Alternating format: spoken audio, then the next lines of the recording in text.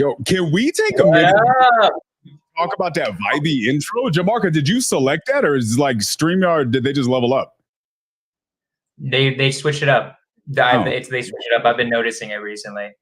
Okay, so we're not special. We're not special, of course not. But also, I love how our podcast starts every single time, always at the 5-second mark, because Gianmarco's so afraid of fucking it up, where like we just our faces show up instead of the intro. I'm just happy. Yeah. It's a thing, Vina, just so you know, the intro, every single week it's different. Like we think it's going to be the 30-second countdown to the intro. It's always backwards. Something always goes wrong. 4, 3, 2, 1. Eventually, we will nail this. Sometimes we're just there looking at Gianmarco being like, did you do the intro? You know? And then then the intro starts like with seeing us for 2 seconds. It's great. It's a great time. I think that it's a good way to keep people on their toes right when you log in. True. Talking people on their toes, ladies and gentlemen, Profit and Paradox, episode 39. And we decided to start this episode with a fantastic surprise. The one and only Verna Jetty, as Jonah has. Oh, dude, fuck you. In our WhatsApp chat, my WhatsApp messages kept autocorrecting to Verna, and I'm like, all right, like L. Sometimes it's Verna, and sometimes it's verbs. Verbs. Get dunked on, Quijano. I was saying her name in the secret way because you're not part of the club. That's true. Okay, I'm out of the club, and I don't like that feeling. But were you ever in the club? Was I? That's the thing. I don't think I was. But I got to honest, a very serious question. I feel like Verbs is a powerful nickname that you should really embrace a little bit more. Yeah, I mean, look, I don't have any nicknames. That's like a fact about me. Like none? Seriously? No. Yeah. Can we call you Verbs? Someone like you, the Jetty? No. The Jetty would be a fire one. Like my username when I had a Peloton briefly was the Master Jetty. Master Jetty. Yeah. If I don't know if this is on your vision board at all, but if you ever get a private jet, you just got to have the Jetty. The Jetty Jet. Right on the side. Someone tried to give me the nickname like Jetty Jet for a minute, but here's the thing: like my whole life, people have tried to give me nicknames and they have never stuck. I'm gonna be honest with you. Verbs, I think might be it, right? Because think about it, verbs is an action word, right? Look, I'm interested in a nickname. Okay, we can workshop this. Everyone has come up with like these different nicknames. Like in college, someone was like, "Oh, we're gonna call you Vanilla." Never stuck. That's terrible. Whoever came up with that is a freaking nerd. I'm sorry. That's garbage. Agree. Whoever came up with that needs help. But I'm just happy to have any nickname stick. But there, other than like V, like people say like, oh, V, because it's like short, I guess. But I think it's just because Vina is so short and easy that people just default to my full name. Okay. I mean, your parents thought Vina was good. I guess we can go that for now. I'm here for verbs though, right? I'm here for any nickname, so I'm real okay. Quick. Let's introduce Vina just in case somehow there's nobody in our audience. I don't think there's gonna be anybody in our audience who doesn't know who you are, but just in case, I'm gonna do just my quick intro. Transacted over $1 billion in multifamily, an insanely cool human being, speaks on stages all the time. Right. My multifamily master. And yeah, like we love you as a guest, right? Like I want people to know like 100% in her real estate stuff. You can check her out at Vina Jetty on Instagram, all of that good stuff. But today we're not talking about real estate, guys. That's not the topic of today's podcast. This podcast it's great because I love about this, the fact that you want to come on this, Vina. Because it shows me that like there's room for us to all be real estate investors, for us all to do business, and also like give our opinions on other stuff too, right? Because people are curious. Oh my God, Kia. I know, I'm laughing. I'm like, where did you get that from? All right, well look, bro. All right, I lost. L for me, dude. I've just been taking L's all week. Jesus. How in the world did you get that before this podcast? Woman. He only loves one woman. That's fine. Not women. Just one woman. I love all women. You're muted, dude. I can't hear you. I can't hear you. You're muted. We can't hear you. No, I was saying, can I be a one woman man? That's all I'm saying, right? Like the typo is there, but I'm a one woman man. Focal point is that it's more than Jonah. I mean, I'm going to throw it out there. That's pretty fucking lit. I'm going to throw it out there. We need to start selling that shirt immediately. That needs to be our merch. Yvonne is like the only person I know. She thought of this like 25 minutes ago and decided to run upstairs and make it. No, she didn't. No. Yeah, because I was about to say, how is that even possible? I made that joke like 3 hours ago. So you guys have like a t-shirt printer? She was in the middle of making some like mozzarella tomato like things and then ran upstairs and made a shirt. That sounds delicious. Yeah. Also, like these things, like Vina, you can't really see this. But tallow? Is this the tallow again? No, this is tallow body butter. Yeah, this is really good. Shea something. She made the world's probably most like elite face cream with like all of the things. Oh. So like legit, we got our own chapstick, we got our own lotions, we got our own like. If you can have it, she makes it. It's a lot. I can't believe she made that shirt so quick. This is why she's the MVP. Crazy. I can't believe you. That's honestly, shout out to Yvonne. Like honestly, you guys got me. Like usually, like I'm usually gonna fight back, but like that's just you just checkmated me with that. Like holy shit. I can't believe you got a shirt within 3 hours after I make a story making a joke, you know? So making moves. Yes. That. Well, this, guys, is the topic of tonight, right? Like, we're going to talk about why I love women more than Jonah, why me and Verbs will hopefully negotiate me becoming a babe supporting babes. I don't know if that's a thing that I can do. Can I be a babe supporting babes? Why not? You should be a babe supporting babes. That part. Yeah. That part. Okay, Jonah, I interrupted you with this fire t-shirt. You really did. I mean, that was great. That was a great interruption. I'm going to be honest. Like that was worth it. What the fuck was I saying? I don't even remember. How we're not talking about real estate, but you can be a multifaceted, that is three-dimensional person.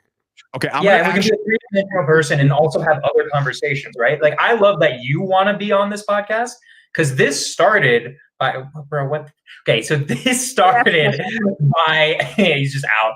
This started basically by you messaging me and Quijano being like, hey, I researched some articles, like I'm kind of changing my opinions or like want to talk about this more. I want to explore this and see like where I end up thinking about it.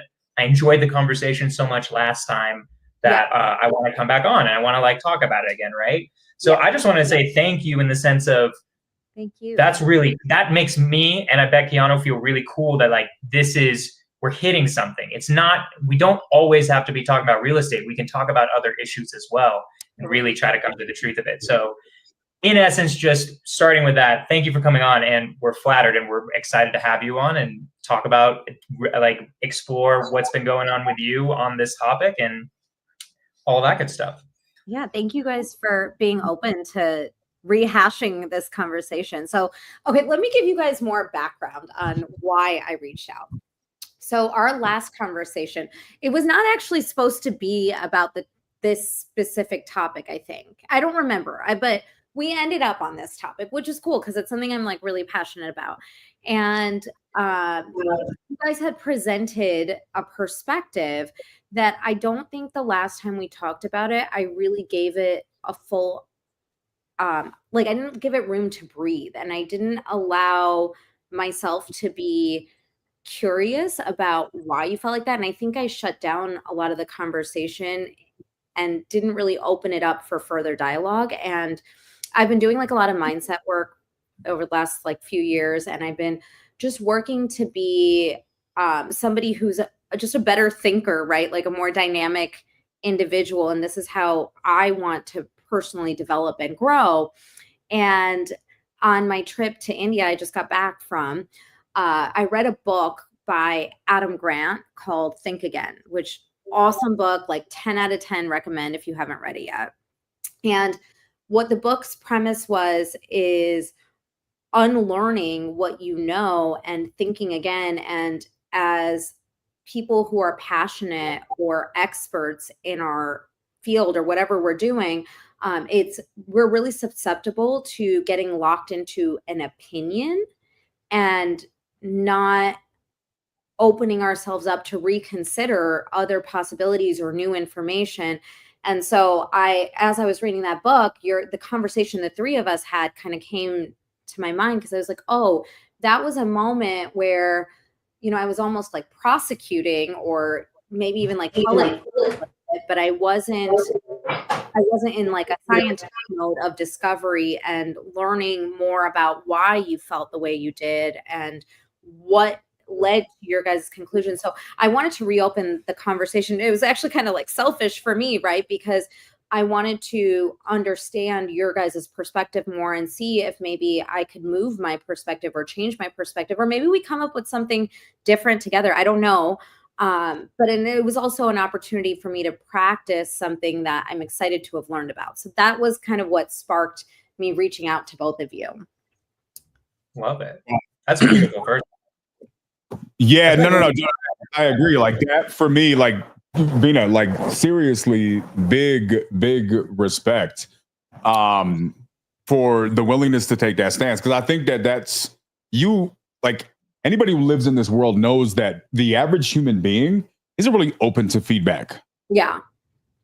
But then you get into our spaces of people who want to do business or are forward motivated and they want to do things. And then you get into this world where people say words like accountability and, they want ownership and extreme ownership. But talking about it and doing it, that's not the same thing. Yeah, two different things. I mean, and Jonah's seen more intimately within like the community we share that I have really been trying to be more radically and openly accountable and transparent. So, and it's hard because it means you have to be vulnerable and you have to admit that you made a mistake or you had a miscalculation. And that's hard for a lot of people to do, but I think it makes for better leadership. And I think it makes for just better relationships and interactions. And so I want to keep taking the opportunities that I get. And thank you both for being open to rediscussing this conversation, because I think, I wasn't very open last time we spoke and I was very definitive and it was like black or white for me. And that could have really shut down further dialogue if you guys were not open to it. So I think, you guys also, thank you for being open. Yeah, no, for me, this is a big thing. It's odd that you say that about your community because it's a big topic of conversation in mine as well. And just that raw vulnerability. I think a lot of people, especially men, which we'll get into today, the vulnerability is seen as a weakness. And it's really the greatest strength, right? Because you got to be so comfortable in who you are, imperfections and all, to be able to be that vulnerable. And I think that's really just the most undervalued commodity, right? And it just goes just in humanity. It's just undervalued. So, this conversation, I think with that foundation, you can really discuss anything. And I think those conversations solve problems. So I'm curious, just personally, if you want to recap kind of where your mindset was, what was the topic that we were kind of discussing, where your lines were, and then where your opening kind of came into play. So I think, and I don't remember exactly because this was a while ago. A lot of things have happened since then.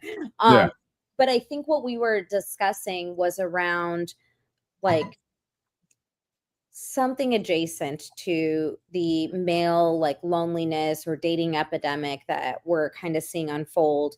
And there's a woman that I totally respect and admire named Reshma Sajani. She's the founder of Girls Who Code. And now her focus is on Moms First, which is an organization that advocates for parents' rights in corporate policy. And she had made a post that was actually what, as I was opening this conversation, it popped up in my feed and I was like, oh, this is kind of perfect because I think she's encapsulating what my position is. And the last podcast, when this came up, I was just like, honestly, I was like mentally tired, right? From like having these kinds of conversations a million times and it falling on deaf ears. And so you just happened to be on the other end of it where I was like, I don't care. Like, I'm not sorry. I don't care. Cry me a river. And, that doesn't open room for discourse or learning or growth for anybody. And so now I don't know that I will really change what my fundamental belief is, but I want to see if together maybe you change your belief, I change my belief, maybe we meet somewhere in the middle, maybe we don't, but I think we can have more honest dialogue and discourse. And I know that both of you are people of integrity, so I know that at a very minimum we're going to be able to have a more rich discussion, and I think that's better for everybody, all of us and anybody that's listening included. Okay, I like it. Well, let's just start off because I remember the conversation, or I remember parts of the conversation, right? Oh no, what do you remember, Jonah? No, not like I'm not gonna be like, and then Vina said all women and all men are just jackasses. It was crazy. No, I'm not gonna say something like that. No, I'm just bringing up what I think we were talking about, which is we were talking about like the different issues that men and women deal with, right? So, and like, I'll start with my perspective, right? Like, because this is like, because I would consider myself moderately liberal, right? So I think based on what I remember, you were taking the harder, more usually considered left stance, or like, and I don't think and I also think all of this is true, that like women are oppressed, they deal with all of these different issues in society, right? Like all of this type of stuff, where what we were talking about in terms of men is that the thing that liberals that drives me not crazy, but like we never talk about, and this is like these are the conversations I have with my family, right? Because my family is much more, and again, I consider myself a feminist, but they're even more radical feminists, I would say, right? Mm-hmm. Where it's like men have no problems. White men control everything. They literally run every single thing. They have all of the advantages. Then they have the audacity to cry a freaking river about blah, blah, blah, right? That's like how a lot of my family's perspectives are. And I'll just start with mine, where it's just like, okay, you can, and this is what your posts were talking about. It's why I really agree with those posts, which is you can have those opinions and you're not wrong. White men do control a lot of parts of society. And also there's a lot of white men who don't control shit and are just getting screwed by society, right? And there are tons of safe spaces and everything for minorities and other stuff. Like not that I don't think like white men need this, but like in the sense of we do need to start recognizing men's issues as well as things that need to be part of the conversation. Because if they're not part of the conversation at all, you're alienating half the population, right? 31%, I think, but yes. Sure, but like 31% wins elections, mm-hmm. right? Mm-hmm. And that's a lot what your post was talking about too, which is what I believe part of the reason why Trump got reelected was totally because no one's talking to white men on the left at all. They're just like, you're evil, get better, right? And it's like, that's completely unhelpful, right? That doesn't help anybody, right? White men on the left? Is that what you said? Yeah, I mean, like the left says it about all men. Generally. Oh, okay, I got you. Okay, so you're saying like no one's talking to white men from the like left camp. Okay. Right. While on the right, Donald Trump is just like what the fuck is this DEI bullshit? You guys can't even get your rent paid. Like, I'm gonna be your man, right? Yeah. And it's like, and that really resonates with a lot of people, right? Yeah. So anywho, so like I'll just start it there with like that's like my perspective on like, okay, we need to talk about everyone and we got to start looking at all human beings and all of their problems. I get it. Women deal with worse than men, in my opinion. Yeah.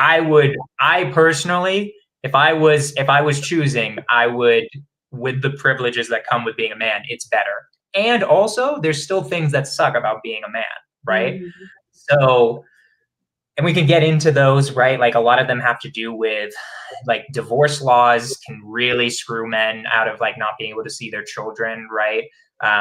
There's like other things too. That's the one I'm thinking of off the top of my head right now. There are other ones like when we get into dating, right? Like dating in the modern world, and this was also one of your posts that you put in the chat, and we can bring up the post too at some point. It used to be you could get a wife if you just got a job like 50 years ago. You're good. You're feeding the whole family. You did what you're supposed to do, right? That's not enough anymore, right? Like now men have to step up to a level that nobody prepared us for, right? Nobody prepared us to be nobody prepared us to do anything more than get a job and then you'll get a girl, right? That's truly like most of the scripting that I feel like most men got most of their lives. I grew up in San Francisco and I'm 29, so I got a little bit different scripting, but I think most men in society got that scripting of like, just work hard, get a job, achieve you'll get the American dream if you go to college. If you could just go to college and just get a good job, you'll be totally fine, right? And that just isn't true anymore. That isn't reality. And also there's like perspectives where it's like having a college educated degree and a good job, women just that's not enough. That's the bare minimum, right? For a woman to even maybe look at you, right? Jonah, let's talk about this for a second, right? Because you're single. As many people, sorry, I highlighted the wrong one. As many people have known who have come to the podcast, your dating life or the lack thereof has been a focal point. I'm sorry. We talked about a couple of dates I went on a couple of weeks ago. Okay, fuck you, dude. Like this week was an L week. Not every week is an L week. Look, like, get out of here. Like respectfully. I'll tell you what happened. You remember how we had us change the whole schedule of the podcast because he wanted to rock climb, which is explain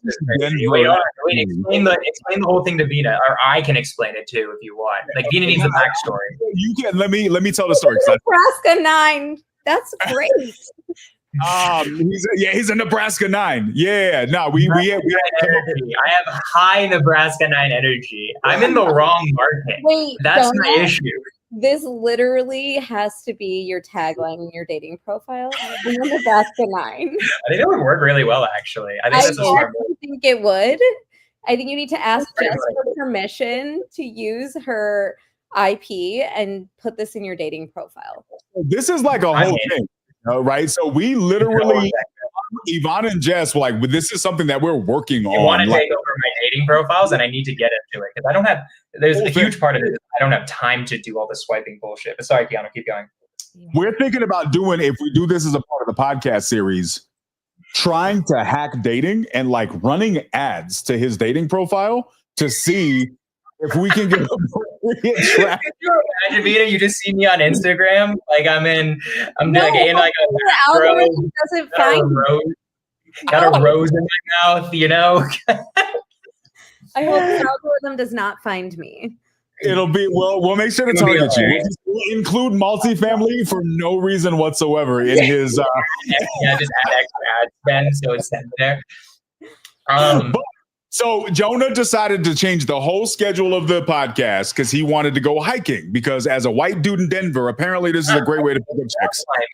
Rock climbing. Is there a difference? Colorado, that's like whatever, par for the course. I might have to tell this. If you got to remember what I'm doing. I'm not just hiking at 6 p.m. on a Tuesday. Your Birkenstocks, you're getting your granola, you're putting it inside of your cargo pants, and then you're hanging up on some fake rocks. I get it. I understand. I promise. So he did all of this. We changed the whole podcast schedule because he was trying to climb baddies at the rock climbing spot, right? Oh, I thought it was to meet them.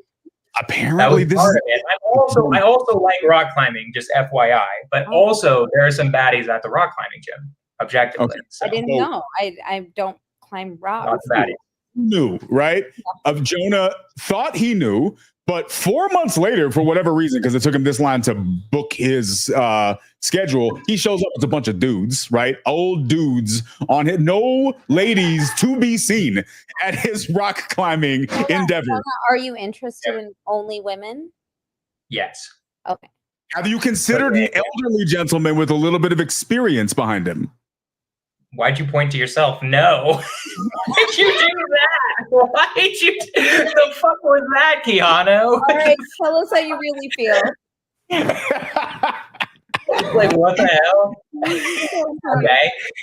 I got no way to defend that. That was just so okay. But all of that Great being workout. It was a great workout. Like they did a lot of really good exercises. I'm sore as hell, but then it was just like literally there was a woman coach, and then it was like 4 older dudes, and I'm like, okay, well, that didn't lead to any more leads on the girl finding front, unfortunately. Is it appropriate? Or is there something wrong with considering dating prospects as leads and then just setting up KPIs and managing your metrics? No, I mean, I did that. I had like a very specific process. Wait, what was the process? Yeah. Okay, well, this has to take like a whole different turn, I guess. Okay.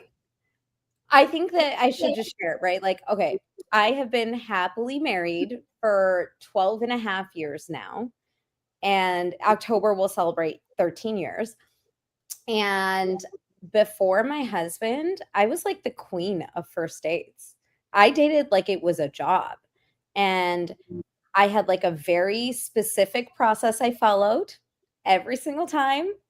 And okay, you guys want to know what it is? Actually, this is like, it's good advice, I think. I think it's still relevant. Yeah, I want to hear it. Do you have a Google Doc you can share?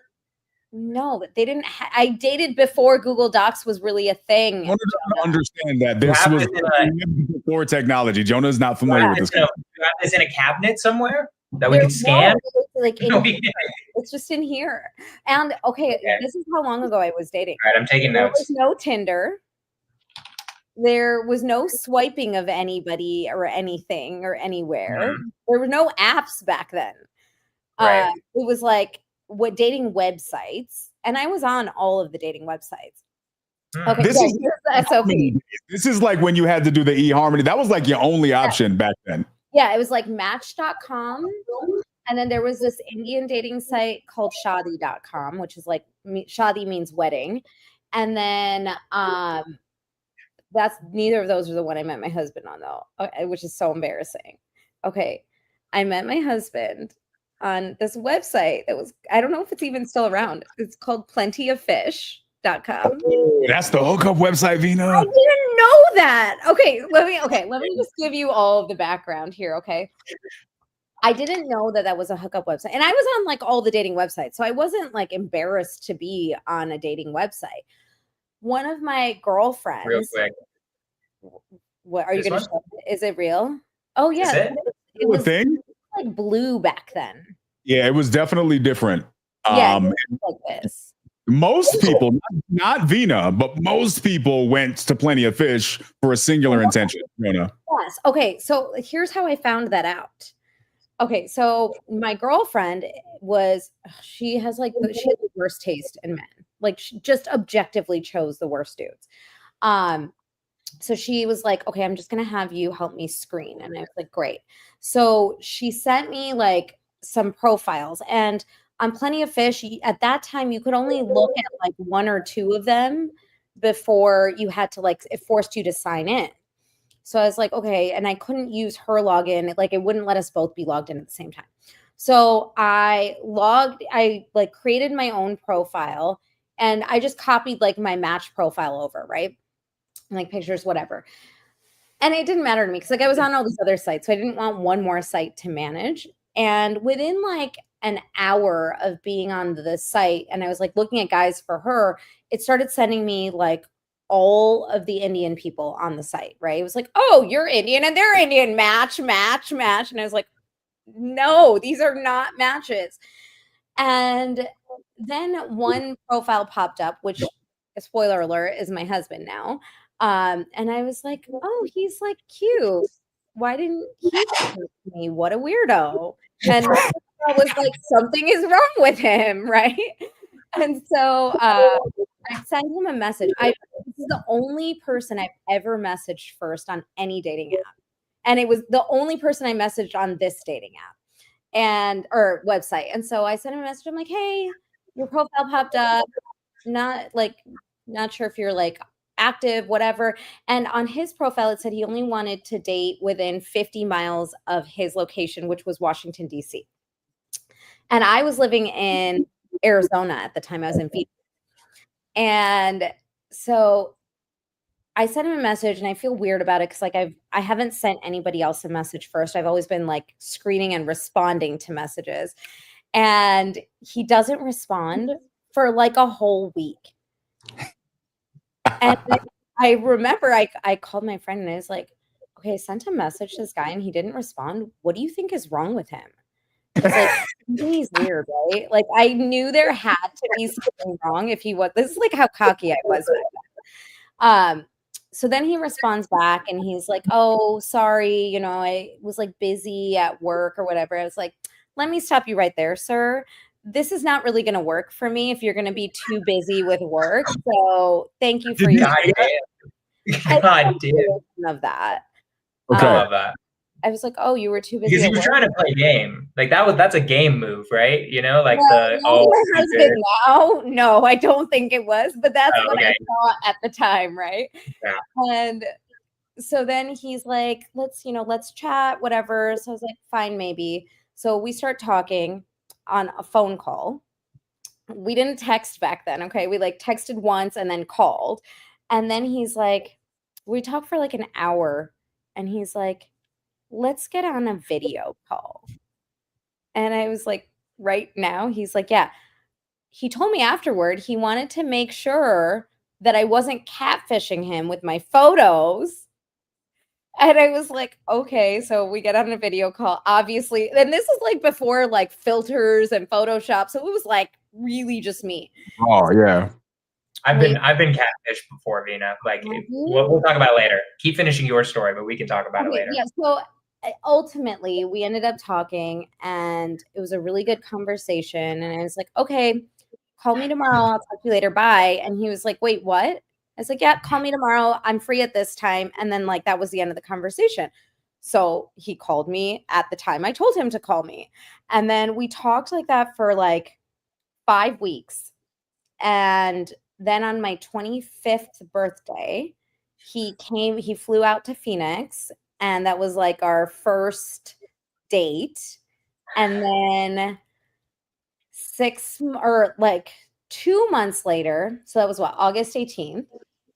And then Halloween, he was with his friends at Duke or UNC, somewhere in North Carolina. And I was in California with my friends. And I was going to see him like 2 days later. We had a trip planned. Either he was coming to me or I was coming to him. And we're talking on the phone. And he says, I love you for the first time. And I'm like, how long had you guys been talking? How long? So we had started talking like July. Okay. End of June, beginning of July. We had met in person in August and again in September. And then we were meeting for the third time in October. Okay. That's a pretty decent turnaround. Yeah. That's pretty. I mean, but we were talking like every day for hours on it. Like it was like a lot. Okay. And he said, I love you. I was so mad that he said it over the phone when he was drunk. I didn't say it back. And so I was like, okay, thank you. I'll talk to you later. Bye. Thank you, Vina. Thank you. God damn, Vina. That's savage. Thanks. God damn. We already were planning on seeing each other 48 hours later. He could have said it to me in person, sober, or drunk in person. Thank you, though. That's so crazy. I know. Yvonne is all the way on board with your decision, by the way, Vina. She's like, duh. Who said that? Yvonne is supportive. She's there. Okay, I thought you meant see because me too. I didn't even Yvonne said I hit her with a me too. Did I really? I didn't say it. You just looked at me. Oh wait, we can't hear Yvonne very well. Yana, we can't hear her. She didn't say I love you, but I just said me too. Closer move. He looked at me with his smirk and he was like, you just said me too. Me too. Hashtag me too. The sale, Jonah. Take notes, pumpkin. What do you mean? You just say I love you back. Theoretically. It was sincere. It was not a sincere I love you. I can see that. He was drunk. I feel that. I get that. If he's super drunk, It was like, like 2 a.m. It was 2 a.m. I was drunk too. And so anyway, so then then my girlfriends were like, what do you mean you didn't say it back? He's never going to say it to you ever again. Heavy Jonah energy right here. That is not my energy. Okay, Dominic, that's what my girlfriend said. They were like, drunk words are sober thoughts. And I was like, oh my God, you're right. I've said that so many times that like drunk words are sober thoughts. He obviously meant it. They had like convinced me that he was never going to say it to me ever again. And I was like, oh my gosh, I ruined everything. So I called him the next day and I was like, hey, and I was like, I'm just not going to say anything and see what happens. Right. And so he's just talking business as usual. And I'm like, oh my God, how are you not going to address the elephant in the room right now? So then I was like, so it was like an interesting conversation last night. And he goes, you mean when I said I love you and you didn't say it back? And I was like, oh, so you remembered that, did you? It would have been really funny if he like just had no idea, was blacked out, like just had no clue. That's what I thought it was going to be. I didn't think he really would remember, but he remembered and apparently he thought about it. And anyway, I said it back. And then we saw each other. And then in January, I moved to DC and he proposed like February. Wow. And then we got married in October. Love it. Wow. That all came from a hookup site. And that's how, okay. So the way I found out this was a hookup site was I told this guy, I was in Arizona because I was doing a post-bac. So I was doing like a year at ASU. And this guy in my study group was like, oh, you have like a new boyfriend? And because like, you know, I would tell him about like, oh, I'm dating this guy, blah, blah, blah, whatever. And he's like, where'd you meet him? And I was like, oh, on this website, like Plenty of Fish. He's like, on a hookup website. He's like, it's not a hookup website. It's a dating site. He's like, literally everyone knows this is a hookup website. Except for Vina. And apparently your husband, did he not know or? I don't know if he knew, but he dated like he like went on dates with like 2 other women that were like, he thought like it was a serious prospect. So I think he like figured it out, but didn't know ahead of time. Yeah. And I mean, I definitely took an opportunity to be upset with him about it. I was like, why are you on a hookup website? Like, why are you telling me if you're on a hookup website? If I was him, I'd be like, why are you on a hookup website? What do you mean? Like, my logical husband said, like, why are you on it? And I was like, well, I didn't know until right now. And I was so mad at him. I mean, I was 25, so I was a lot dumber too. But yeah, then we ended up getting married and having a bunch of kids, and, you know. Kids. Dominic has a pretty solid W here. His first I love you was while she was head first in the toilet puking. Nice. That's that's true love. That's right? True love. If you can love them then, you can love them anytime, right? I feel like that's a thing. Okay, so Vina, or not Vina, Jonah, obviously you don't have Plenty of Fish as an option.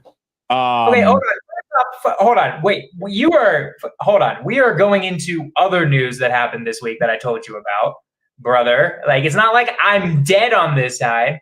So, okay, Jonah's story time, because you're making it sound like I'm just getting no play out here, bro. Like, hate you. So first off, this week, I'm gonna give the audience the news. I'm sorry, Vina, we don't have time to go through the entire dating saga of my life right now, but we're just gonna go with this week's news, right? Okay. So this week's news, Keanu started with the hilarious, like, oh, classically, this rock climbing gym class has literally no women in it, so that's great. Yeah. The other thing, though, was like, okay, so earlier this week, there was a girl who I've been talking to. She's in real estate. Vina, I don't know if you know her, but Keanu definitely knows her, so I'm not like giving out names or anything. I don't know who it is, like an ass. I don't know why he won't. Because it's just going to get out and it's just not it right now. So is it someone I know? What? Do I know her? I don't know if you know her. You might. I'm not sure. It's possible, but I don't know. I've never seen you two together, I would say. Okay, that's so like I really not a good indicator of if I know her. I have no idea. It's very possible you know her. It doesn't matter. Point is, it's like been talking to her just as friends for like 2 years. All of a sudden, out of nowhere, I should read the messages.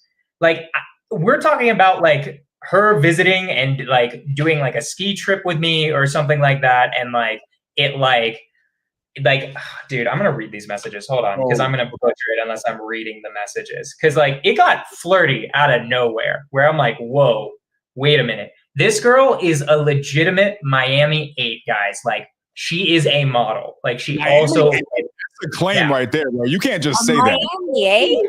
Yeah, like she works as a model. Like that's also her job. She does that as well. So like it's not like this is my upper leagues, right? This is beauty wise, like the upper echelons of what I can hit usually. Miami 8 is pretty intense. That's a declaration. So, yeah, it's a declaration.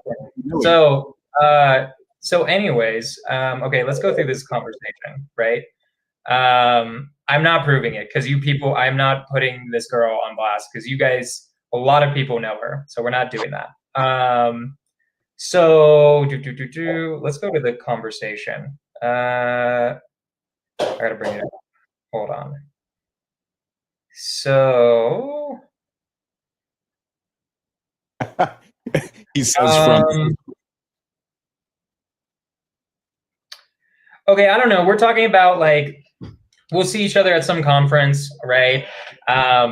She says something like, "I need Jonah skiing lessons." Winky face, heart, sparkle. I'm like, okay, interesting. Starting like interesting flirtiness. And I'm like, I'm a terrible skier. You do not want those lessons. She goes, ha ha ha. Okay, fine. I'll chill in the jacuzzi while you ski. And then I'm like, what's that flirting? And then I'm like, I'll just join you in the jacuzzi. Like, I'm not gonna ditch you. Then she says, deal, winky face hearts, right? Like pretty flirty, right? Out of nowhere. Like before this, it had been just totally like I didn't get it. What's in your buy box? Yeah. Yeah, like shit, no, like literally, like not even like I've had conversations a lot, but like that's like, yeah, Jess, thank you. Like that's like oh damn, wait a minute. Are we that's happening? Into suggestive territory. Yeah, so and then I'm like, I never ditch you, winky face. Would be fun to do a cabin trip. Are you like free in April, right?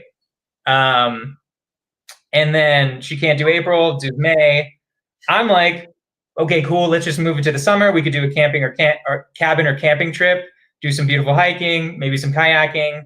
I'll pay for the flight, winky face. It'll be fun, right? Because I'm him, right? You know what I mean? Like I got some. I can afford an economy class flight. Just throwing it out there, lady.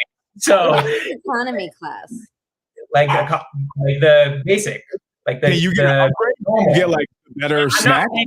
I'm not paying business class. I can afford her to have a normal seat on the plane to come over. Vina's officially unimpressed right now. Like you just, you know, would be like, I'm absolutely not, right? But anyway, actually, I think my husband only bought me economy. My standards have significantly heightened since. Everyone's like, what is she, a peasant? God damn it, guys. Anyways, so then she's just like, wait, free trip? Like, is this a group trip or whatever? And then I'm like, no, like I was thinking just us one-on-one. I think you're super cool and attracted. I'd love to take you on a date. Like, I'm just like cutting the bullshit. Like, yeah, like we're getting to it, right? Because like, dude, if there's an opening on this girl, like I'm shooting, dude. Like I thought it was hardcore flirting. How long have you known her? 2 years? Probably known her 2 years. We've just been friends. So if Camping feels like too much, we can do something more chill, whatever feels fun for both of us. What do you think? Something like that, right? And then she hits me with, Jonah, what the hell? Why didn't you tell me? You're cool as hell. I've always thought you're smart, sweet, and super down to earth. Wish you told me when I was a single Pringle. And I'm like, oh, well, that's lit. I guess you never, this girl has no photos, never mentioned anything, right? So I'm like, oh. What? So she's these types of conversations, I feel like I need to find out who do this so I can send them a heads up. Well, I mean, I don't know. I'm not.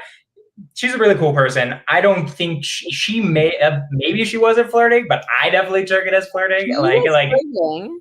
Yeah, I don't know. But anyways, so I'm like, well, shit. God, no, that's not what I said. I said, like, oof to me, like you're dating somebody. Well, like, congrats, laughy face.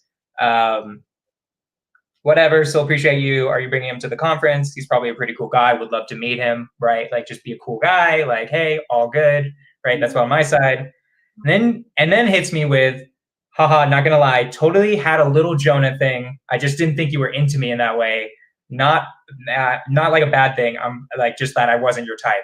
I'm like, this is a Miami fucking 8. And I'm like, are you joking right now? Kill me right now. Like this would have been, I had this in the bag at some point.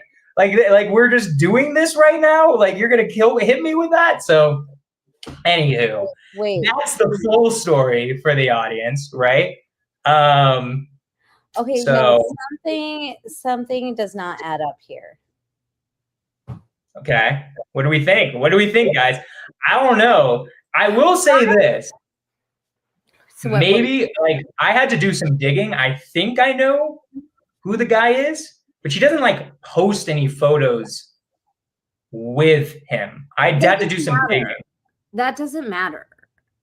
Yeah, it's fine. I mean, like I believe her. I'm gonna take her to work, but I rarely post photos with. Bro, that's fucked. Jesus, dude.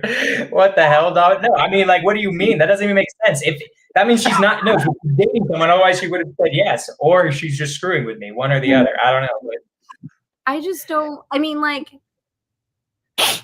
if you're in a relationship and it's not like an open relationship, I think this is a very odd way to talk to another man.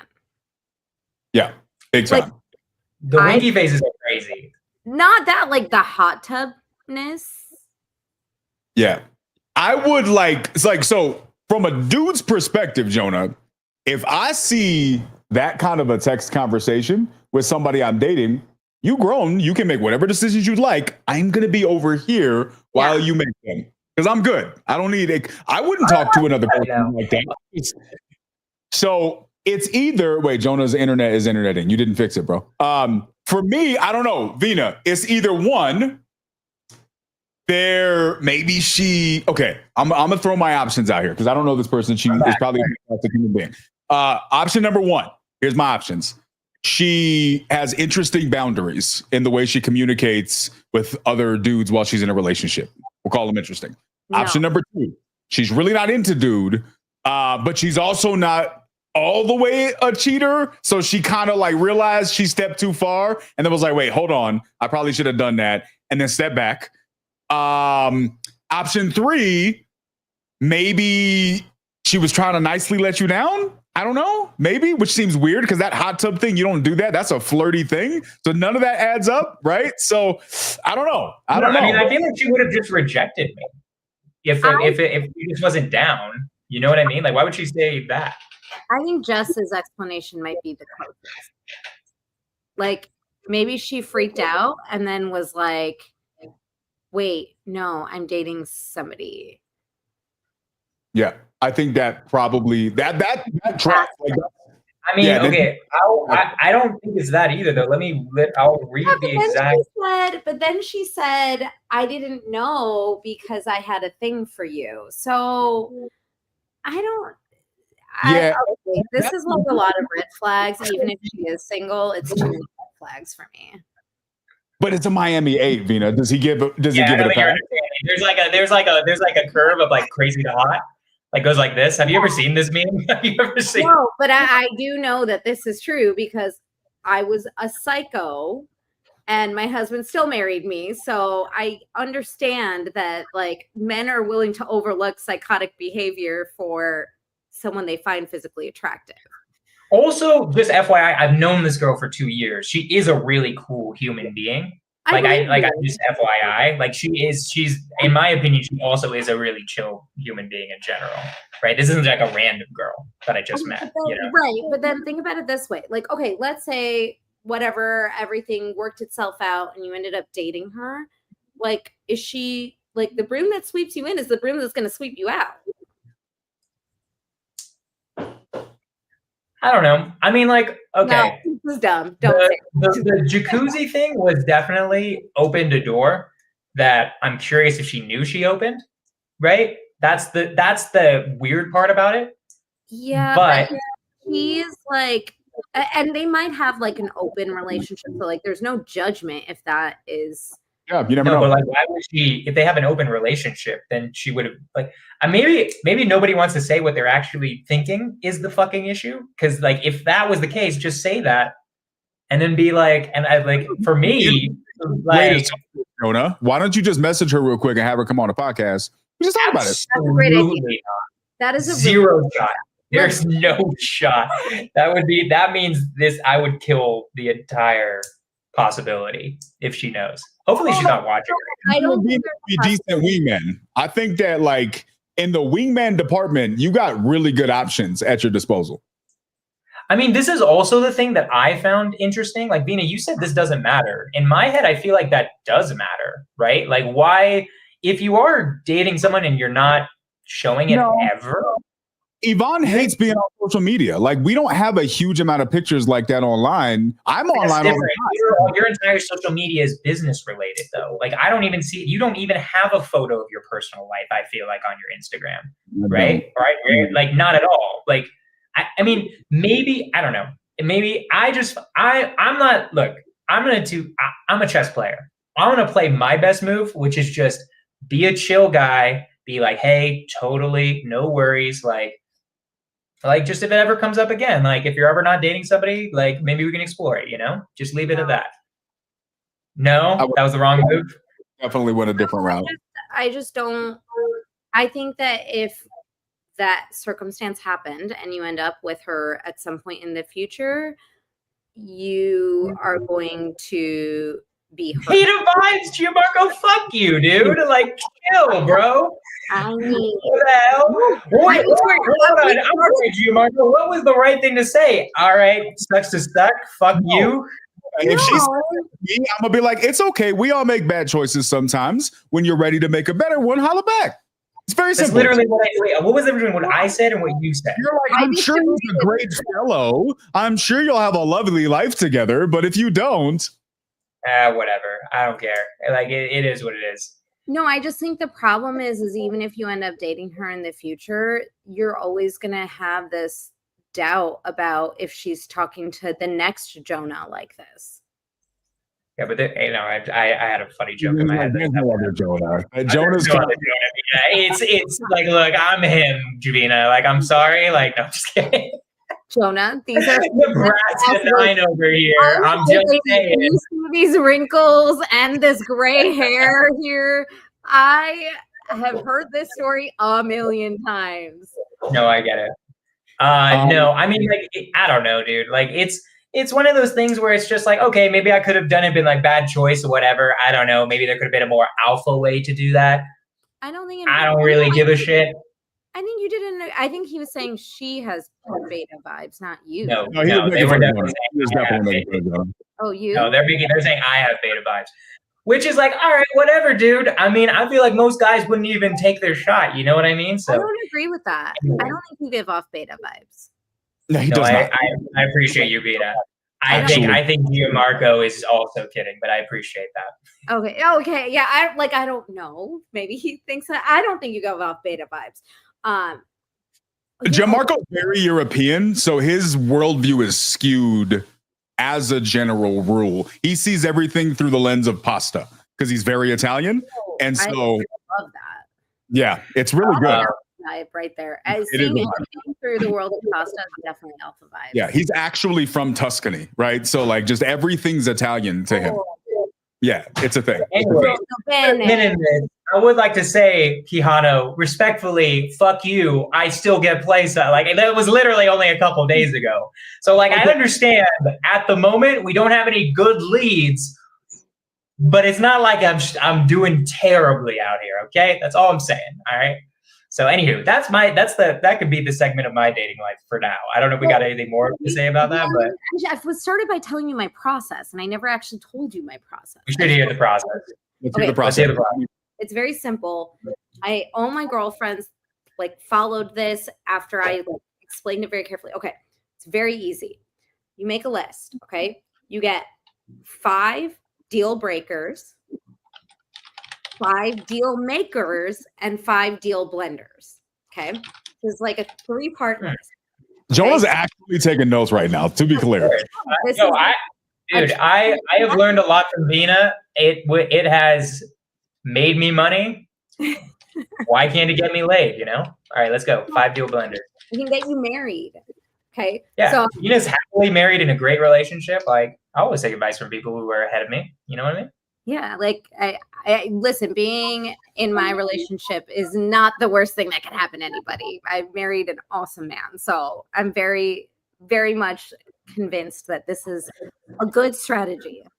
Okay. 5 deal breakers, 5 deal makers, 5 deal blenders. Yeah. So what's deal blenders? I know what deal makers and breakers are. No, but your deal makers are 5 things like you absolutely have to have. Like there's no question about it. And it can be anything. And yours are going to be different than what mine were.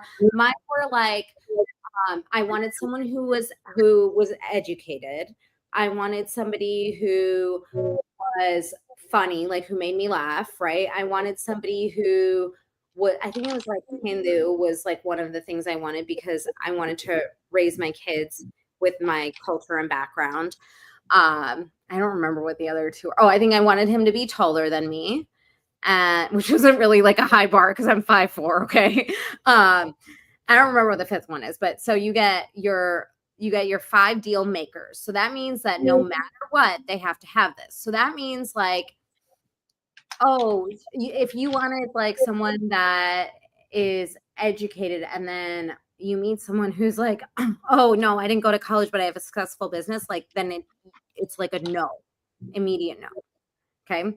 So it's like, this is to make it an objective decision, right? So that's your deal maker. Your deal breaker are like 5 things, no matter what, you're not making any exceptions for it. Right. So for me, that was like, I didn't want someone who like was a smoker. Like question.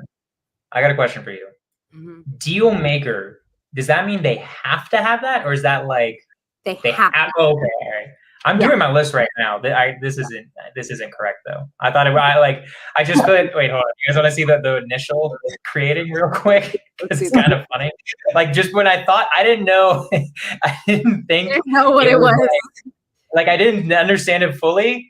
So like I'll put it in here. Like this isn't like has to be. Like that's not a here we can. I can't do it. I accidentally put that because I didn't know that has to be. Yeah, that's so that's like okay. Your deal blenders are the 5 things that would be like nice to have, but they're not an absolute requirement. That's actually what it is. So super hot would be like a deal blender for you. Yeah. It's like, and deal blenders can be things like they don't have or they do have that. Like if you were making the perfect person for you, they have like these or not have these qualities. Okay.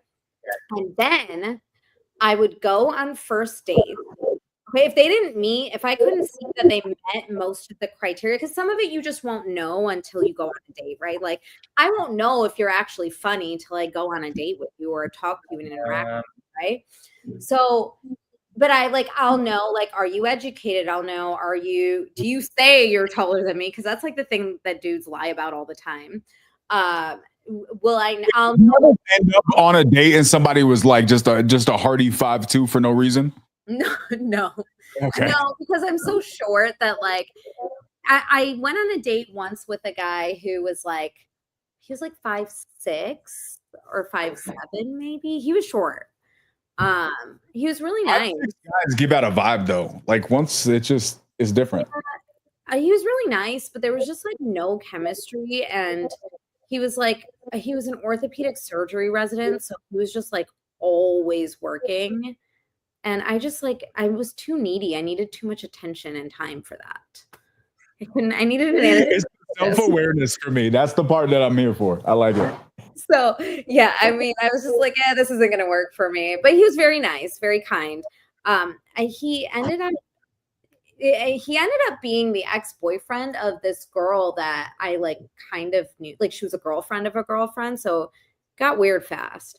But in any case, so this is your list, right? And like you do not deviate from this list.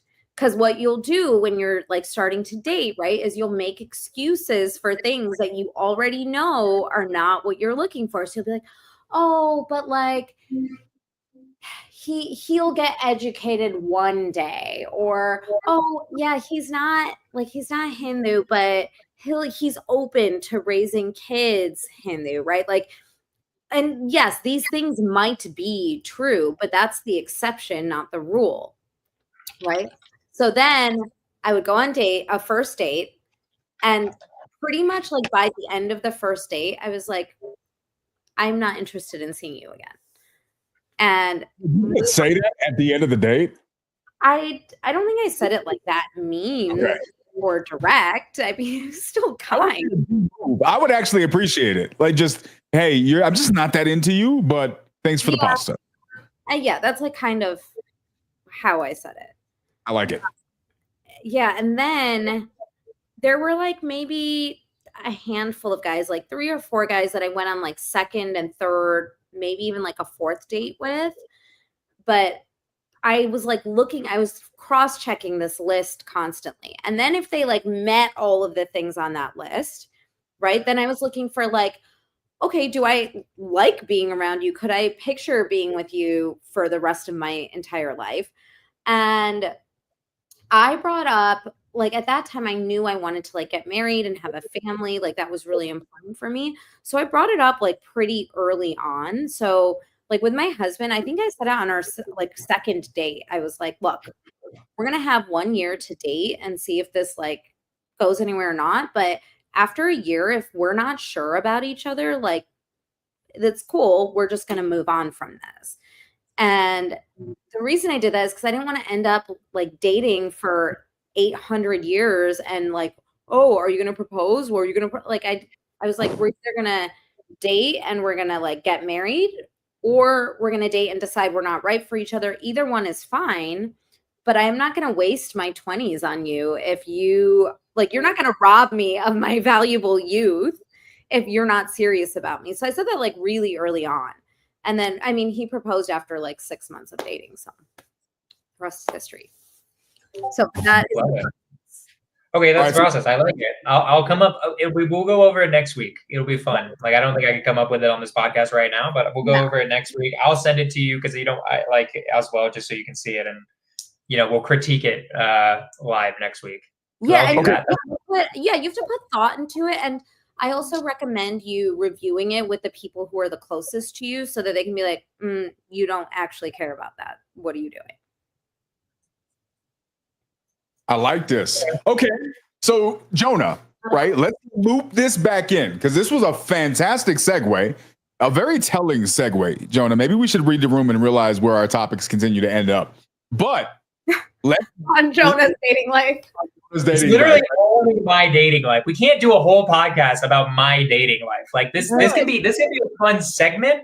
The whole podcast can't just be about my. It can't be a whole thing, but wait, it can be a segment. Can I take like a 2-minute break? I just want to call my kids and say goodnight to them real quick. Please do. Okay, I'll be right back. Okay, so guys. So we've been talking about this actually. We've been talking about what do we want our podcast to really be about. Because we don't like debating stuff. We enjoy the occasional disagreement, but like consistently debating is just not what we like to do. So I've been genuinely toying around with the idea of going a dating direction. Jonah's concerned that it's going to be all about his dating life. I don't know. I'm just saying maybe the signs are there, Jonah. Maybe there's just something here that we can really just do my dating life. That's the entire podcast. I'm down to do a dating podcast, but we gotta listen to my long message that I sent last night that you didn't listen to, because I give a full breakdown of how we could do it well and also not talk about your mid-level dating skills exclusively. You want me to listen to it right now? No, just like later. Okay. And we can circle Yeah, back. I mean, I'm down. Guys, like if you guys have any ideas of what you guys want to see, I mean, Jess is saying she loves the fun riff topics. Those are great. I mean, I think it is good. It's just for us, we were like trying to figure out like how do we do the because like I think me and Keanu like the lighter stuff more in the end, right? Like we'll do our topics about like, you know, what we're talking about tonight, which is a much more serious topic, right? But we also gotta like talk about other things as well. So yeah, I don't know. Like it could be dating, or it just could be funny topics in general. I don't know, man. We gotta think about it. But Robert liked the if you guys had to do a vote, and then I'm gonna go and shut all the blinds because it's dark outside. Am I the only one? Do y'all feel weird if it's dark outside and the lights are on the inside and the blinds are open? I feel like everybody in the collective community is watching me when that happens. It's very weird for me. Best topics: political crap, which we probably won't do, but you can put it anyways. Weird stuff like what we did last week. Just funny stuff. Dating/funny stuff. What's a vote? Let's hear it. That would be good. Can you make a poll? Gianmarco, can you make a poll? Can you help us out and make a poll of like those 5 things Keanu just said? Do it if you can do it on my channel. If not, I'll do it. Do it on Keanu, just because Keanu's has more people on it. But yeah, no. Like I mean, I don't know. Like we're figuring it out, and like there are a lot of interesting topics. I like the idea of my dating life being like, Jesus, we spent an hour on it, but like at least 30 to 45 minutes. I think it's gonna motivate me to like go out hunting. I have to have something for next week, right? Like it means that like I gotta hit on a girl at the grocery store or something. Like we gotta do something, right? We've got some good content coming up on my dating life. My 30th birthday party is coming up in Denver, so could get laid at that. You never know. So that would be fun. When's your birthday? My literal birthday is March 13th, but I'm throwing my birthday. Crazy. Good Very day. fun. Maybe we should do a joint birthday. You never know. I mean, she's a wild woman. Oh, Jesus. Okay, Vina. We'll keep that in that bag. But yeah, so I have my Denver I'm celebrating like a birthday month. It's pretty big turning 30. So I'm doing a birthday party in Denver this weekend, right? And then I'm going to LA in 3 weeks to party with some of my college friends for like a week and also do some real estate stuff too. So there'll be some good stories, but as I was saying, like it's going to be, there's going to be a lot of good stories dating wise, but yeah, like we'll definitely put like a poll in the chat about like what people feel like we should be doing more of, you know? All right, so Jonah, this is a good segue back though, right? Because we diverged into your very exhilarating dating life. But let's talk about this for a second, right? Because if we're talking about the struggles that may or may not exist for men in the world, you had mentioned you made a very interesting comment yesterday. You spoke very highly of your physical prowess, but we can table that. He is literally like, at the very least, definitely does not think I'm him. Let's just throw it out there. I am him. He's like, who the fuck is this scrub right here? You know? So, all right, just a vibe check, as the young people would say. Yeah. Here's the thing, right? So you were Nebraska 9, right? Your pockets are you got some stacked pockets. You're doing okay financially.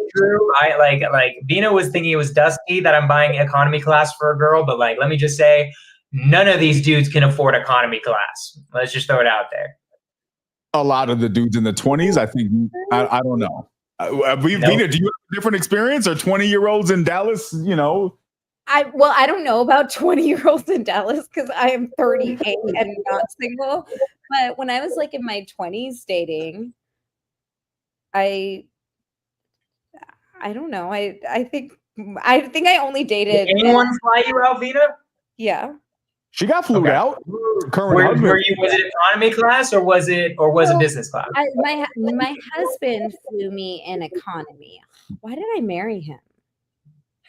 Hindsight's 2020, Vina. I am questioning every life decision I've ever made now. I think you should. This is the right thing. Yeah, I mean, today I would not tolerate Well, this. no shit, of course.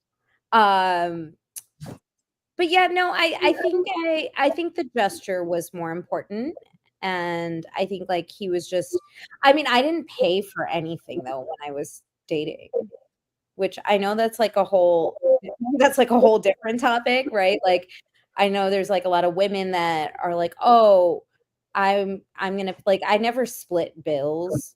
I didn't offer to pay for things.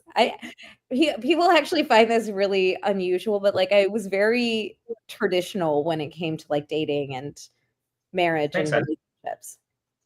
No, it makes sense. And I mean, like I feel like most men, not most men, but a lot of men, like where Keanu's going with this, I think, right? Keanu was like, when I was mentioning, it's like, look, I'm probably in the top 1 to 2%. I don't know whose phone that is, but I'm in like the top 1 to 2%. I'll be right back. Give me one. Go ahead. I'm in the top 1 to 2% income wise for my age group, objectively, right? Look at like statistically, right? So mix that with the fact that I'm a Nebraska. Pause, because it probably doesn't hurt for Vina to hear this. All right, Okay. so I'm making the poll though while she's doing it. So we got dating, we got riff,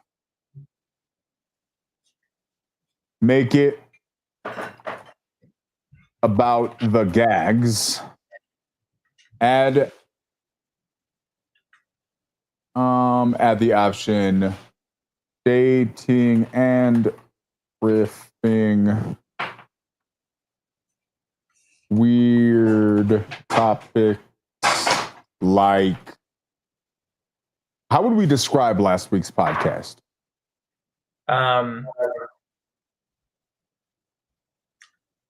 Alternative theories to the universe, something like that. Alternative history, I don't know, something like that.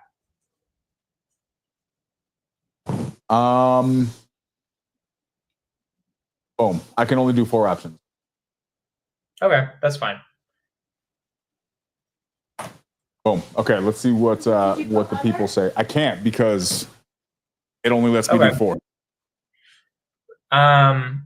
Provoking. I can use stop provoking. That was a very solid grammatical contribution, Jess. So let's see what people say. I kind of want this breakdown. I want Vina to hear your breakdown because I do think you bring up a valid point, right? I have not been in the dating pool for a long time. And it was just a different situation for me. I honestly don't know, like, what you put out. Huh?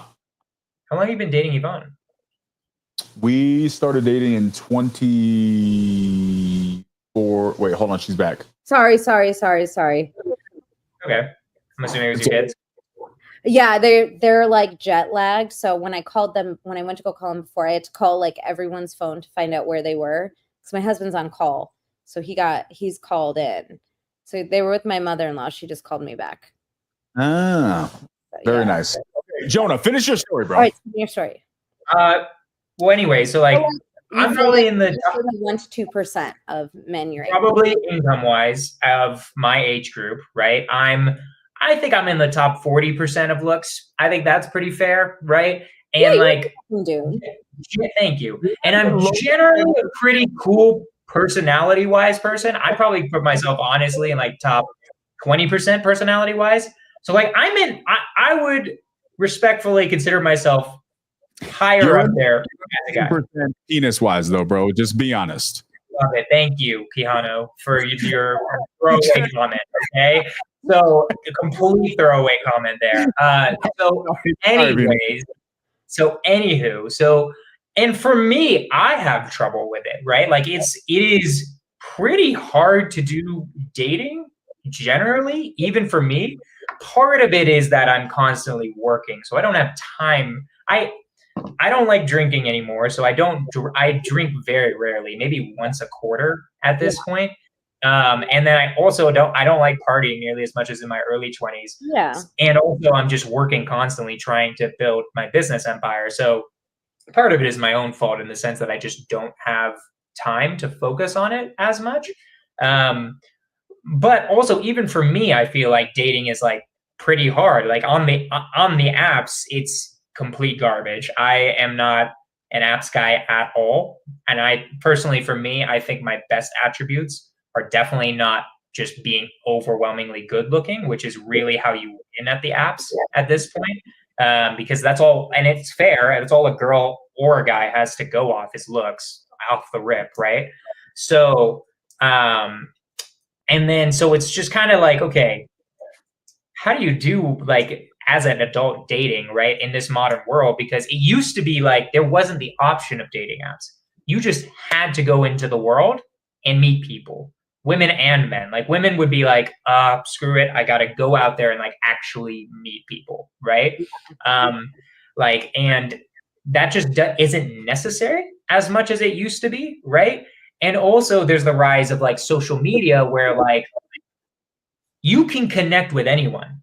Potentially, you could just be an insanely good-looking 22-year-old and connect with Kevin Durant. That's like possible with Instagram. You can just send them a DM. It's not likely, but it is possible, right? And that's a very extreme example of what I'm saying is in like Instagram, I feel like social media-wise has kind of ruined our minds. In my own mind, I think it's ruined men's and women's minds to be more shallow, I think, also with everything and looks.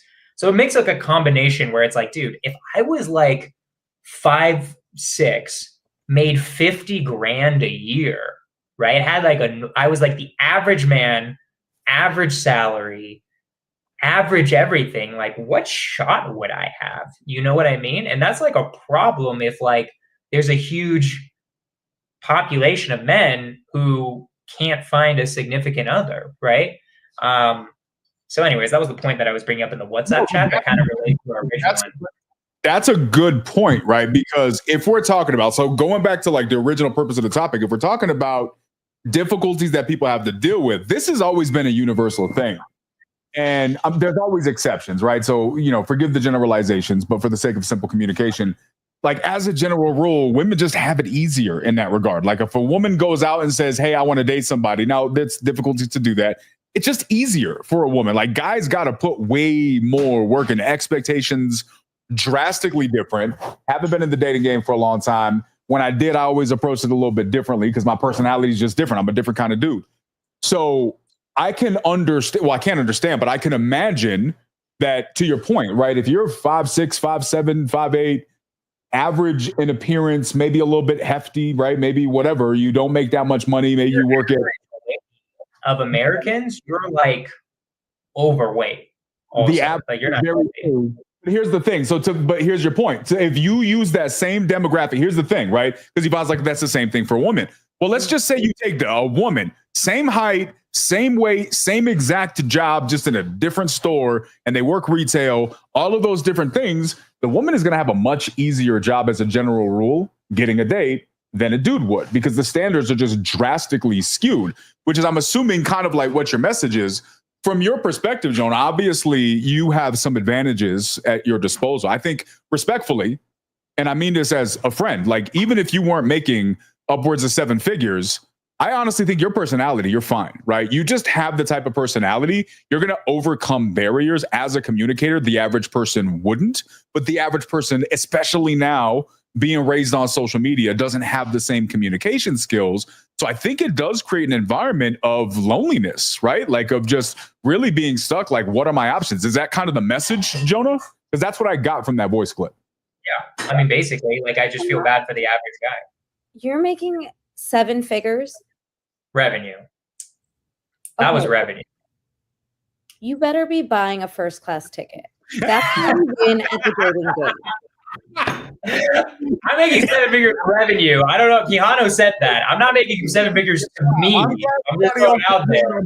Bro, you cheap. Just stop it. Just 7 figures revenue is a lot different than 7 figures to personally me a year. I have a really good dating story about this exact topic. Okay. I went on a date with this guy, and he worked at Citadel. Okay. So he's like a finance bro. And we go on this day. He takes me to, this is a first date. Okay. And we didn't like really talk back and forth much. We just like, we talked. He was like, hey, would love to take you out, blah, blah, whatever. So we go to this Italian restaurant that was near where I was living in Chicago. And we like sit down and, we're like talking, whatever, getting to know each other. And then he tells me that his goal, and he must have been, I was like 22 at the time, 21. I was young. And he must have been like 25 or 26, maybe 27. Okay. And he tells me that his goal is to be worth $10 million by the time he's 30. And I'm like, okay, like, cool.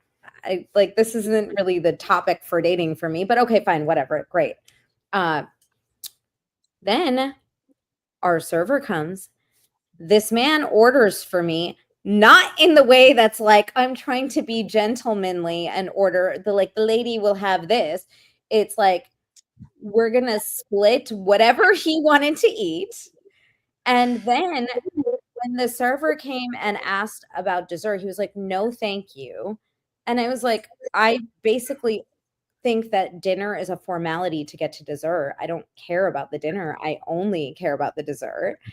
And he is like dismissed the dessert. And he's like, the whole dinner, he's talking about how successful he is and like blah, blah, blah. And I'm like bored to tears. That's cringe. So cringe. And this is exactly what I'm saying is, it didn't matter to me that he had like a multiple 6-figure job. It didn't matter to me that he was already worth like $5 million or whatever, which is a lot of money at that age for me, right? Like that felt like, oh, this guy has a lot of money. I just didn't know what a lot of money was because I was 21. And but it like none of that mattered to me because I was like, oh, even when you have money, you're still going to treat me like you don't have money. Like, I don't want to live a stingy lifestyle. If we're going to have money, I want to enjoy it. And let's see, my mom was joking. We should do that. I'm going to do that with my husband and see what happens. Side salad for the lady, please. Thank you. Yeah. And she'll just have a salad. But no, so all of this to say is, if what you're leading with is that you are a successful entrepreneur, business owner, whatever, then part of the appeal for a woman dating you is a certain lifestyle can be provided. And if that's going to be the case, then provide the lifestyle. So here's the thing, and this is okay. We'll make it about my personal dating life again. I actually don't want a girl that wants me for my money, right? Nobody wants you for your money, Jonah. Okay, I'm just saying, yeah. I mean, obviously, for their money. That's a common. I'm just saying, I understand. Nobody wants me for my money. I understand. What I'm saying is, let me finish the whole thing before we all get in our feelings. Okay. Yes. So, okay. That's my new skills.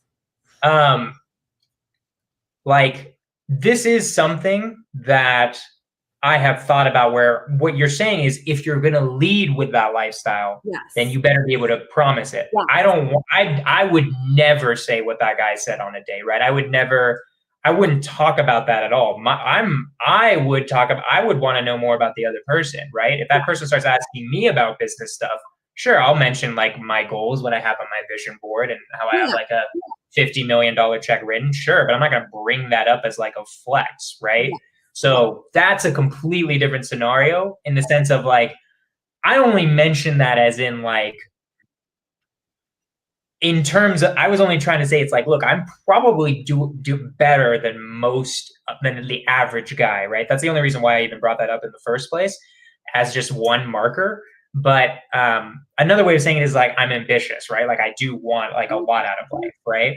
So it's, I never lead with that stuff. I actually always, on first dates, I'm trying to understand the other person much more and who they are, right? Than whatever quote unquote I am. They can ask about me eventually, right? And that's also part of the whole process. But no, yeah, like I agree. If you're going to say all that, you have to put up or shut up. You know what I mean? Exactly. Yeah. But also, like, I think like for me when I was dating, I remember like I dated more than one guy that would like talk about how much money they had. I remember actually one of my husband when we were dating, one of his ex-friends who's no longer his friend, was like really concerned that I was after my husband for his money. And I was like, he's like he does well, but like he's not that rich, respectfully. Like I don't know what else to say about this, but like this is weird because I mean he was making when we got married, what was he? He was making like 350K a year. So it was good money. This was 13 years ago. So it's good money, but it's not like gold digger money. And and also back then, like I was not making that much money. So I understand why his like friend maybe thought that, but I was like he's not even close to being the wealthiest guy I've dated before. So this is such a weird concern for you to have. And it's like kind of sad that you can't think of any other good qualities about your friend that I might care about outside of a paycheck. Like, wow, that's weird. But It's a yeah, pretty shallow characteristic, and in the end, like money. I feel like money is like oxygen in the sense that if you don't have any of it, then you really then it's a problem, right? But like there's just a certain point with money where it's like diminishing return. who cares anymore? Like all that matters is like who is this other person, right? And I think like maybe 95% of women don't after a certain like after I don't know 80 grand. It's like if you're just a good human being, that's like what matters. Okay, I don't know, but like what but also like okay, so the crazy thing is like think about this though. I say 80 grand and you do this.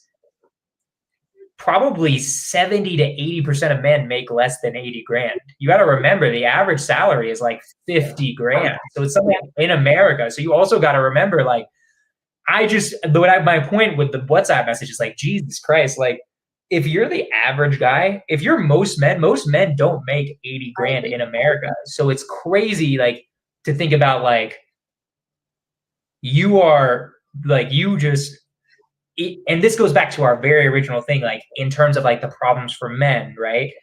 It used to be you could just not even be college educated, get a job that was considered well paying. That's just not reality anymore, right? Like there are some trade school jobs for sure. Like you can make a ton of money as a plumber and other things as well if you have a really high specialized trade. But most people aren't those things. And so it's just a problem society hasn't been addressing at all. Is like, what are we going to do about all these men who can't get laid, can't find a significant other to be happy with, are barely scraping by as it is, probably living in their mom's basement or still living with their parents in their 30s, right? Like this is a serious societal issue that we aren't recognizing, you know? And I think, and that brings us back to all the way back to like what we were talking about, like total loop, right? Yeah. So I agree. I don't know, it's just hard. I agree with what you're saying. I also agree that most men don't make that much money, but I think the other thing to consider is like Jess said it perfectly. 80K does not go very far. Like you are not supporting a family of 4 on 80K a year and living comfortably. You are scraping by paycheck to paycheck and it's only getting worse. So if you make 80K, then your spouse probably also needs to be bringing in income somewhere, or if you're like a real estate professional, right? You're offsetting the taxes and taking home 80K, then maybe, but that's like still not as much money. Like it does not go very far anymore. And I think that and I do think you're right. I think it is challenging for men, but I think the bigger issue for men is not how much money they make. I think the bigger issue is that men are not taught how to emotionally connect. And I think that's what's leading to a lot of the loneliness. Explain that more. What do you mean? What is Like, emotionally connected to you? Most of the invisible labor that is done in a household or a relationship is done by women, right? And it's not because men are incompetent, right? Like, you know how to write a birthday card and send a birthday gift, right? Like, you have Amazon, you have all these different like websites, you can go to a store, right? So even if money weren't the issue, it's the fact that in most, and I'm going to talk about like heterosexual relationships because this is like the default man and woman in a relationship. The vast majority of the time, like that remembering of the birthday and the to-do list of buying things and sending cards and making dinners for birthdays and things like that, like all of that kin keeping falls to women typically. And I think that men are like, the messaging that men have gotten for so long is what they shouldn't be, right? Like, to be masculine, the definition of masculine for so long has been defined by not being a woman, not being feminine, not having feminine energy, not having emotion. Don't be a little bitch and cry. Don't be, people like use the word pussy in a derogatory way, which I have all these objections to that, but that's like a different podcast. But this is like the messaging, instead of teaching men and boys, right? Like young boys, that like, don't throw like a girl, don't cry like a girl, like hide your emotions, suppress your, like those, that's messaging that, like, for me growing up in the 90s, like late 80s, early 90s, like that was messaging that was given to men. So like all the messaging was around how to not be like women, how to not be like a girl, because then your masculinity is threatened, right? Then you might be called gay, or you might be called a pussy, or you might be called less than, or you might be called a beta, right? And I think that we're now seeing the outcome of that being that men have never been taught how to connect with each other, and men don't connect with other men, right? Like, for women, and I think about this even in the context of my own relationship, right? I have 100 different friends that I can go to and lean on for emotional support for anything that I'm going through, whether it be something relationship wise or not, right? If I just have a hard day and I just want to like cry on the phone, I can call my mom, my sister, Rosie, Carolyn. Like, I can name like 25 close girlfriends that I can call and just cry and vent. And that's it. And it's just like, hey, it'll be okay. How can I help you? I'm going to come over with a bottle of wine. Oh, here's a funny meme to make you feel better. Like, all of these nurturing elements are things that women do with each other. Men don't show up for each other in that same way because they were never encouraged to or taught to show up like that, right? So when men find themselves facing hardships, like you have a bad day, right? My husband comes home and talks to me about it, and I carry the mental and emotional labor of supporting him in the relationship, and I'm happy to do it. He's absolutely deserving of it and worthy of it. But I do have this fear all the time, and I say it to like my sister, and I say it to my husband too. Like, if I die, I hope that one of my girlfriends will step up and take care of him and like find him a new wife, because I need someone who's going to emotionally support him, because he doesn't have like really close guy friends. And even his close guy friends, they don't talk about emotions like this. Yeah, it's funny. We were talking about this here in the house the other day. And that's just extremely true. And I don't think people really realize that. I think a lot of times, people don't put as much thought as you do. So we just assume that, yeah, guys have that. I'm sure I've heard about that before. And while there may be some examples of it, it's just like, I know a lot of dudes. I have male friends that I've known for 20 years. If I'm going through the worst possible thing on the planet and I had somebody else I needed to reach out to outside of this household, I couldn't think of one person I'd reach out to. And that's just full transparency. Yeah, and that's hard. And that's, I mean, as a woman, right, it's easy for me to say, like, that's so sad, because I like, if something, God forbid, were to happen to my husband, it would be devastating and hard in a lot of ways. But one way that it would be an easier burden to carry is I would have so many people showing up to rally around me and support me during that time. My husband would have that, but it would be, the emotional support would mainly be a byproduct of my relationships, that as a form of showing up to support me, even post-mortem, would be to show up to support my husband. And no one's really addressing that or talking about that. And there's this like whole messaging, and I think last time we talked about like Andrew Tate messaging, and this is a big part of why I have such an issue with it, because it's so much toxic masculinity that what it's actually saying is these emotionally fulfilling connections are somehow making you less than. And I just totally disagree with that perspective. I think it enriches your life. And I think it's like so beautiful when men can show up and support each other. And look, I'm not saying men are going to support each other in the same way that women do. I see men show up in different ways, right? Like where it might, like you actually, both of you show up for each. I see the support and emotional connection that happens like even today, right? And that for you guys, that is the form of like poking fun at each other and like saying things to each other. They're like jabs, like it's done with a lot of. I'm imagining Gianmarco, like, were you saying that? And then he just gets like a slideshow of all the times me and Keanu are just shitting on each other or just making fun of each other and just be like a men's emotional support. Like, you know, like. It is though, right? Like that. I mean, I know it's like weird to say this, but I think that is like a form of love that men show between each other. And probably it feels safer than being like, look, I really love you. You're amazing. You're incredible. How did I get so lucky to have you as my friend? Right? Like that's a very soft approach. And so when you guys are like, Jonah, you're ugly. What are you doing? Of course you're not dating anyone, right? Like this is Keanu's way of saying like, I love you.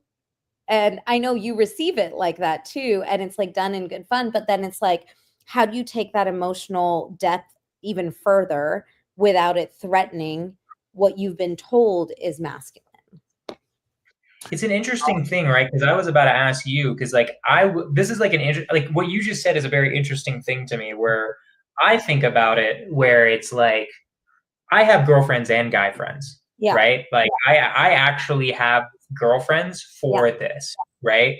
Because I think girls are a lot better to talk to when you're dealing with like a very serious emotional issue. Generally, right? Like I have guy friends who are some of my best friends, but if I brought them like really big emotional issues, it's too much. They'd be like, damn, bro, that really sucks, dude. Like, and it's just like, thanks, bro. Like, you got anything more than that? You know, like you got anything more enlightening than sucks, bro. Like, you know what I mean? And so I have a lot of girlfriends for that stuff as well, specifically for that reason. I also have guy friends who I personally could go cry to, I feel like I actually would be able to go cry to. It's rare. It's probably like 2 or 3 people max. But I was going to mention, and you kind of hit on this, is that that literally that men also don't relate in that way a lot of times, right? Like I think men more often relate or just get motivated by different things in terms of like how you get motivated to get out of a spiral, right? So this is something I've thought about before. Like, for instance, is like I remember one of my guy friends was going through like a depression, like not a depressed stage, just really sad, got through a breakup, yada, yada, right? And even for me, like I was definitely there to listen to him as well, be there for him. But there was a certain point where I was also like, all right, man, let's move on. Yeah. We need to get some shit together. All right. Yeah. You like, and I'm not going to, I did say you're acting like we got to get back out there, bro. Like, let's get some drinks. Let's go work out. Let's like I'm going to like stop being a little bitch. Like I said that, right? Like it's the toxic masculinity. Yeah. But there is something a little bit, I think, motivating for men. And you can tell me what you think of this, Quijano. There's a place for what you're talking about for men, but then also it's like what gets us out of it. There's like a hilarious meme. This isn't about like necessarily emotional issues, but it's like girl in the gym versus guy in the gym. The girl in the gym is like listening to like meditative yoga and is like, I'm powerful, I'm strong, I'm a boss queen, like right? And then the men's listening to like, you do not do this, your bloodline will end. Yeah. You must conquer. Like it's just like that. And like my sister talked to me and was like, why would you be motivated at that? That gives me anxiety. I'm like, oh my God, I'm terrible, right? And I'm like, and I'm like trying to explain it to her where it's like, I don't know how to explain it other than just like, I understand logically that like that theoretically should just be crazy, but it's like, there's something in men when like when there's a challenge to meet that challenge, I feel like, where it's like, okay, like, no, I'm not letting my fucking bloodline end. Let's go, right? Like I'm like, I'm gonna make shit happen so that we have an amazing life for me and my family or whatever, right? So it's interesting. I don't know what, like, I don't have much more than that in the sense of like, masculinity can become toxic. Definitely. I think Andrew Tate gets to the point. Andrew Tate one time, I remember, like, he's in prison for his rape charges or whatever. And he's talking about how like he was like, it's like tears fell down my face, but I wasn't crying. Like it was just while I was doing push-ups or some shit like that. I'm like, okay, bro, like that's, I don't know what we're talking about here. You were definitely crying and it's okay. Like it's all good, right? But there's way too far like that, right? Yeah. And then there's also like, I think there's a misunderstanding by women that like, yes, there's a point where men need to feel their feelings. And then there's also a point where men need to like get out of their feelings and get more into like back on track because, and you can tell me your opinion, both of your opinions on this. Generally, it's not always true. This is what I've observed, and you can tell me if you guys think this is wrong. I think generally men find more purpose in life from what they do, and usually women find even more purpose in relationships. I don't know if you guys agree or disagree with that, but it's something that I feel like I've noticed. And in that sense, I don't know how that's relating back to what I was talking about, but in that sense, more or less, like, I think that's where we deal with like also a lot of the issues we're having with men not being able to make money is like also self-worth starts going down because society says it. And also it's something that I've observed. I actually don't know if it's a society thing or not. I don't know where I was landing with this, but these are just my thoughts about these different things. I think what I'm hearing you say is that men's identity is tied more to what they do than whereas women's identity is tied to more to like who they are. Yeah, exactly. And the relationships they have. Yeah, and I think that is, well, that's what I mean, like who they are, right? Like I'm a sister, I'm a mother, I'm a friend, I'm a wife, I'm a cousin, you know, I'm all these other things. And I think that I do agree with that. And I think that that is actually kind of the root of the problem. And when you tell men or boys, right, because it starts from a young age, when you tell boys that what they do is more important and more central to their identity than who they are and who they are in the world and who they are to other people and who, like, what their emotional being is. I think that's when you start getting into this cycle of toxic masculinity, right? Because it shuts down feelings. Did someone, I think, yeah, Tom said anytime I started to struggle growing up, my self-talk was just shut up and man up, right? And so what that exact dialogue, and that's not, I don't think that's uncommon, right? So what that exact dialogue does is it shuts down emotional availability in men, right? And it shuts down the ability to process emotions in a healthy way and to identify emotions in a healthy way and react to emotions in a healthy way. And sometimes we see it come out with people who like overextend and like become workaholics, right? You know, we all know the dude that seems like he's emotionally adjusted, but he works like 700 hours a day. That's not actually emotionally well adjusted. It's probably to feed some kind of insecurity in who they are. And so I think if it was like, okay, you struggle getting down, if you can like identify an emotion, right? And like this conversation is a good example of that, right? As I was reading that book, I was like, oh, wait, I'm able to identify that the way I showed up was I was defensive on our last podcast, right? I was defensive. I was probably like accusatory might be another word you would use. I was very much in my masculine energy, right? Of like shutting down the conversation and trying to control the conversation. And that's negative, right? It's a negative emotion. And when I can identify that and I can be aware of it, it allows me an opportunity to grow from it and fix it and make it better. But if men aren't given that same opportunity to identify and react to their feelings and react to their emotions and show up in a more positive or a better way, then that starts the cycle spinning of toxic masculinity. What do you think? Yeah, John?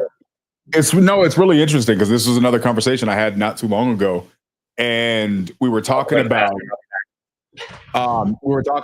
just how men and women interact in relationships. And one thing that I will give men, one of the benefits of this, strong approach towards things is that, let's just say you got a girl that's in a relationship and a dude that's in a relationship, and that relationship, they break up or they're having an argument. 8 times out of 10, and I don't know if Jonah's going to hear this, but I'd be interested in hearing if this would be true for him. 9 times out of 10, probably more, if a dude goes and starts complaining about the situation of his relationship or his previous relationship to his friends, the answer is usually different than what you hear from ladies. If ladies go and share this, oftentimes the lady's immediate response is, "Oh, he's an asshole. You don't need that. You deserve better." And it's a lot of that. Now, huge generalization. This is not always the case, but a lot of it comes down to just blanket, that guy's an ass, you can do better. But with guys, it's usually not the case. With guys, it's like, okay, cool, but what happened? Right? Like, there's not just this blanket, you can do better than that. Now, again, you're going to get there. There's, this is a generalization, but it's one thing that I will say is that, and Jonah, I don't know if this is your situation as well, but like, if Jonah comes in, he's like, "Hey, I had this situation and we broke up or this, that, and the next thing." My way of supporting Jonah is not just to be there for him and emotionally, but also to hold him accountable to where he fucked up. So that way he doesn't make that mistake in the next relationship, or so he doesn't cause that problem again. And I wonder if this over support, and you can speak to this, Vina, I don't know that you would do this because you're a strong personality. You're literally here under the banner of accountability. But I think there are a lot of just with this blanket support that women have, that's such a huge benefit. One of the downsides can be you're just saying, that everything you're doing is fine, when actually somebody needs to rise up and say, no, what you did was not fine, right? Like, you went and you messed that situation up. Did you take accountability for this? Did you look in the mirror and acknowledge what you did wrong? So I say in the midst of the fact that men don't have a lot, that is one benefit if you do have friends to hold you accountable. I feel like that's just a good friend versus a bad friend, though. Like, there are definitely girlfriends who I have girlfriends who would be like, "What are you doing?" There have definitely been girlfriends that have told me when I told something to a girl, been like, "What the fuck is wrong with you? Excuse me, what, you said that to her? No, of course she's not texting back. You fucking asshole, right? Like I have girlfriends that's one of the main reasons why I have girlfriends is to check me and be like, wait.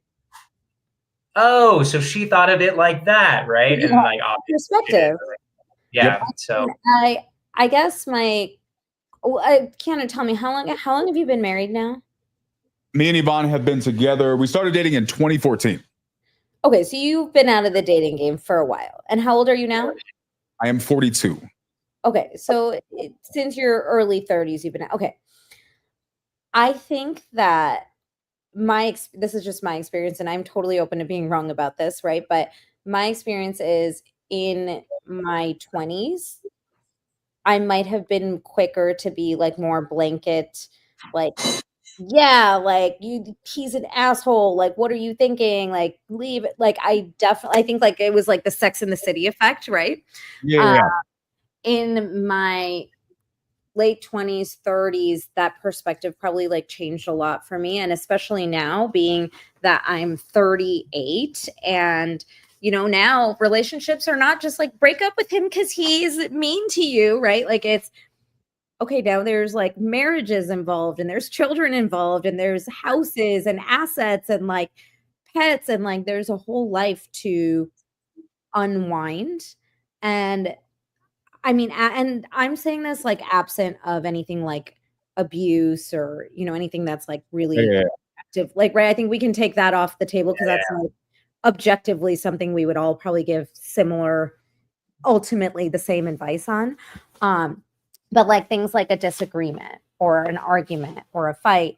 One, I think as women get older, we're more discerning about like the things we say about our significant others to girlfriends, right? Because we've now learned that we're gonna forgive him for saying like this stupid thing, but our girlfriends and our sisters and our mothers are not as quick to forgive because they don't get like the makeup part of it, right? Where he apologizes and buys you flowers and takes you out to a nice dinner or whatever that looks like for your relationship.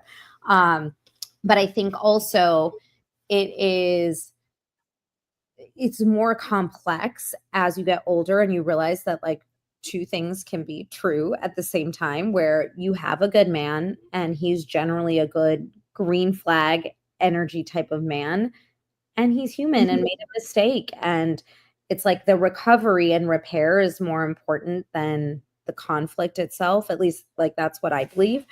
So I think that perspective is maybe like dated a little bit, because I just don't think that that's what women, at least for me, right? Like the women that I'm around, and it might just be I'm around a certain type of woman too, right?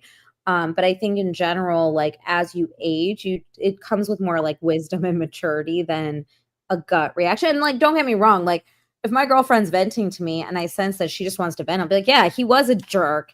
And then at a later time, I'll be like, all right, listen, so here's the real thing, you know? Sure.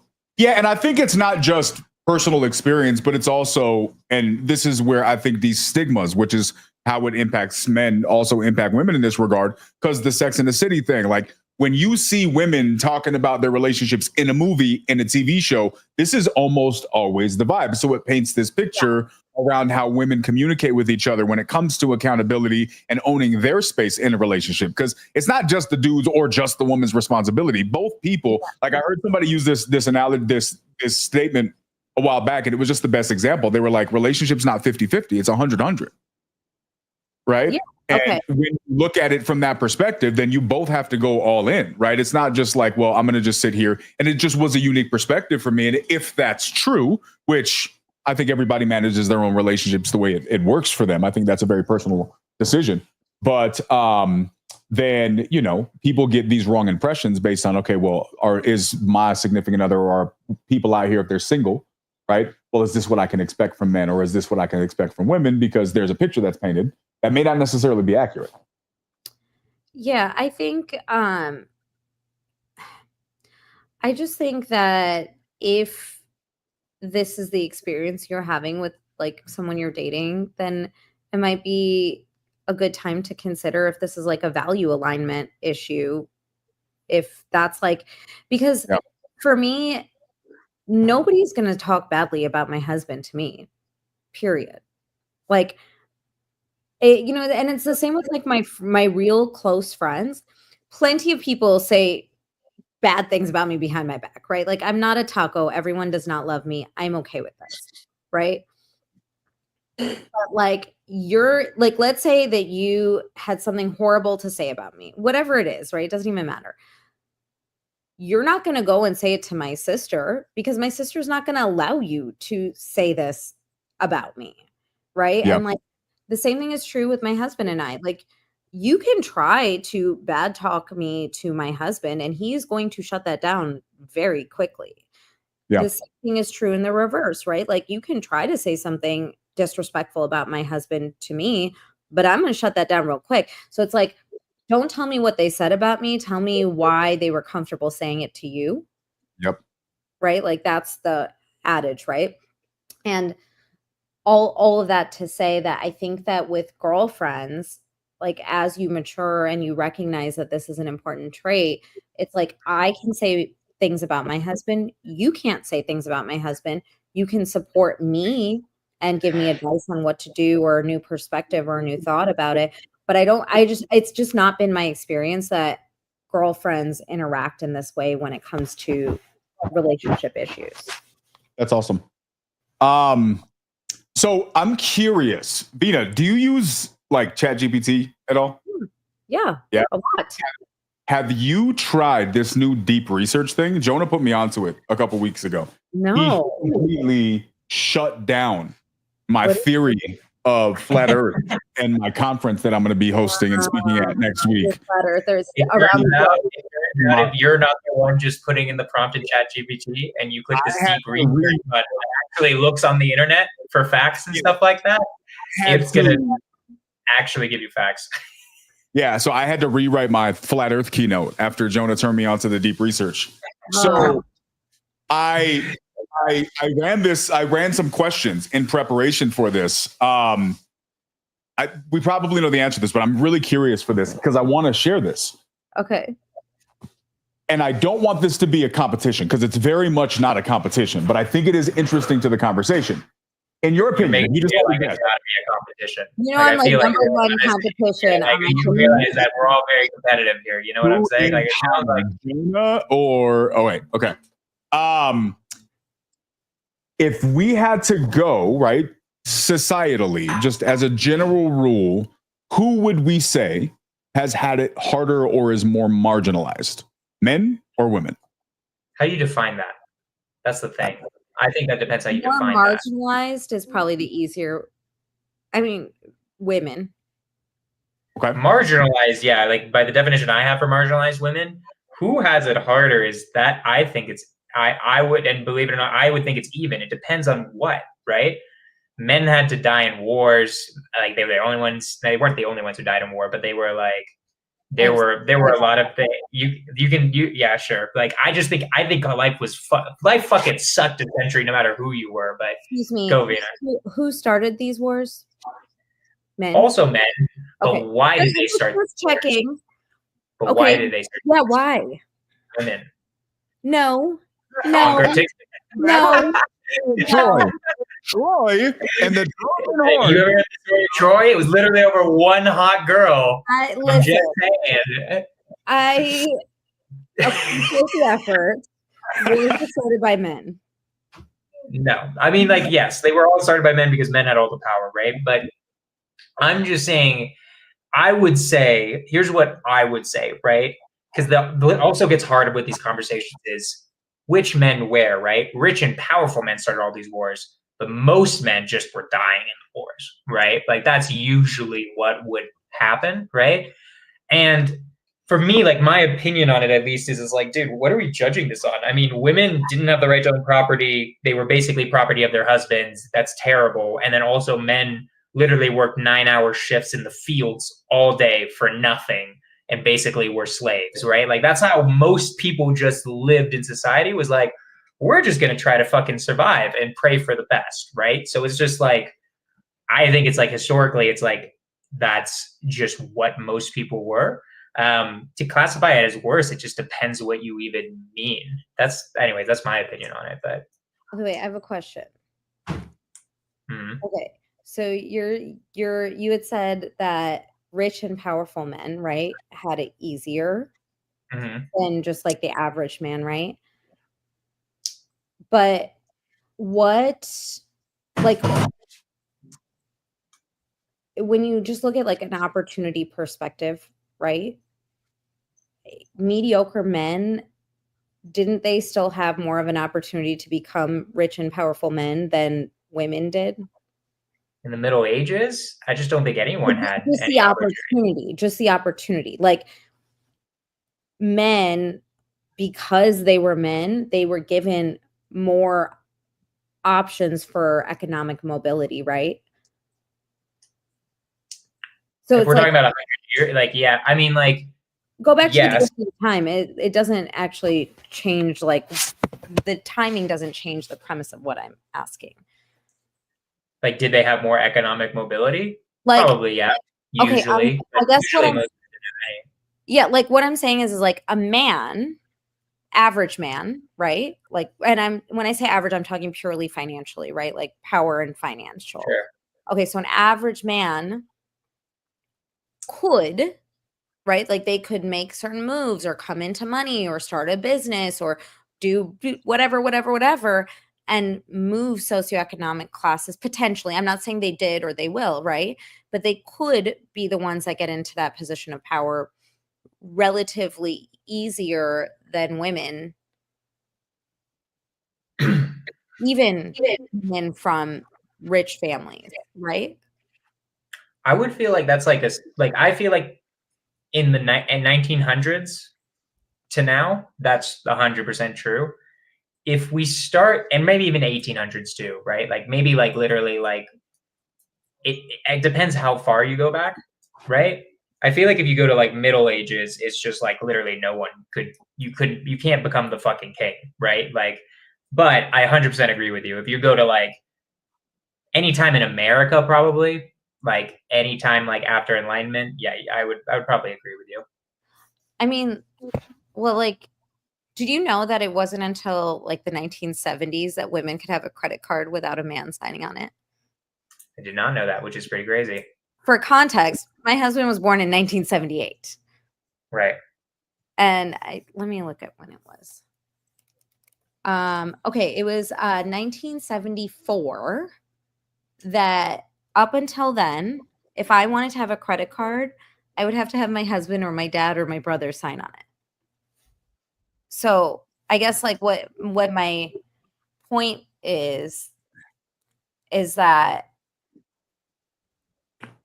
I'm not saying it hasn't been hard for lower class or middle class men, because like intersectionality is a real thing, right? It's just them being men wasn't one of the things that were hindering them from getting ahead. Yeah. No, right? I agree. Like, I think it's actually like we're kind of talking about privilege in a roundabout way. It's like no one's saying that a middle class man's life isn't hard. It's just you being a man wasn't one of the things that made it hard. Yeah, I think this is where it becomes interesting, right? So Jonah has learned this very clearly about me by now. I just tend to look at things differently. I just always do. I'm not capable. No, flat earther, we know. What happened with the deep research? Sorry, we interrupted you. What did the deep research say? No, I wanted to hear your perspectives. So I'll say this and then we'll share my screen and we'll go through it. But I'm not actually a flat earther, everybody. But there's a flat earth conference. I'm the keynote speaker. We established this before the podcast. You just look like that guy. Like you would just look like I don't. What is it? It's just the beard. It's the fact that wearing a shirt that says "I love women." You know, like it's just woman. More than Jonah. That's the focal point. Okay. Just so crazy. Sorry, you guys. So here's what's interesting. My brain's always been like this. And it's funny because for a decent amount of years in my 20s, I tried to be a little bit more conformist, if you will, in just the way I process things and fit in.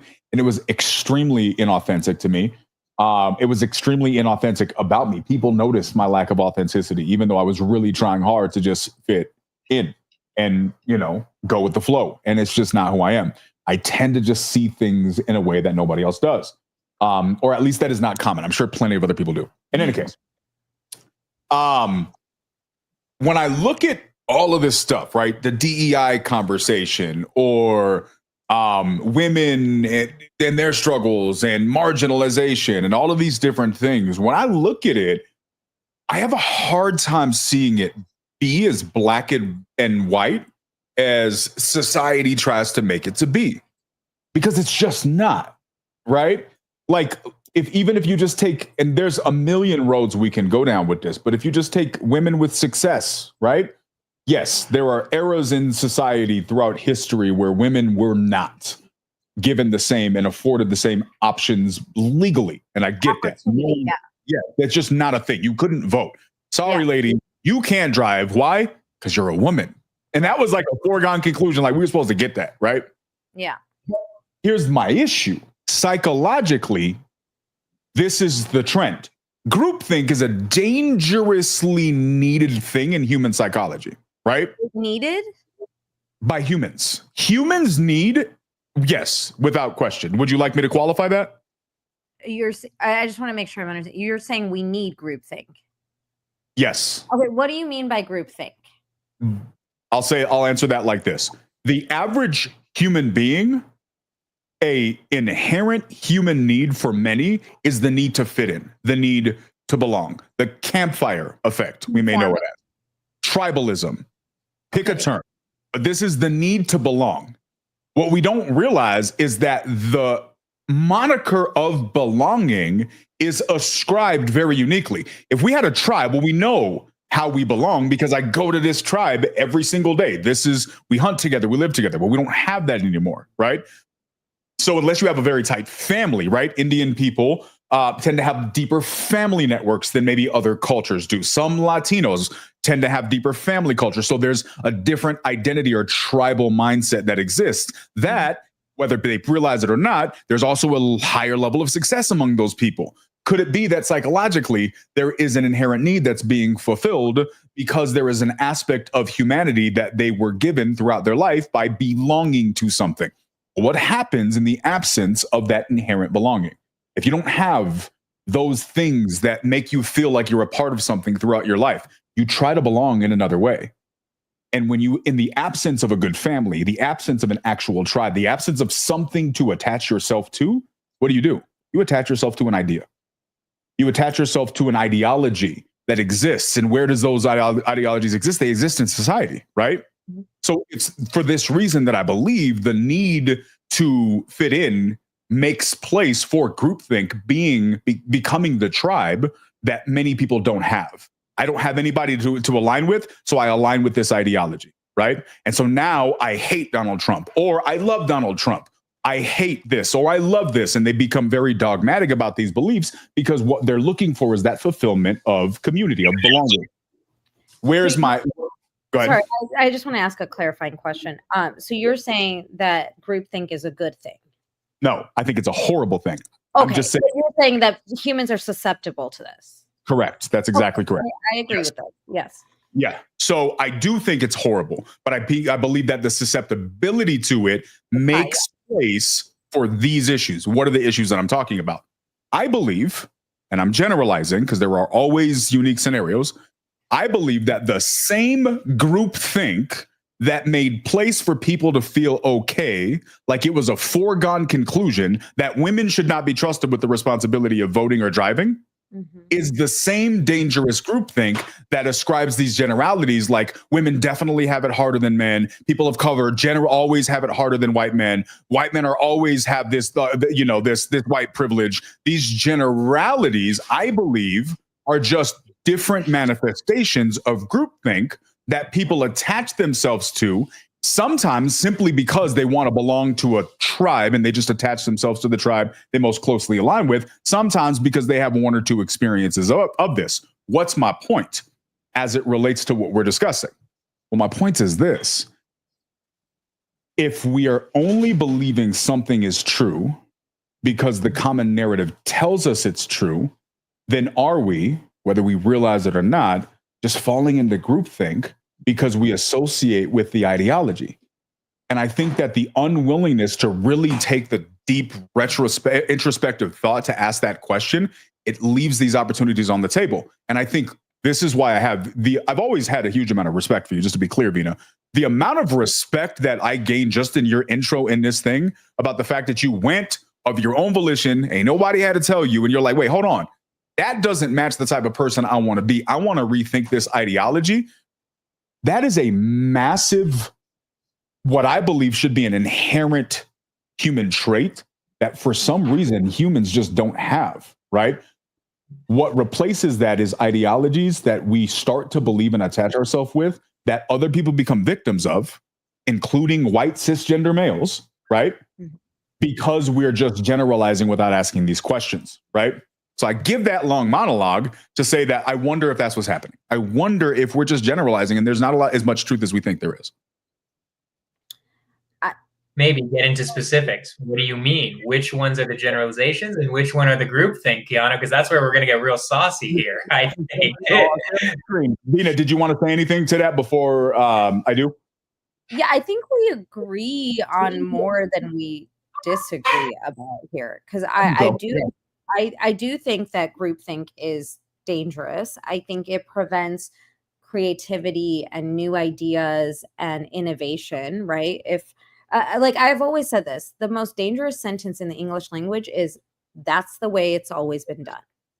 Yep. I don't think that is a good sentence. I don't think anyone should ever say it to me. And one of the things I learned from this book that had me come back and reconsider my perspective was, and I've been guilty of this up until like 2 days ago, right? It's like, oh, it's best practice. When you use things like best practice, right? It implies that there's no better practice or alternative option out there that could be better. And so now, like, that's just something I'm not going to say. I'll say this has always historically been best practice, but maybe there's better practice out there, right? We can always be redefining and innovating. Like, until 2.5 years ago, best practice was to have a copywriter and an editor write your blogs for you, right? Now, best practice is to have AI write it and then have a copywriter or have a copywriting software. That doesn't mean in a week it's not going to be some other different option, right?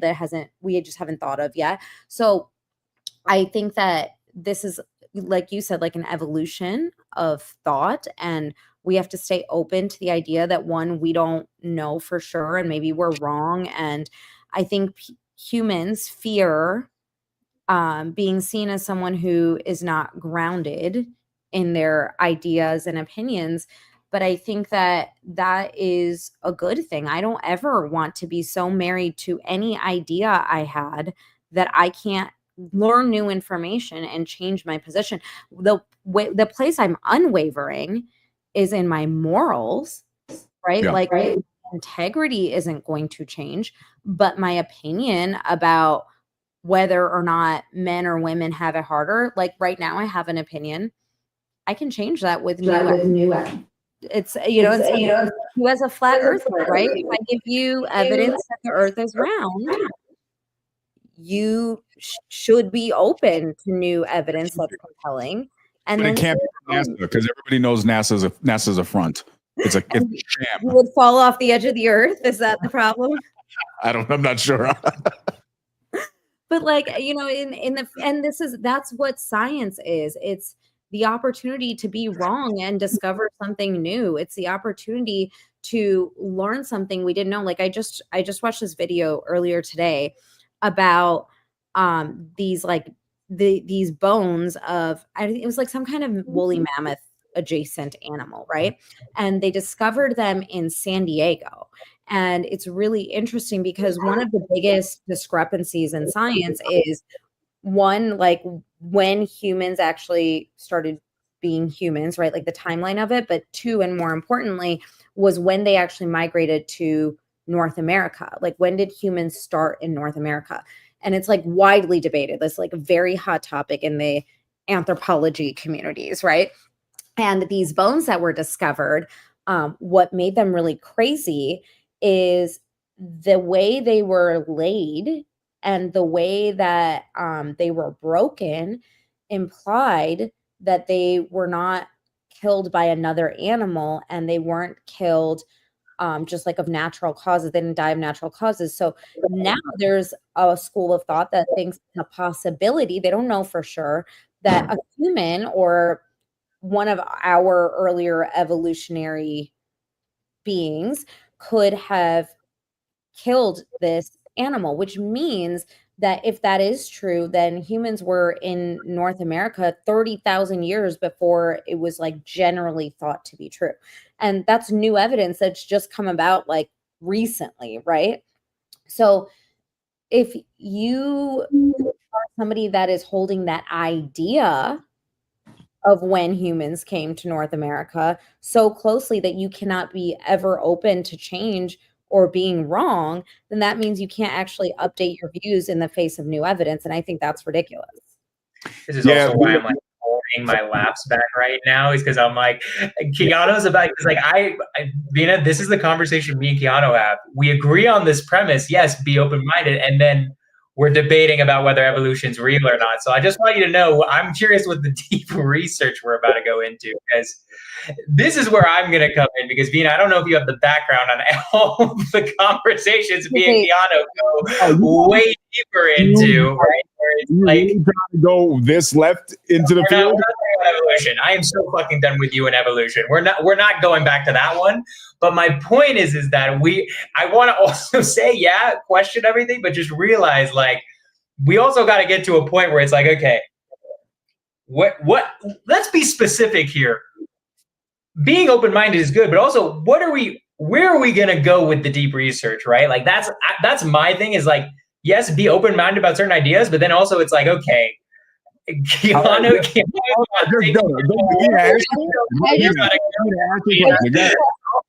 Wait, I have to ask one clarifying question, and we do not need to get into this.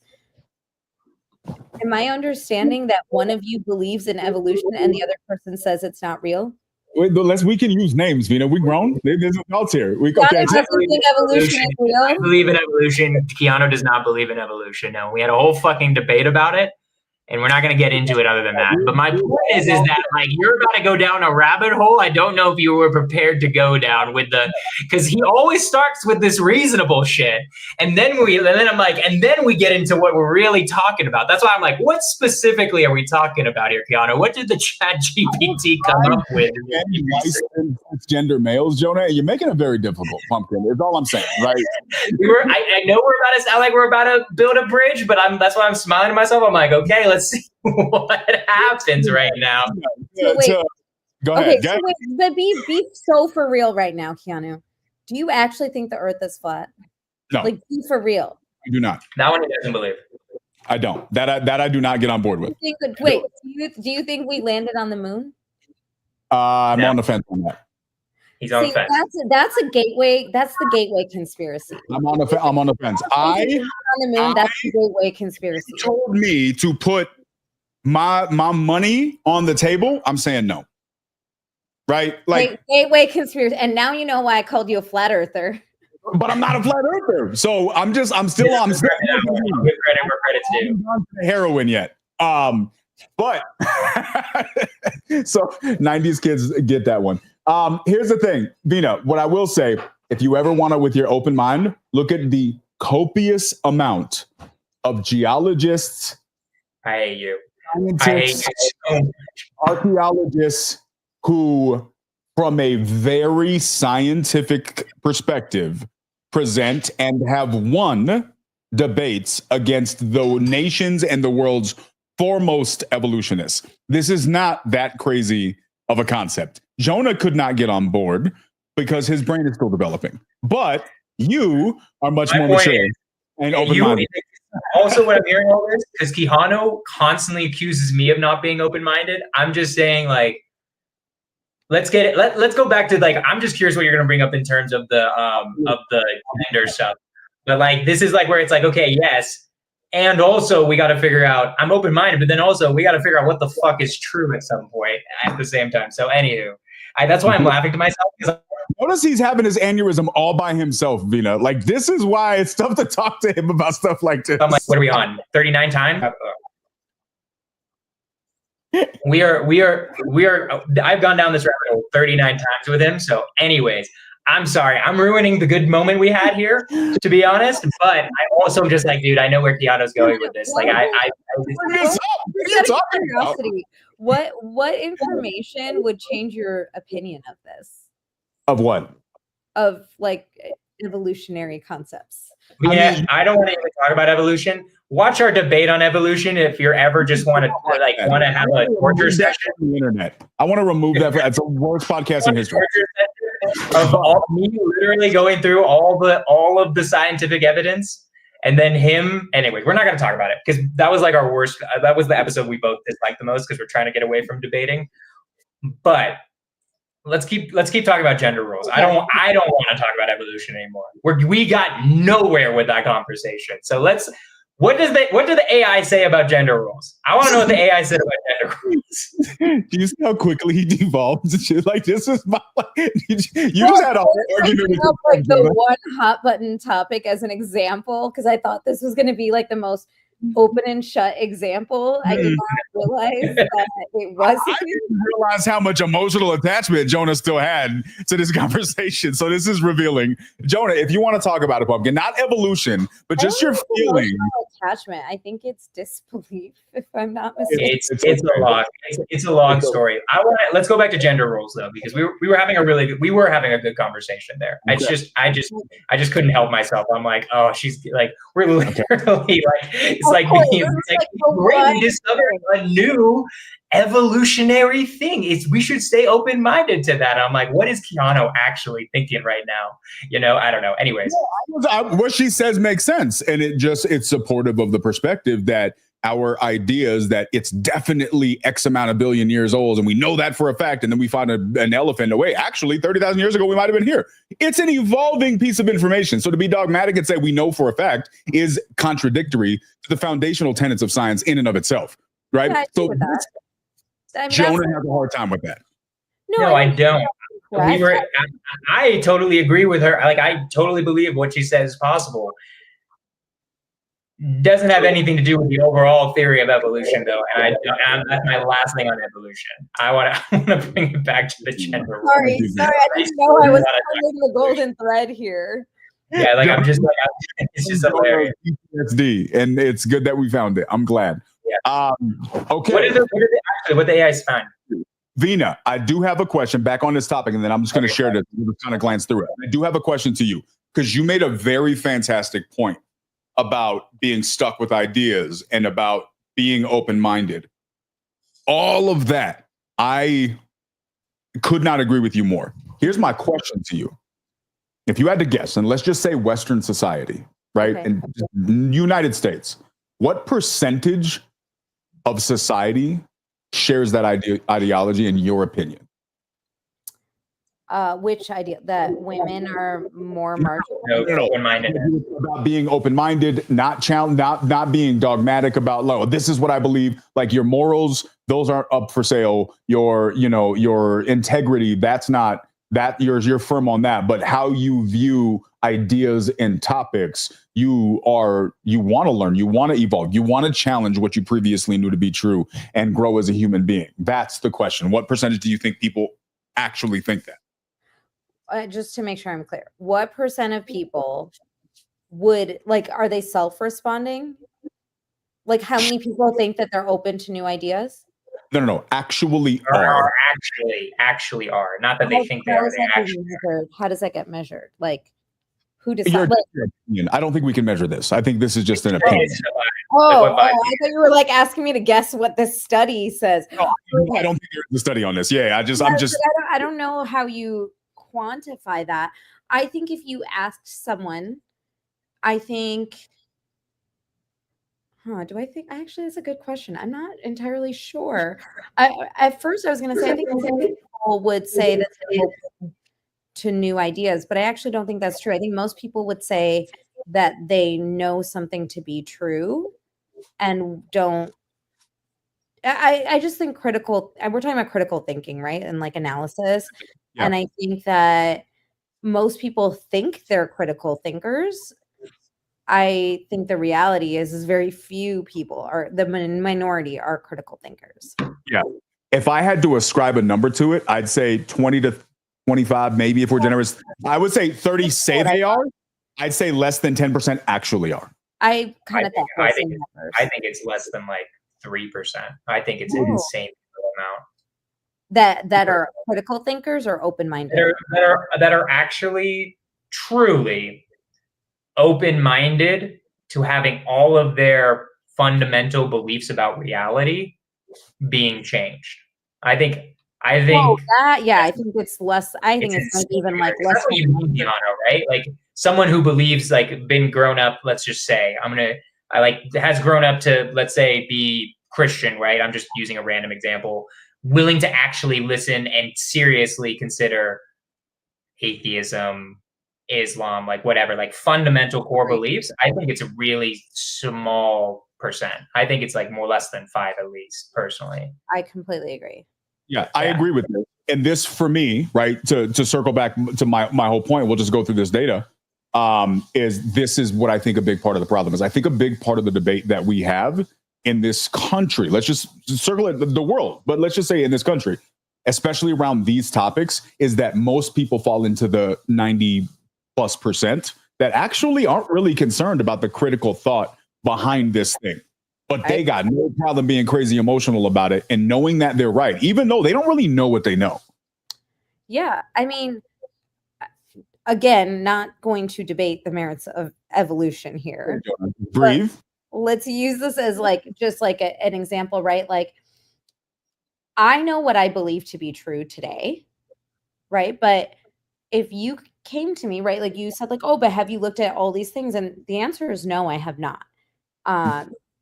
if you presented to them to me, I would look at them and I would give them merit that it's a new perspective for me.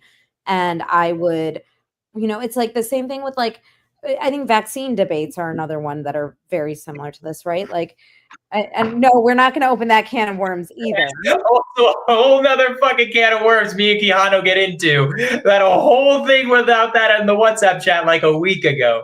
It's funny how you're choosing literally the most hot button ones me and Quijano get into debates over. So sorry, keep going.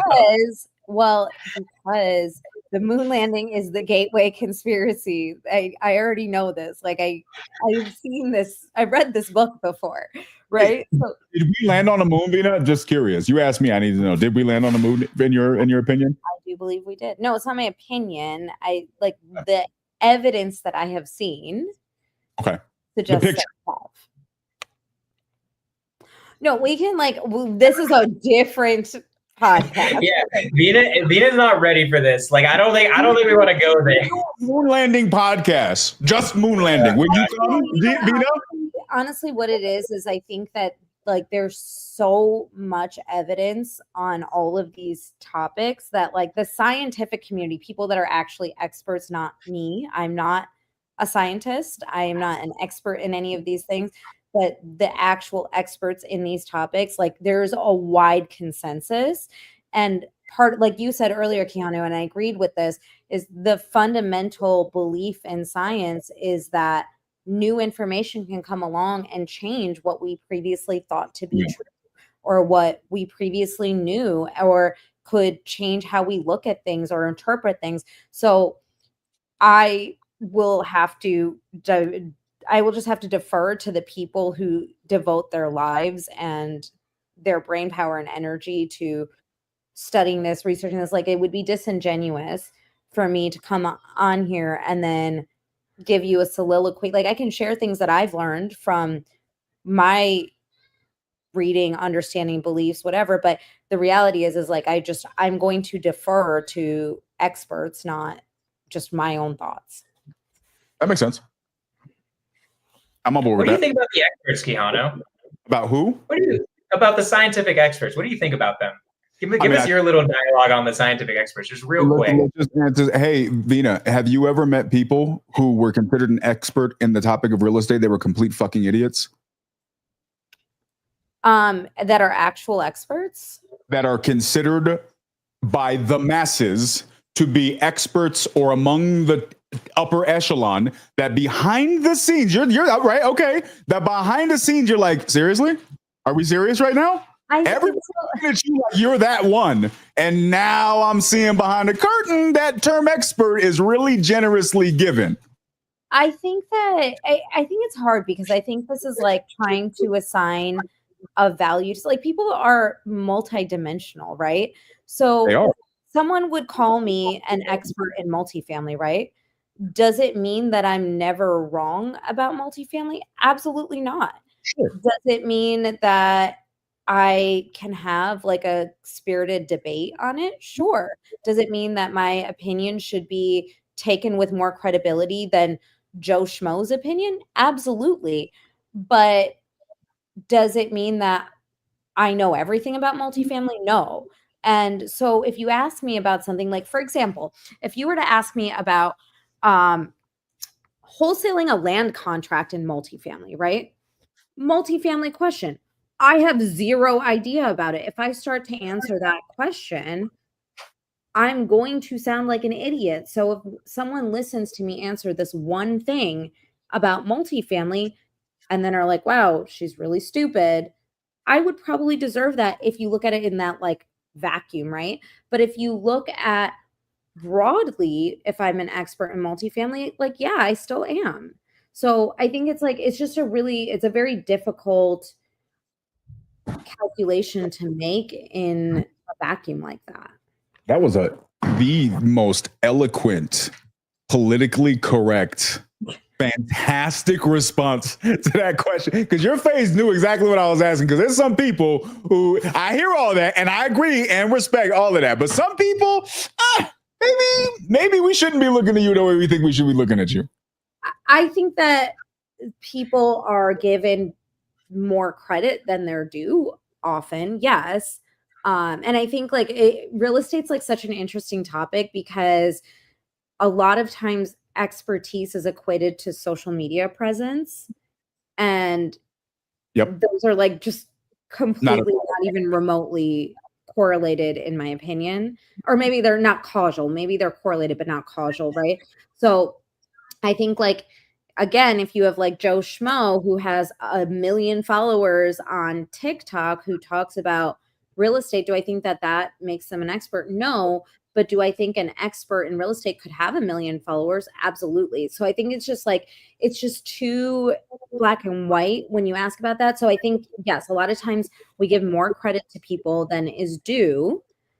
And real estate specifically, there's like very few qualifying factors. When we're talking about science, right? Like we're talking, like my husband is a scientist. He is quite literally an expert in his field and he has credentials to prove it and back it up. So if you come to me and you say, Vina, anesthesia, blah, blah, blah, blah, blah, right? And then I turn to my husband and I go, babe, what do you think of that? And he goes, no, that's absolutely wrong. I am going to default to my husband's position because he's an expert. Now, if you are an anesthesiologist and he's an anesthesiologist and both of you are disagreeing, then I think that's a valuable and spirited debate that should be had, that should present the merits of evidence that are available at that time. So what if whether all the scientists oh my God, just by one person? Because you're going Quijano light right now. I want Quijano heavy a little bit. You know what I mean? If you want to talk about it, Jonah, like let it out. We do have to. I just Vito wants to come back on at some point, maybe in the future, and we actually delve into what Quijano says to me in the WhatsApp chats. We could do it another time because it's Quijano light right now. Ain't nobody scared. Zero Quijano light. This is the Quijano light version, but we do need to get back to gender roles. Here's what I'll say to you, Jonah.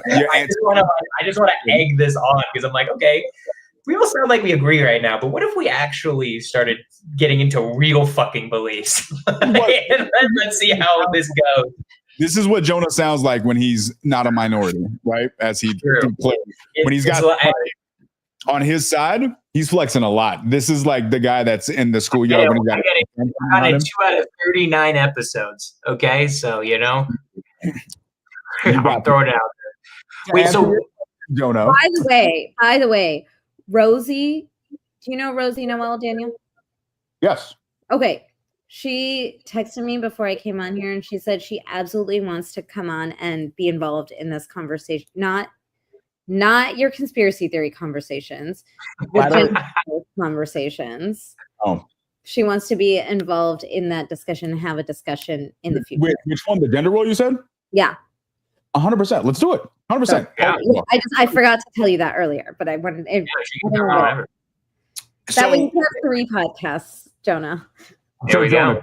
Your question, sir, since you're clearly demonstrating a lot of PTSD tonight, and I think this is a good safe place that you left this out. I'm glad you feel safe to say this here.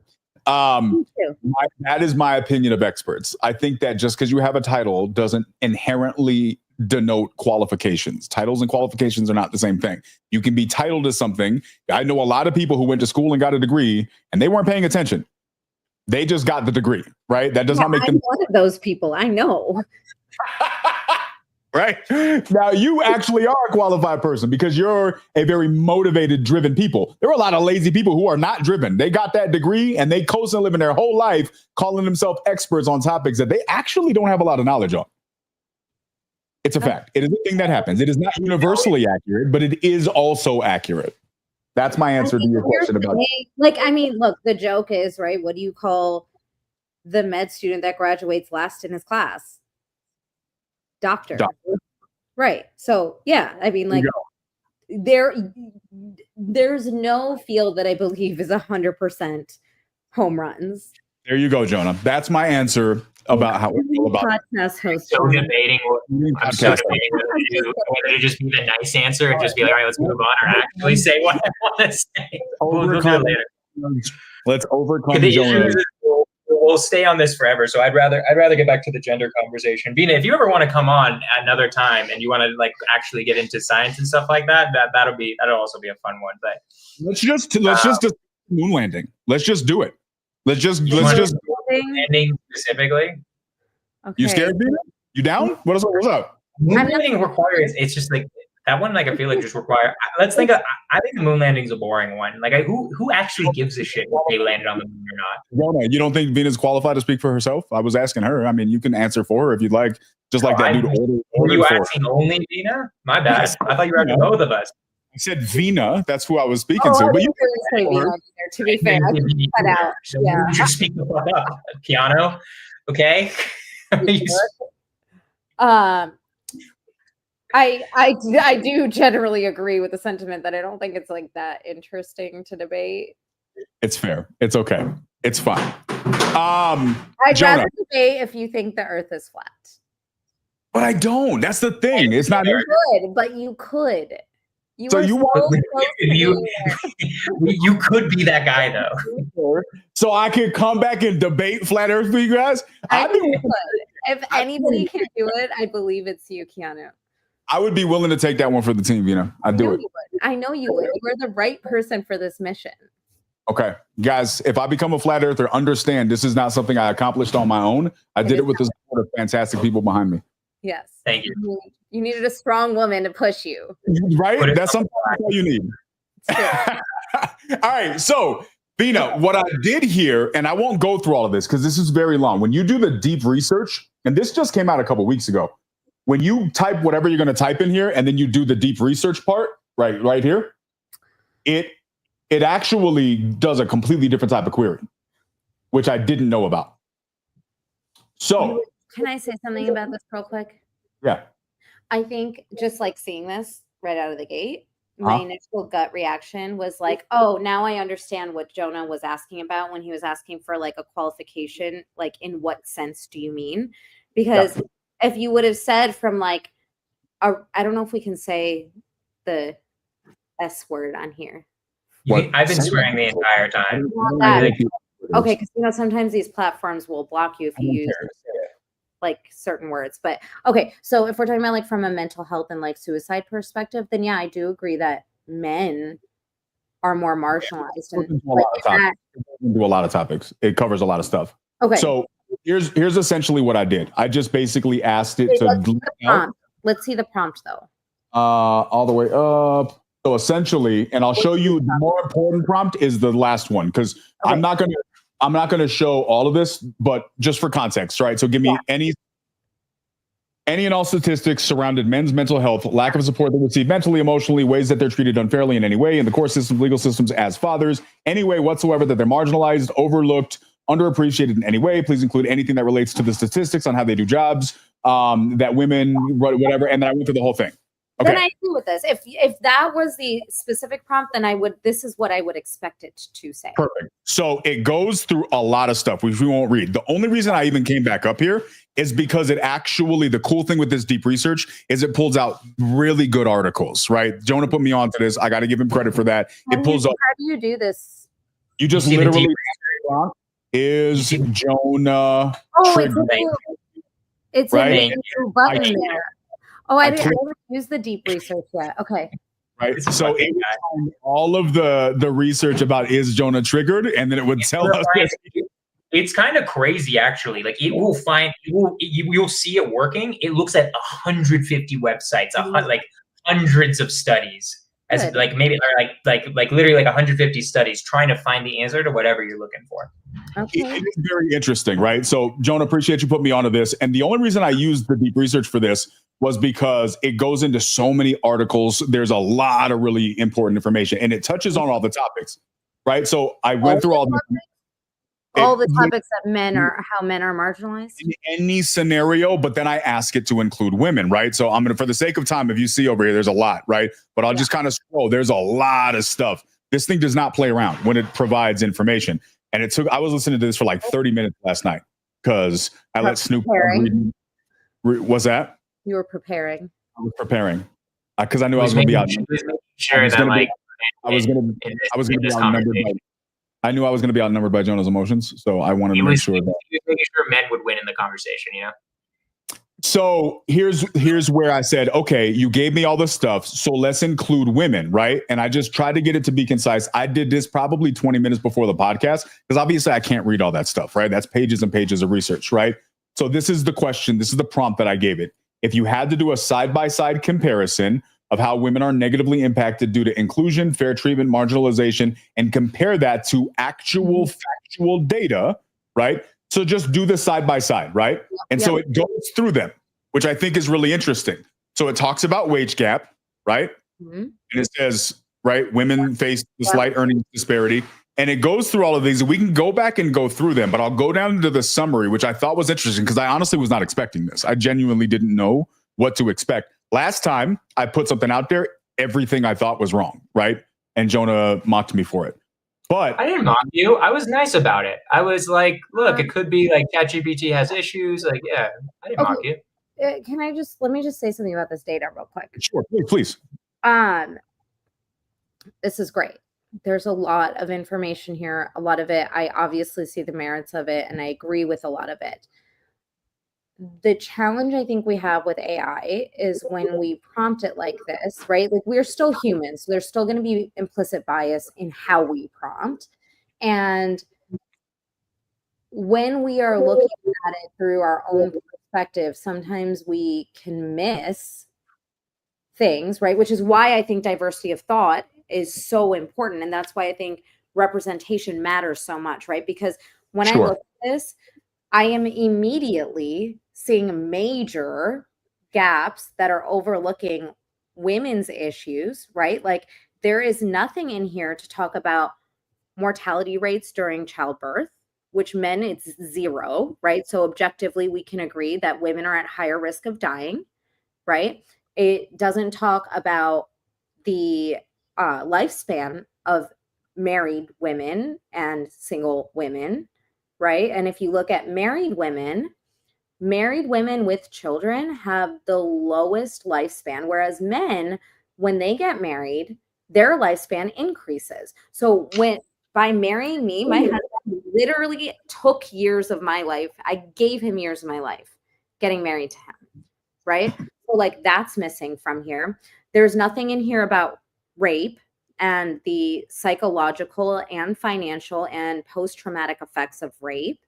There's nothing in here about bearing children, right? And typically being the default caregiver, right? So like there's a lot of bias even within this, and I shouldn't even say bias. That might not be the right word. Maybe the right word is just gaps or holes in like, and these are things I'm just like naming off the top of my head, right? Nothing in here about the fact that women are far more likely to die in a car accident because crash dummies until recently did not include female crash dummies when they were testing for safety and design, right? There's nothing in here to discuss transportation logistics and how transportation and logistical planning has historically been done by men and overlooked the ways in which women move through mass transportation.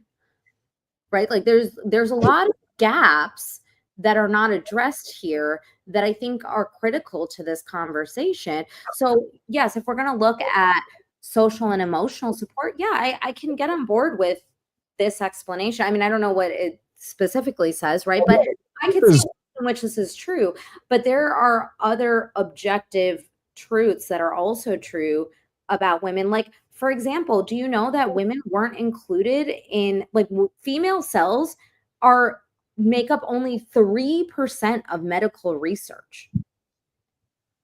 Birth control was not tested on female cells until recently.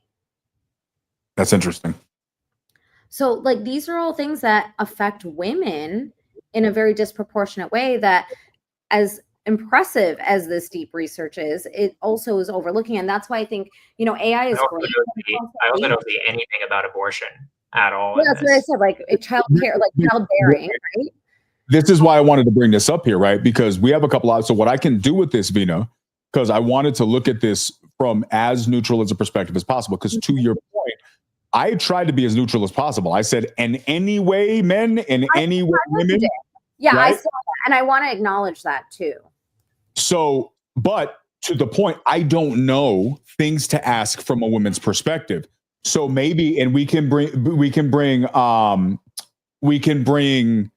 sorry, this thing just glitched out on me. Hold on. Why is this doing this? So we can bring Rosie on here. If you want, and we can maybe do a follow-up. I can send you this prompt and you can continue the conversation. And you can actually include, if you wanted to, you could include all of those things. Say, okay, like how I would prompt that, if based on what you just said, is I would say, okay, what about when you include, and I'm listening, all of this stuff, does this measure up differently or the same?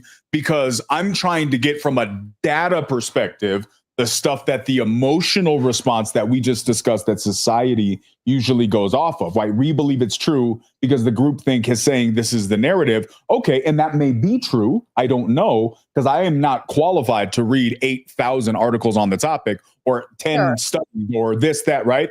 So I'm really curious, genuinely curious, if we weighed all of this stuff up. Again, it's not a competition in any sense, because I think both of these things are real, but I think what it does is, if we can, and even though there's just a small percentage of the people in population probably that are even wanting to do this, but if we really can just objectively look at the facts before us, does that influence how we discuss and how we communicate surrounding these topics? And I think it should.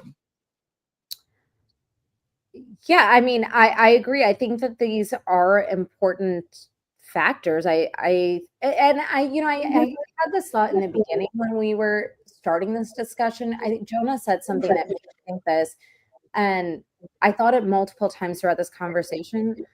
I think there's room for there to be more than one thing can be true, right? Like, both things can be true. Men can be facing struggles and their own issues and concerns that are unique to men that women don't face at the same rate or in the same way.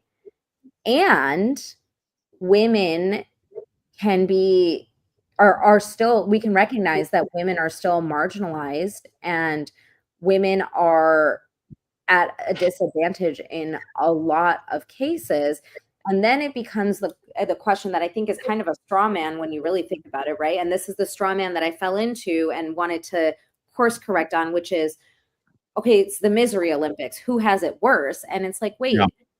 And that's not important either. Does that actually matter? Or is it, how can we solve for the most pressing issues and triage them, right? And so I think, like, you know, and I think this has come up a lot in like various social media topics, right? Like, do you guys remember that like viral topic about like, oh, would the woman choose the bear or the man? Do you remember this? Yeah, and everybody was saying, the bear, right? And like all these men were like so offended, instead of being like, wait a second, like, why would any human think that it's safer to encounter a bear than a man that they don't know? And then, you know, if you like look at that further, right, you would start understanding that because women are the most unsafe place for a woman is in her home, right? It's the place that she's most likely to be attacked. It's the place that she's most likely to be raped. It's the place she's most likely to be murdered, is by her intimate partner. And so when you start like asking, and this is why like curiosity is so important and perspective is so important, is because now when you start asking those questions, you're like, oh, well, the chances of me, like as a woman, right, being attacked by a man, a strange man, is significantly higher than me being attacked by a bear. And I have a healthy fear of bears. You guys were in Montana with me. You know this. I do not like bears. A lot of bear discussion, to be fair. Bear discussion. So like, you know, it's like all of this to say, like, these are all arguments that are used to be like divisive, which I actually think is really harmful to discussion about like, how do we fix any of this, right? So if we're going to try to fix the loneliness epidemic with men, or like the dating epidemic with men, like, let's talk about the ideas we have on how to get there and how to fix that, assuming that we're starting from the premise that we both recognize that this is a problem, whether it's a bigger problem or the biggest problem, I don't know, but it's a problem. Like, how do we tackle that, right? And I feel the same way about any of these like heated political stances that people take, right? Like abortion, gun laws, like you name it, like people it's so polarizing because people want to put it into yes or no instead of trying to find like where the common ground is. Like I've had people ask me about my position on abortion, and I'm like, look, it's like, it's not just like a one sentence answer. Like, should abortion be legal? Yes or no. It's like, there's a lot of aspects to this, and there's a lot of common ground when you look at this with the pro-life, pro-choice, whatever side of the spectrum or equation you land on. There's a lot of common ground. So instead of like trying to pull people from one side to the other, like, let's make progress on the common ground and start there instead of just digging our heels into wherever we are and then not making any progress. I like it. So let's do it. So how do we solve it? How do we solve everyone's issues, right? Because this is like the interesting. Because because this is all men. No, like let's get into it. Like I kind of like, why not start right now, right? Because this is where I'm curious if you're going to agree with me. I'm curious if Keanu's going to agree with me, because I think it's both men and women's fault, right? For what is both women's problems and men's problems. I don't know about women's problems. That might just be men. I'd have to think about that more. But this is like an interesting thing. And I haven't thought about this too insanely deeply, so don't roast me insanely hard if you really really disagree with this. But this is like one of the things that I've heard some of my girlfriends say before. Maybe it's because they're younger. I feel like maybe a more mature person would understand this better than younger girls, right? But I think part of the what? Younger girls or women? Like younger women, like okay. 20. Okay. I'm saying. So then like a 30-year-old woman or a 40-year-old woman, I think would less likely have this view, but it's something I've heard before, right? And I think it hits like one of the problems that, and this is just where I'm curious if we'll agree or not, where I think women, because there's obviously men's responsibilities for this stuff is like, look, like we have to change our own narrative in a lot of the scripts that we learn, right? We can't tell young boys to man up, stop crying. That's our responsibility, right? And I think all three of us agree on like how men have to step up to do better for men, right? And women too on those same issues, right? This is like an interesting twist, though, that I am curious about your opinion on. So the hard part about toxic masculinity is that I know girls who are incredibly attracted to toxic masculinity, right? I know girls who tell me, like, if I ever saw my man cry, I might, like, I don't know if they say I'd break up with him, but they would be like, it's insanely unattractive to see my man cry, right? Like, it's like, what are you doing? Step up. Like, you're supposed to be stoic. You're supposed to be able to handle your shit, right? Yeah. So it's an interesting thing where I think part of the problem, and I'm totally cool with talking about the men's side too, but I was more curious about this one because I'm not sure what you think of this. Is there's a sexual component for men where it's like, I probably will get more women, or there's more likelihood of a chance of a girl liking me, because I think some girls are like, what the fuck is wrong with you? Like, of course I want to see my man vulnerable and cry and all that. Then there are some women who are like, you to that, right? And they like really want a really, really masculine guy that like doesn't show his emotions and stuff like that. And so I think it might be a self-perpetuating cycle, but I'm curious what your thoughts are on that, because that's where I see it's like, okay, this is like where women can contribute to the whole toxic masculinity and masculinity problem. Yeah, no, I think so. I think it's like, it's just like so pervasive in society, like that. Absolutely, I agree with you that women can uphold patriarchal viewpoints and toxic masculinity in this exact way, right? Like by not allowing room for this, not recognizing the importance of it, not supporting men through that, right? So I absolutely think it's a problem. Do I know what the answer is to solve it? No. But do I think that the less we have, I mean, like, there's always going to be outliers, right? Like, we're never going to be in a perfect utopia where 100% of men and women agree with us. And I think that's okay. And I think, like, you know, that's like the spice of life, is the diversity that we do have. But I think that as women become more emotionally evolved and aware, I do think that, at least I like to think, and in my friend circle, I can say this, I have a lot of male friends, like a lot of male friends. And my male friends, I've seen evolution for long periods of time where they've gone from feeling like they can't express certain things or behave a certain way or have certain emotions to now being more vulnerable and more open to it and allowing me the opportunity to show up for them in a different way. Because in my 20s, I probably would have been like, why are you crying over this? Like, grow some balls, right? And which I hate that. I hate that I used to think that, because balls are very fragile. So it's like, why? They're so vulnerable. But I do think that Real quick side note, throw it on the men's side, you'll never know what it's like to get kicked in the balls. It's painful. It is beyond painful. So Jonah, it's something we got to do. I grew and birthed 2 whole humans at the same time. I understand, and then you guys have childbirth. I'm just kidding. Okay, just checking. I mean, not only do we have childbirth, I did 2 at the same time. That's fair. You have twins? Yes. I didn't know you had twins. Why did I not know this? I don't know why you didn't know this. Because you don't pay attention or listen ever, Quijano, to anyone. You just know.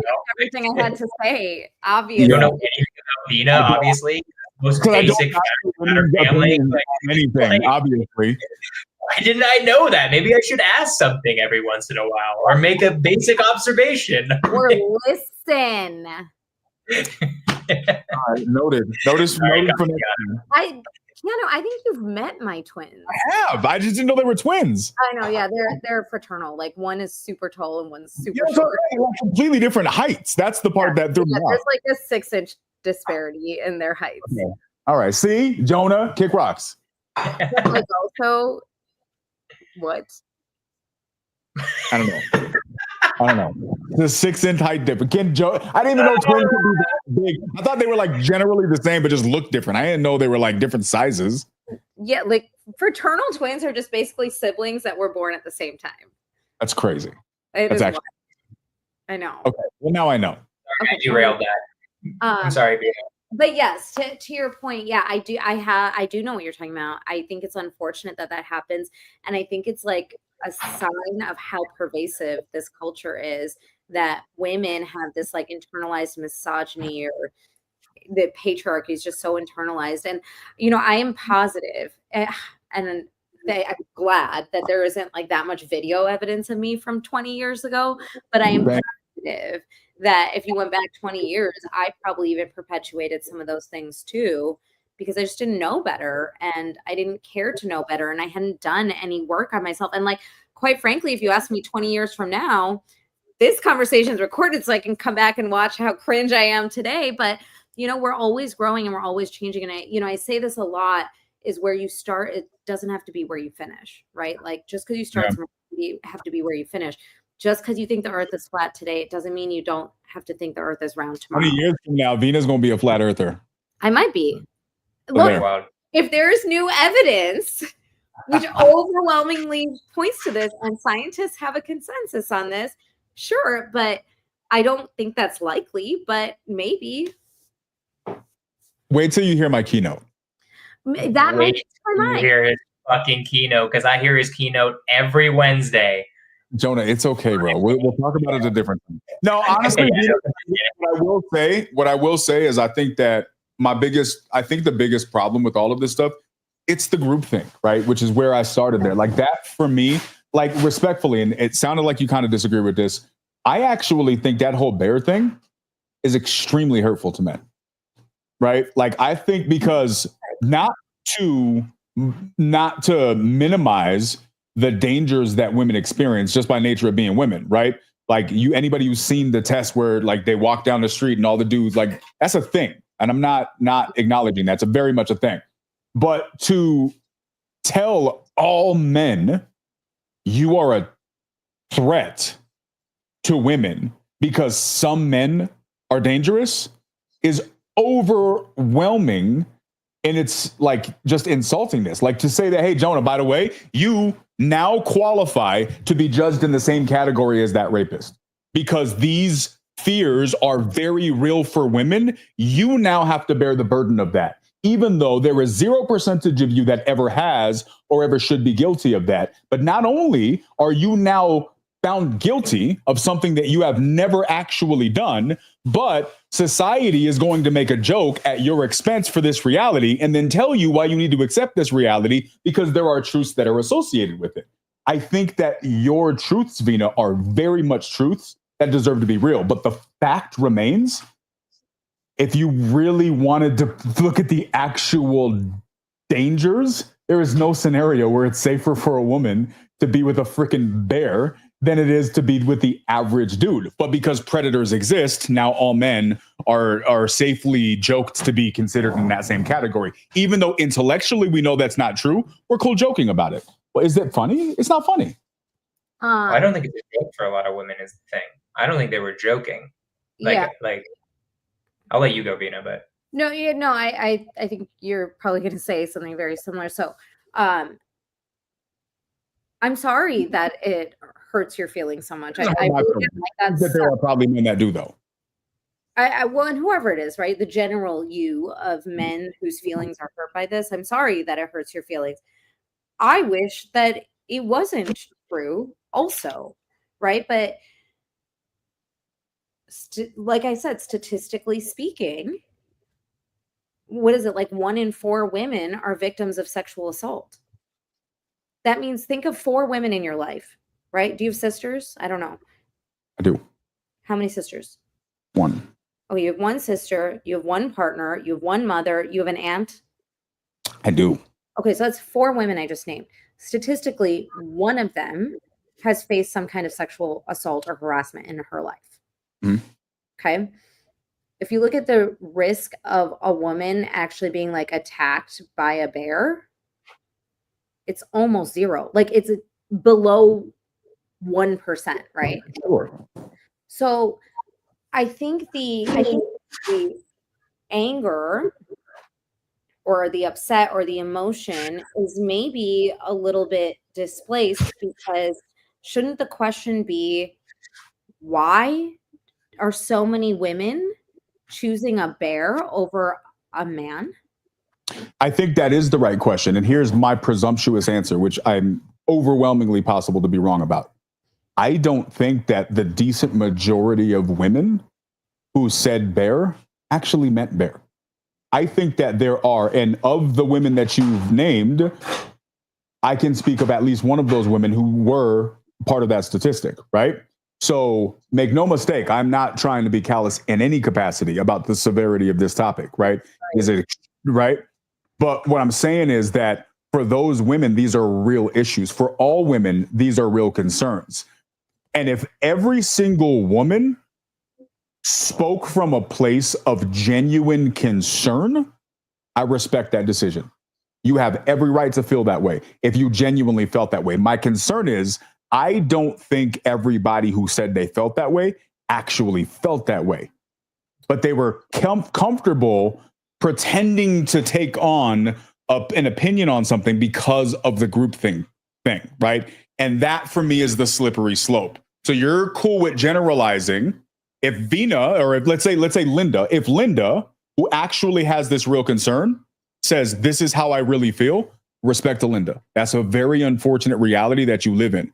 But if Marsha, who doesn't actually believe that, starts saying she believes it too because it's popular, well, now what we're doing is we're taking the severity of the issue and we're skewing it. And what happens is, this is my opinion, this is where things like DEI or the topics start getting ignored, right?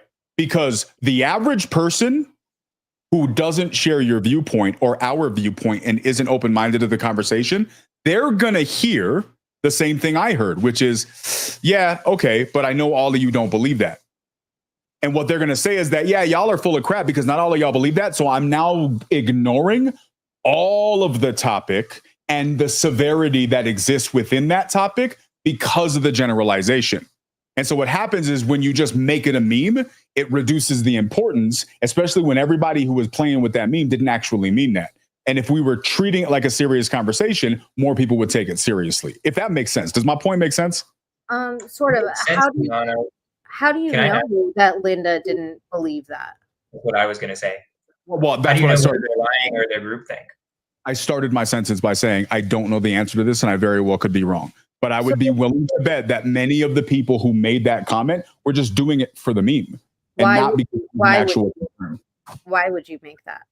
Because we agreed like 30 minutes ago that many people will just say they believe something to be true because everybody else is believing it, not because that's an actual core belief that they have. What percentage, let's say 100 women responded saying the bear.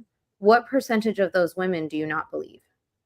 No. I'm not saying here, just to be clear, I'm not qualified to speak definitely about any of them. But if what I said is true and there's more than 10%, then what we're doing is we're being disingenuous about a very serious topic. And that's equally a problem. But why do you think why do you think that women are lying about this to begin with, is what my question is. I don't think you're hearing it with the spirit in which I mean it, though. Like, that's not me saying. You said a number, like if more than 10% are lying, but I guess rewind from that, right?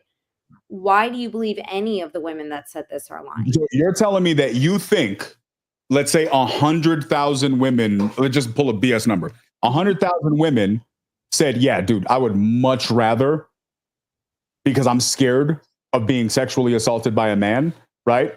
You think that there is not going to be any women who actually don't believe that, but they're just sharing it because it's a cool thing and they want to get shares on our social? You think there's 0% of women who are going to share a very serious topic because it's trendy, because they just want shares, even though they actually don't share that concern? Is it possible that the women that did respond to it do believe that, and the ones that don't think that they would rather, like the ones that would have responded, they'd rather see a man than a bear? Do you think those women maybe just didn't respond? Wait, say that again. Is it possible that all of the people that responded actually feel like that, and that's why they responded, and the ones that don't feel like that just didn't respond? That's also possible too. I'm not saying that's not possible. Okay, but why is the default assumption you're making to be that some percentage of these women are lying instead of believing the women that said that? You can't agree that we live in a society that's full of people.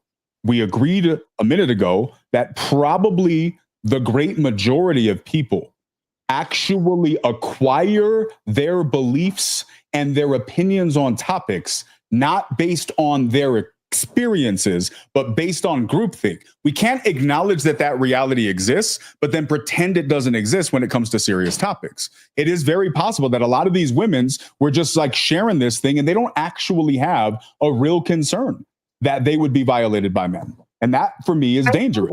I think most women that you've talked to, whether they recognize it or not, have been violated by men in some way, if not all. I would not be surprised if every woman that you talk to, myself included, has been violated in some way. And I'm not saying that every woman has been raped, right? Like there's a lot of real estate between being catcalled when you walk down the street to being brutally raped and murdered, right? So I'm definitely not saying that every woman has had a level 10 experience on this, but I do, when a woman says that she has been assaulted or harassed by a man, I believe her, and without empirical evidence to show otherwise, why wouldn't I believe her? Sure.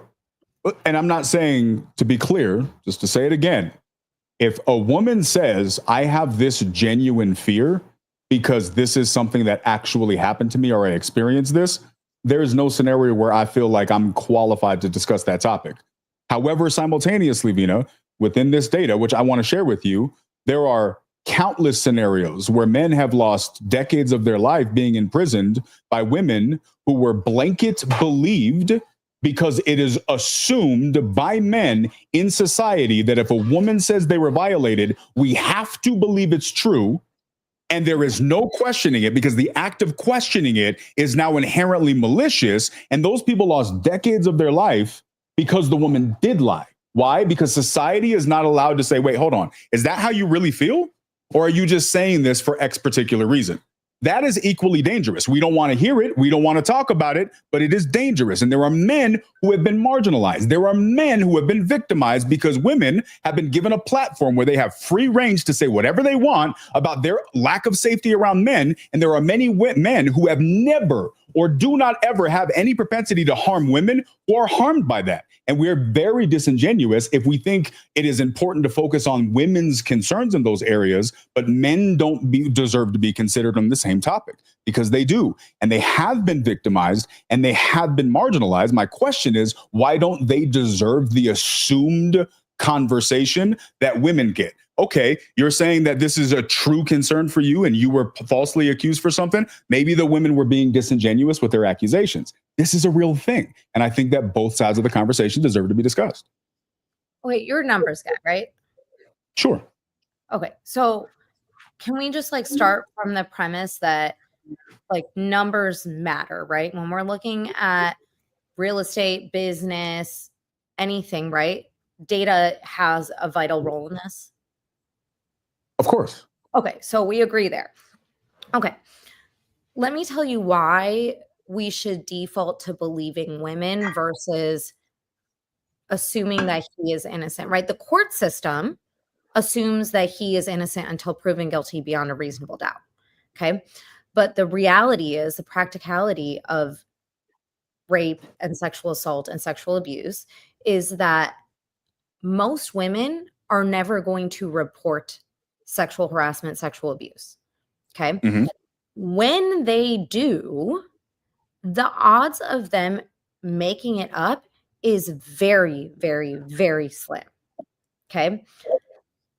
If a woman is making a false accusation, I absolutely believe she should be held accountable without question.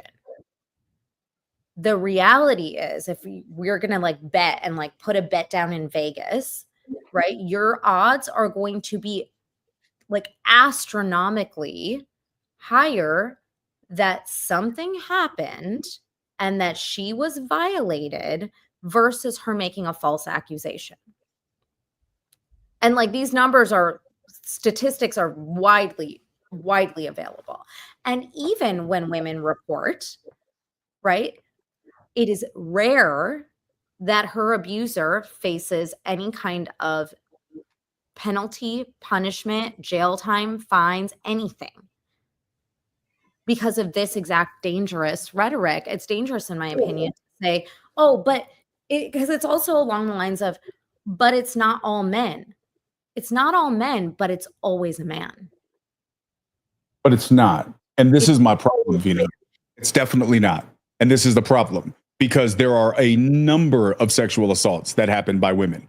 But Define number. Well, we can look that up online. Define sexual assault, because the difference. Oh, Jonah. It's a thing. Is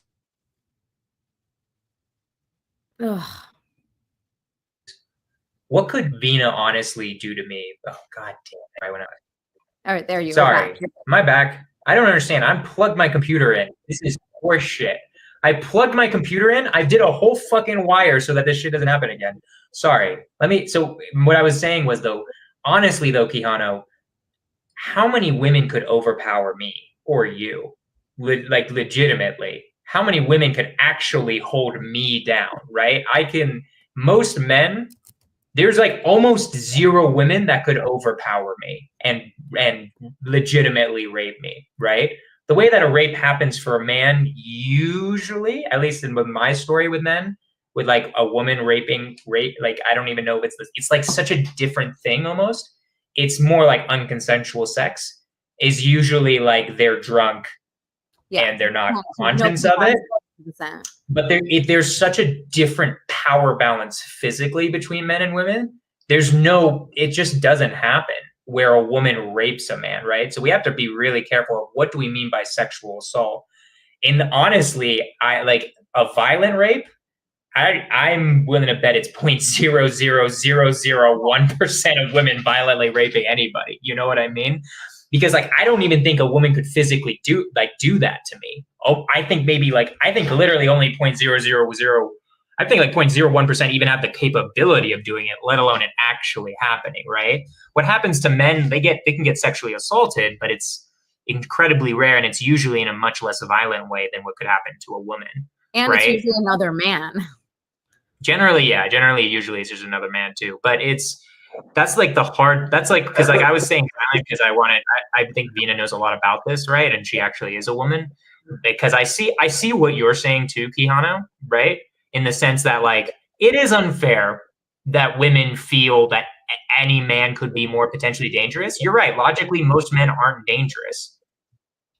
It's also one of those things where it's like most cars aren't going to hit me, but I still look both ways, right? Like there's a reality of the situation that men are dangerous to women.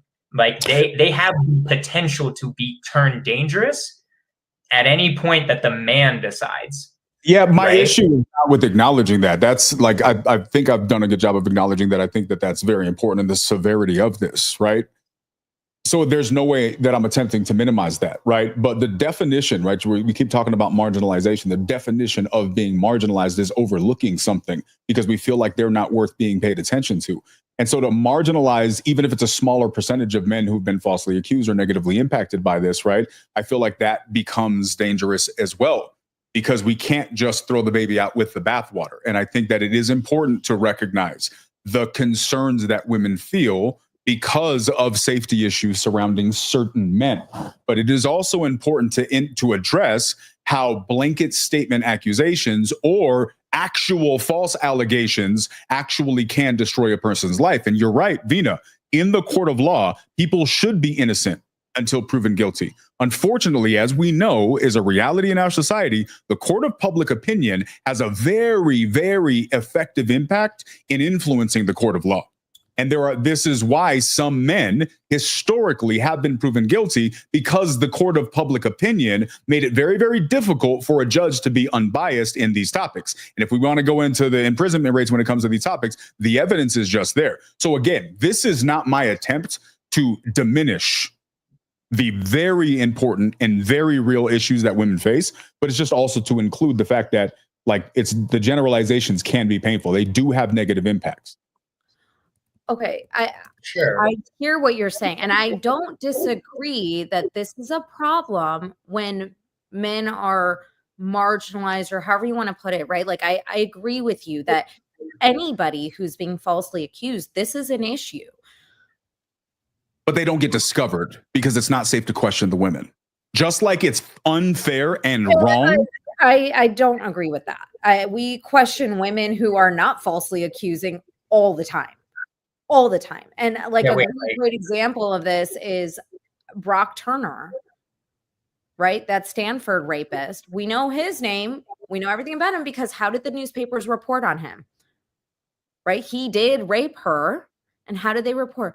Oh, star swimmer, right? Like they led with his accomplishments. So there's a lot of bias in how things are reported too. So just to be very clear, we absolutely prosecute the victims. That's why victim blaming is like a whole nother topic and issue, right? So just at a baseline, and I don't think you would find many women, I don't personally know of any, which is not saying anything, like it's not a statistically significant number, but I don't know any women or men that are like, yeah, it's cool if someone falsely reports a man.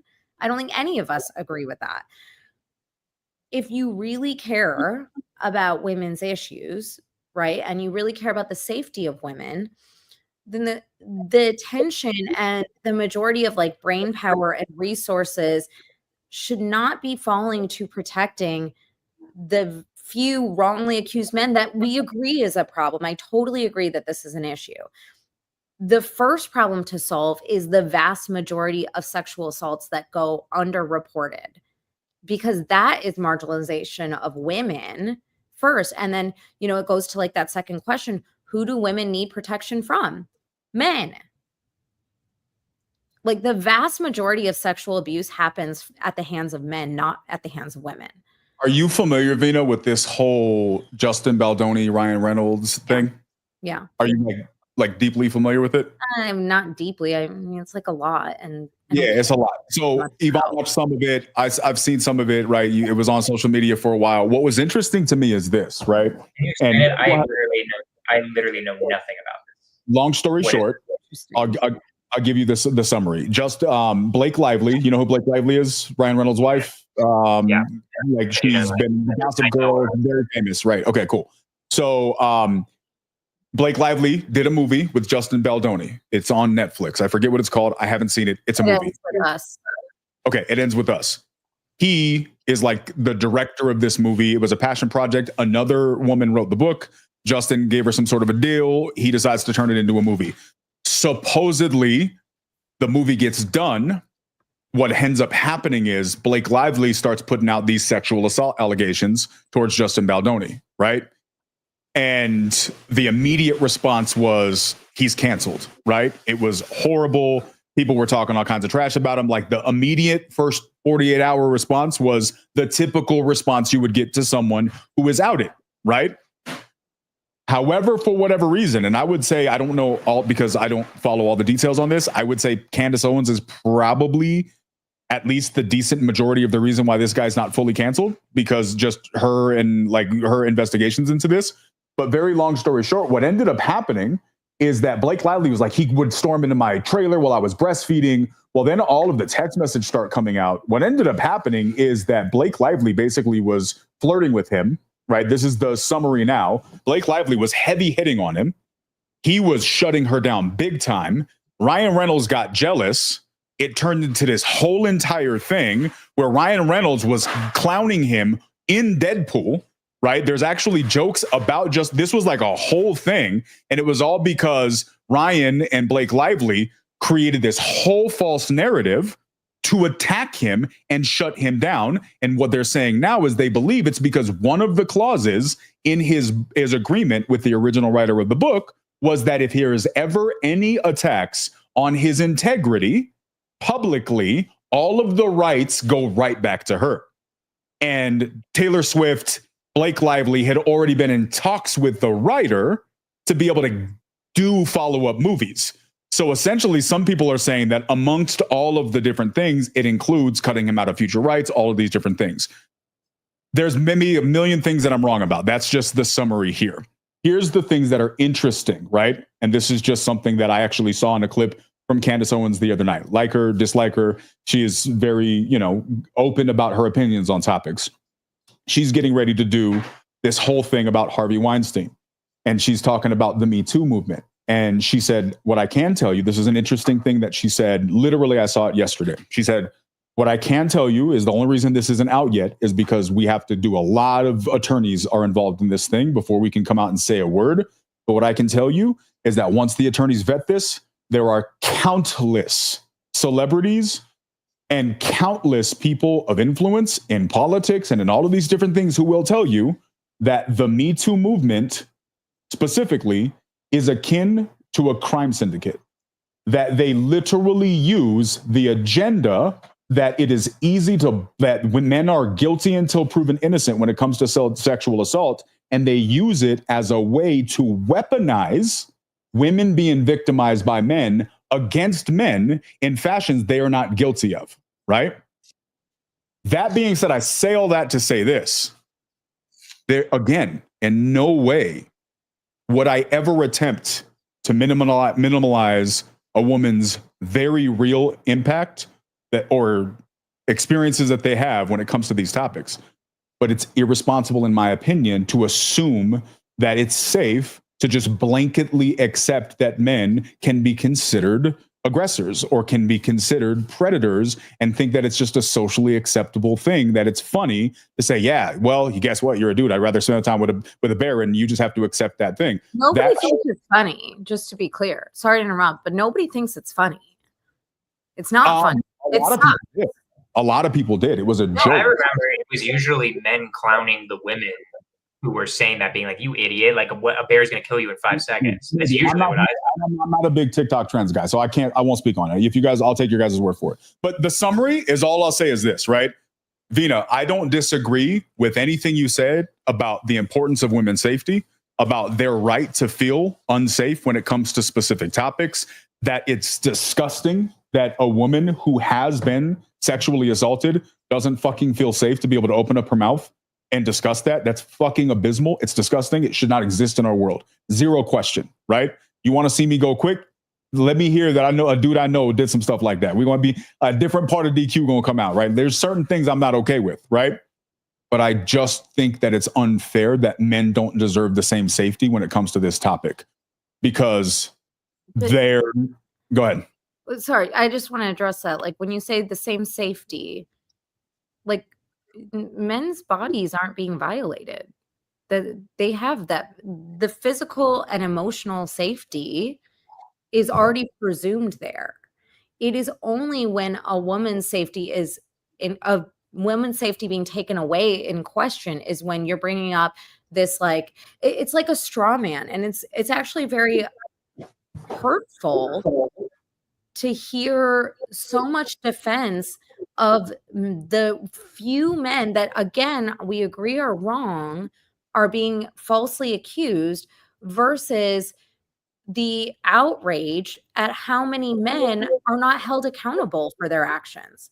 If we started holding men more accountable, the ones that actually are doing these things, if we held them accountable regularly with maybe not 100% accuracy, because it's not going to be possible to get to 100%. And I'm not in that delusion. I don't think you are either. It would be nice, but it's not possible.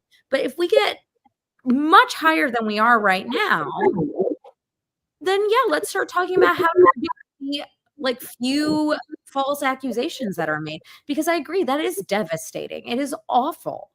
It's unspeakable when men are accused falsely, but that's not really the big problem here, right? It's like my house is on fire and you live down the street from me and you have a fire pit in your backyard, and you're like, oh, well, we have to put out this fire pit first before we address your house being on fire. Like, yes, they're both issues, they're both problems, but like one is a blazing uncontrolled issue. That's where we focus our attention first. And I would be happy and content with seeing the same amount of outrage at how many men walk away scotch-free. I don't know how you say it. Scotch-free. The name. No. Yeah. Is it Scotch? No way. I'm Googling this. Please look it up. 100% Scots. SCOTT. Okay, Scott-free. Screw Scott too. F that guy. No, but how many, where's the outrage of how many men walk away scot-free when they do these horrible things? There should be outrage for that. 100%. Chad, who got away because his dad was the judge. The majority of time you have spoken about this topic, you have been defending the few men that are falsely accused versus having outrage at the number of men that are never brought to justice. And it's because of that rhetoric that so many women are afraid to speak up, because they fear that they're not going to be believed, and they have to be re-traumatized again from men in their lives that they care about saying, but what were you wearing? Were you drunk? Was it late at night? That's not okay. That's not what I'm talking about. To be clear, that is not at all what I'm doing. This is what's happening right now, right? Like you've just talked about this for what, 25 minutes? And I have heard, no, this is not accurate. I have heard maybe 3 to 5 minutes total of time that you have even addressed that all of these horrible things are an issue. And the rest of the time you've spoken mainly about why these false accusations are such a problem. And so you're giving disproportionate credence to the wrong problem right now. Well, no. So to be clear, one, I'm not discussing the side because you guys are discussing it, right? You guys don't need me to endorse it. You guys are already endorsing it. But we weren't discussing men getting away with it. So I didn't bring that up. But to be clear, that should be a part of the conversation. Zero question. And it deserves 100% of the same attention. I wasn't focusing. More attention. Here's the thing. For me, problem. It deserves more attention. It is a bigger problem statistically. To be clear, my focus on this isn't to try to determine level of importance. I wasn't trying to make it a bigger part of the conversation. I was just trying to make it a part of the conversation. I don't think it is oftentimes. It can be, but it cannot be a more important part of the conversation where we spend more time discussing this wildly statistically small issue versus the major issue, which is that 1 in 6 or 1 in 4 women are going to be raped or attempted to be raped or assaulted. That's the big issue. That is a big issue. How many men do you know? Is it 1 in 4 men that are falsely accused? No, it's not. Yeah, I don't know. It's not even anywhere near. Actually, I'm glad you said that because I pulled up the RAINN statistics on this. Okay. Of every 1,000 sexual assaults, 975 perpetrators will walk free. Now, these are actual assaults that have happened. Okay. Like they have happened. These are 1,000 men assaulted women. Of those 1,000 men that have assaulted women, 975 of them will walk free. I'm curious. Why? Because women are not likely to report it in the first place. So let me tell you, 310 out of every 1,000 sexual assaults are reported to the police. So that means 2 out of 3 go completely unreported. Once they are reported, they are unlikely. So 310 will be reported to police. 50 of those reports will actually lead to an arrest. 28 of those cases will lead to a felony conviction, and 25 will be incarcerated. So the outrage, I agree with you that this is a problem. I don't think we disagree that false reporting is an issue. In fact, I think if a woman reports a sexual assault or a sexual abuse and cries victim when she's not a victim, one, it is so damaging because of this exact conversation, because those 975 men that actually did commit a crime and are walking around free on the streets, their innocence is being proclaimed by people who are like, oh, but that one false accusation there means that all these people should be not accused either. Well, to be clear, if you remember, this was my initial point. This is why I said that my concern is that when it becomes a meme, it becomes dangerous because it devalues the importance of the issue, right? Because if there is disingenuousness involved with that, I think it just detracts and it opens up the door for exactly the point that you just made, which was my initial contention. There's a really good... Yes, please. Yeah, go ahead. I'm going to add something to this because like I want to bridge the gap a little bit because I think I can a little bit, right? Okay. Here's the 2 issues that I don't think you're seeing, Keanu, in my opinion, right? There's 2 issues. One is, let's talk about the false accusations that I've heard about, most of the false accusations. In order for a false accusation to even make sense, there has to be another motive for the woman to get something from doing a false accusation. That means it only happens with rich men. How many more sexual assaults are happening with broke people? Well, like what? So like, okay, so but like, what about? Okay, so then tell me. Let's say it's just 2 college students, right? Let's say I'm thinking logically about it. What is the motivation of a woman to falsely report a sexual assault if I'm not going to get any money out of it? Or like, at least in my head, I don't even see a reason. In those cases, they get financial gain. If there's financial gain, that's different. Now there is a reason to be lying. I'll tell you, here's this for me right here. That part right there is exactly where my concern comes into play. Again, I'm not saying what percentage of concern it represents. Again, I'm not here to measure it, right? But my point is, I believe that there is a portion of women whose motivation strictly is they know they'll get away from it. They'll get away with it, period. Now, people can scoff at it. Yeah, but why? Did fuck someone over for no reason? Yvonne's saying it, right? Like, I don't know where y'all grew up. We can't hear her. We can't hear her. We can't hear her. But she said because they can get away with it, right? Who? Where I grew up, women. No. I'm not. Hold on.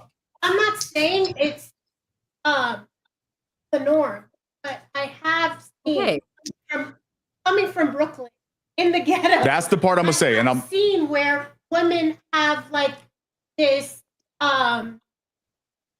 It's a threat they use. They cry wolf, and it's like, I showed him. It's regular. An asshole. I don't know if that's regular, but it's not uncommon. No, I'm not saying it's not uncommon. I'm saying let the woman speak, Kiana, okay? You seem to be interrupting her. I can't even hear what she's saying, but it seems like you're interrupting the fuck out of her, right? I'm turning the volume up. Go ahead, say it. I'm gonna turn the volume up. Yeah, no, I'm not saying it's not uncommon. I'm not saying it's common. I'm saying I have seen where petty bitches, like very immature, like I'm gonna show him, or but I'm not saying that's common. Sure. Either. So here's the point. I'm really glad she said this because this was the literal exact point that I was gonna make. I'm sorry. So this was the literal point that I was going to make, right? She grew up in Queens and Brooklyn. I did not grow up in the best environments. I'm going to tell you right now, in certain neighborhoods, this is a not overwhelmingly uncommon threat. Oh, you did this? Guess what? Right? This is a thing that happens. I have known people that because they got into a fight with some girl they were talking to, they were like, oh, you ain't going to do this? Bet. I'm going to say this. This is maybe not the statistically average thing. And I don't think it's the most important thing, but it exists. And there are communities in which this is a very, very regular thing. So to Jonah, when you say define regular thing, what do you mean by regular thing? I'm going to say in fairness, because I'm not going to try to make like bombastic statements. I don't have a number for it. Okay, so do you think it happens more? Do you think that this happens more than women being actually assaulted? Absolutely not. Absolutely not. And no way. Irregular, right? Like if we're looking in this specific world, that makes it irregular. So when I say regular, I have known dudes. Fortunately, this has not been something that I don't think I have ever been accused of, right? I had a girl tell me once that she actually, because I was in high school, I had a girl call my family's house and say that I got her pregnant, right? And she was calling every single day claiming this. I had never kissed this girl. I wasn't interested in her. And so to pay me back, she called all of my family's houses, because you had house phones back in the days, and would not telling them that I got her pregnant, right? Very, very unfair claim. Now, fortunately, that was not something that she can prove. Had she made a different accusation, God knows what would have happened. I could have got kicked out of school, right? These are things that happen. And so I know. So Jonah, to answer your question, when you say what's a motivation, I would say that there is a group of people whose sole motivation is they know they can use this as a weapon. Why can they use it as a weapon? Because the common narrative is the thing that the part about it that I'm a little bit uncomfortable with, because when it's just a blanket thing we're allowed to make statements about, it empowers people who do not have good morals or integrity to see this as, I'm a woman, this is a tool that I have that you don't have. And guess what? If you don't do what I say, you're going to deal with all this drama, because how are you going to, it's going to be your word against mine. This is a real thing that exists. Okay. Let's just take that assumption for a second, right? Let's assume that there's a lot of women that are willing to falsely accuse a man. Okay. Let's say there are 310 women that are willing to falsely accuse and report men of sexual assault. Okay. Even and I want to be really, really, really clear that I do not think this is okay. I think that women that falsely report should absolutely be held liable to the fullest extent of the law. So I want to be super clear about that. We agree that this is a problem and this is not okay. Even if a woman reported this and it's false, hopefully the criminal justice system would do its job and filter out those false reports and accusations. And two, the odds of you going to jail because of this are still almost zero. It's so low. Yeah, I don't know any of those numbers. And then if you multiply that by the number of women that actually make false accusations, I think the number is somewhere between 2% and 5%. I think they don't have clear data on it. But I saw 6 to 10. Yeah, who knows? Okay, fine. Call it 10%, right? So all of this to say that yes, this is a problem. This is an issue, and this is not something that anybody that I know would be okay with. If we could erase false accusations down to zero, we absolutely should. And if there's a low-hanging fruit or easy way to do this, we should take that without question. So I don't think there's the issue with that. I think where we are, I think what we're doing is we're detracting focus from the real issue here. And it's what did I say? 1 in 4 or 1 in 6 women are assaulted, like actually assaulted. That is a significantly higher issue, like numbers wise, right? Like we agree numbers are important. So it is far more likely that a woman be abused than a man being falsely reported or falsely accused. And yes, there's room for discussion on both. I agree that if that's what your point was, I totally agree with that. But I don't think the majority of this conversation should be around how do we protect false accusations. The first conversation should be around how do we protect women, and then we can spend resources and time and energy on how to, or even simultaneously, we can allocate some resources, but we certainly cannot allocate the majority of our resources toward this small thing that happens when there's this whole big issue that's happening regularly to most, or not most, to many women. Sure. No, here's what I'll say to this. And I think this is the best way I can kind of summarize the point that I'm trying to make here. So one, do you mind if I make this point real quickly, Jonah? I'm saying your volume's high. Okay. Is this sorry? Is this good? Good testing. 1, 2, 3. Okay, great. So one, I don't think I disagree with anything that you just said. I think that the focus should definitely be proportional to the level of the issue. And like, if the numbers are not the same. So obviously the focus needs to be appropriate. I, again, was not attempting to bring this in to say that it deserves any more, or like, that's not my goal. I was just trying to include it as a part of the conversation. Here's the point that I think that summarize my point of view. Why is it that women today, throughout history, let's call it the last 100 years, were so underheard when these topics, right? I think this is the best way for me to summarize my point. I think one of the big reasons was because for so many years, women didn't have a voice on the topic. And because they weren't allowed to have a voice on the topic, their voice was over and unfairly skewed, and they weren't heard, and it created a disparity that created a problem. My point here is that I believe that that lens is being tilted to the other direction. And I don't think that women not having a voice on the topic that they should deserve to have a voice on, it creates the norm that, hey, don't talk. You're not allowed to talk. This ain't your place to talk. And I don't think that creating that same space for men, hey, don't talk. This isn't your thing. You can't talk about this. I don't think that that's a solution. I don't think that silencing men is the way to give voice to women. I don't think that it should be one or the other. I think it should be an invitation for all parties to equally have a voice. And I think that's essentially the point that I'm trying to say. I don't think that there's anywhere near an equality in the severity of the issue, statistically or otherwise, right? But I do think that making it common in society that men don't get to speak up on this topic without being looked at like, how dare you say something like that?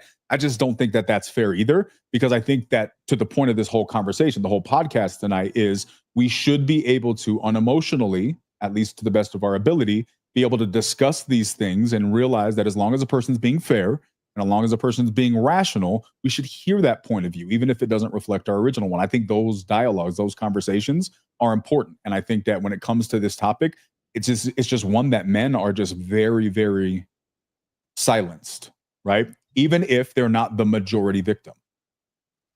I don't really think my perspective is that men who are falsely accused are just like, oh yeah, well, I was falsely accused. I think more often than not, they defend themselves and people default to believing them. Yeah, I don't think that that's the norm, but I don't know the statistics on. You may be right.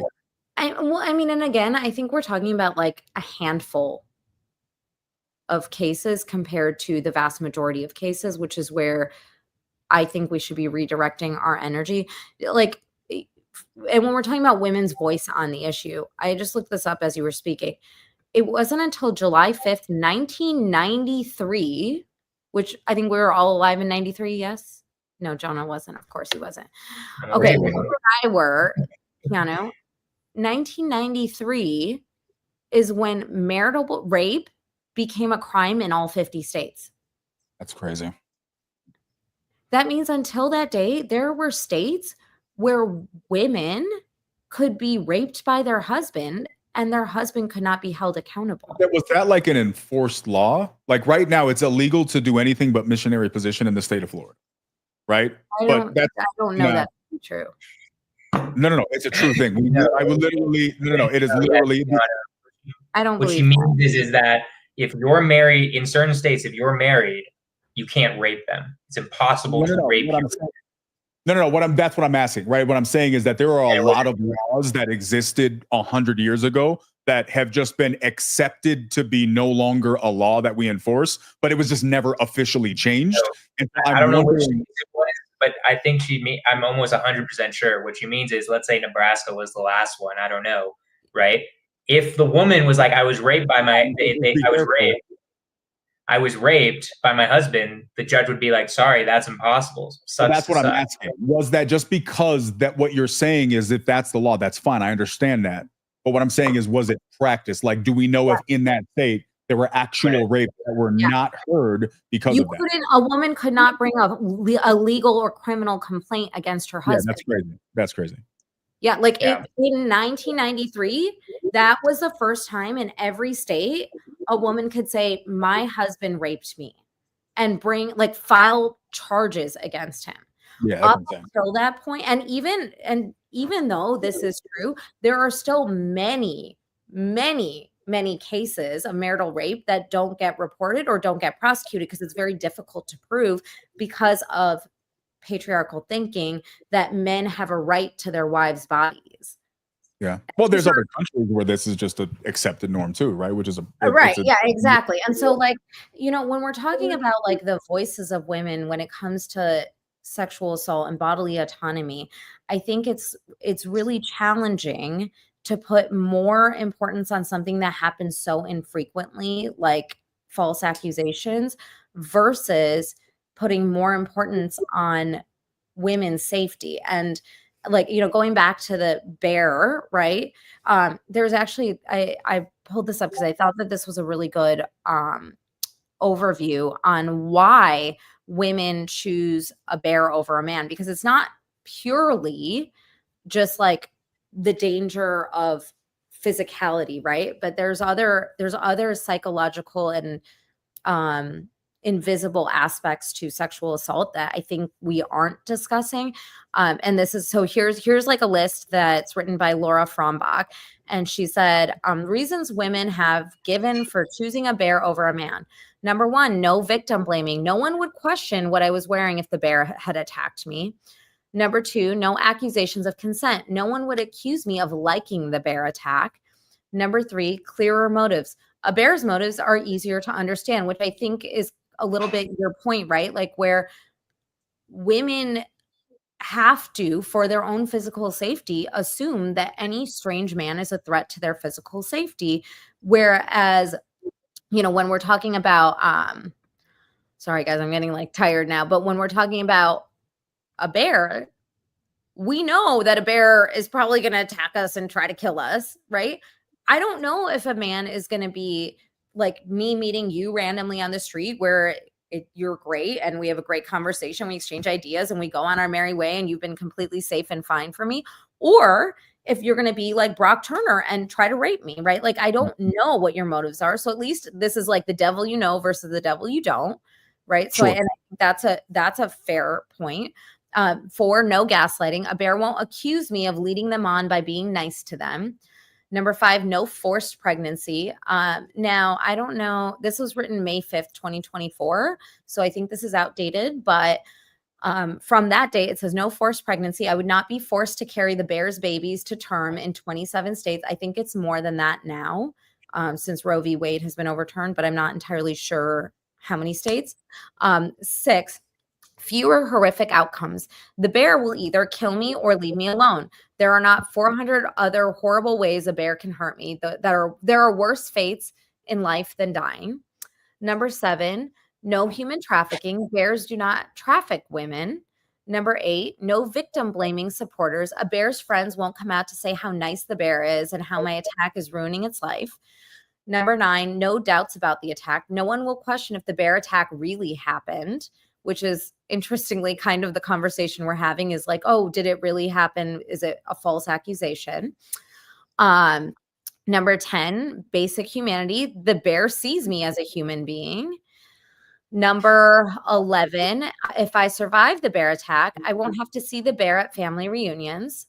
And that's specifically referring to the fact that most children are abused by a known or related male, or sorry, a known unrelated male that is introduced by the family. Number 12, the bear did not pretend to be my friend for months beforehand. Number 13, a bear would not film the attack and send it to their friends. Now, the statistics, when asked to choose between a man or a bear, 9 out of 10 women instantly chose the bear without even needing to think about it. This near universal consensus among women is striking, especially given how divided we can be on other issues. The agreement comes from shared experiences of being assaulted by men. According to the World Health Organization, 1 in 3 women globally have been the victim of an assault over the course of their lifetime. In 2022, nearly 89,000 women and girls were killed intentionally across the globe, the highest yearly number recorded in the past 2 decades. That's from the UN Women source. Every year, there are 433,648 victims aged 12 or older of rape and sexual assault in the U.S., according to the Sexual Assault Victims Advocacy Center. 1 out of every 6 American women has been the victim of an attempted or completed rape in her lifetime, while 1 out of every 33 American men have. The National Institute of Health found that men who have been raped overwhelmingly report the perpetrator was another man in 87% of cases. Every 68 seconds, another American is sexually assaulted. 90% of the victims are women, reports the Rape, Abuse, Incest, and National Network, that's RAINN. Meanwhile, black bears have killed just 61 people in North America in the last 124 years. And you have a much higher chance of being killed by a dog, 30 to 50 people per year, a swarm of bees, 100 people per year, or by lightning, 28 people per year. Women are just playing the odds. This trend reflects the reality that women face, the pervasive threat of violence, harassment, and objectification by men. While the bear may pose a physical danger, women feel that the bear's motives are more straightforward and that they are less likely to face the complex trauma and aftermath of an attack by a man. And no, certainly not all men. But the issue is, at least the bear presents as a bear, while with male human predators, we can't tell. Interesting. Yeah, what do you got to say to that, Kiana? No, I mean, what can I say to that? Jonah, give him a moment of reflection. Sorry. Is taking this. Sorry. It's okay. I shouldn't have said that. Yeah, no, you should not have. I think this is why I'm so interested in having this dialogue with both of you, is because I think that these are real conversations where we might not have started out by being 100% in the same corner, but I know without question that all 3 of us have a lot of common ground. And I think that because we're open to having dialogue, and I know we all have a lot of respect for each other, and when we're open to having these dialogues, it allows us to change our perspective and reconsider where we were when we walked into this conversation. And I think we're all going to walk out of this changed in some way.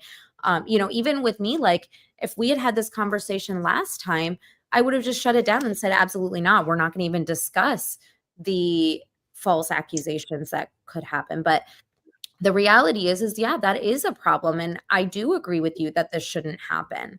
But I think that I just think that this author did a really good job of laying out why a lot of women can so instantly say this when it's not all men. It really isn't. But how do we know which men are safe? Yeah. No, I think that becomes a really important, and I think you hit the nail on the head, Vina, because this is really why me and Jonah started this podcast in the first place, because we know that we disagree on a lot of things, but one thing that we agree on with everything except evolution. I hate you, dude. Yeah, I hate you so much, but okay. Jokes aside, one thing that we agree on is that, look, at the end of the day, humanity is not supposed to think the exact same. We're supposed to think differently and provide perspectives that others don't have, and have different worldviews and life experiences that lend to these collective, how do we live together in harmony? And I think that one of the biggest things that annoys the crap out of me is that we just got into this divisive clickbait one-liner world where as long as I got the best catchphrase, I must have had the best point. And so now you have to believe me and you can't question anything. And you don't grow from that. Humanity doesn't evolve with that. I agree. I think we should. I mean, like, I think anything that we hear should be taken with like a healthy dose of skepticism. And this is something I've been like trying to practice more is when people agree with me, I try to take what they have to say with like 10% less enthusiasm. And when people disagree with me, I try to take it with 10% more enthusiasm, just to like try to get a more balanced perspective or even perspective. And I think like that's the beauty of what these conversations are. And like sometimes it takes someone so eloquently like laying it out and putting it into perspective, because like a lot of these points, I'll be honest with you, as much as I know them to be true and as I'm reading them, like, oh yeah, duh, yeah, that makes sense. I'm like, I didn't think of them when we were having discourse. And so I think that's why like having this author, what's her name, Laura Frombach, she wrote the book Street Smart Safety. She, you know, her putting this out there, I think is really helpful for us to be able to better understand it. Yeah. And for me, I just think that like marginalization happens when you overlook someone because you think it's a small issue, right?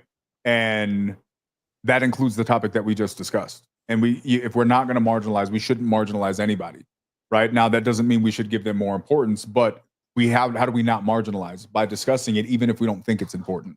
Because there's aspect that like, for the one person who had that negative experience, it's everything to them. Look, I know someone personally, in my network that I've spent a substantial amount of time with, who spent 22 or 23 years in prison for a murder that he did not commit. Wow. And was falsely accused. And he was falsely accused by the police did not, you know, do a full investigation. He had an alibi. I know the person that was his alibi, and she confirmed it with me as well. And wow. there was just overwhelming evidence. It's a really great story. It's so horrible that it happened. And with that being said, I still think that having this discourse and dialogue is important. And I still think that the majority of our attention should be, how do we decrease the number of men that are perpetrators so that women don't have to, like, I would love nothing more than to live in a society where we'd be like, this is a stupid question. I want to be with the man. Like, if you ask me, would I rather be confront a strange woman in the forest or a bear? I would choose a woman 100 times without question, because that's safety, right? And I think it's really hard.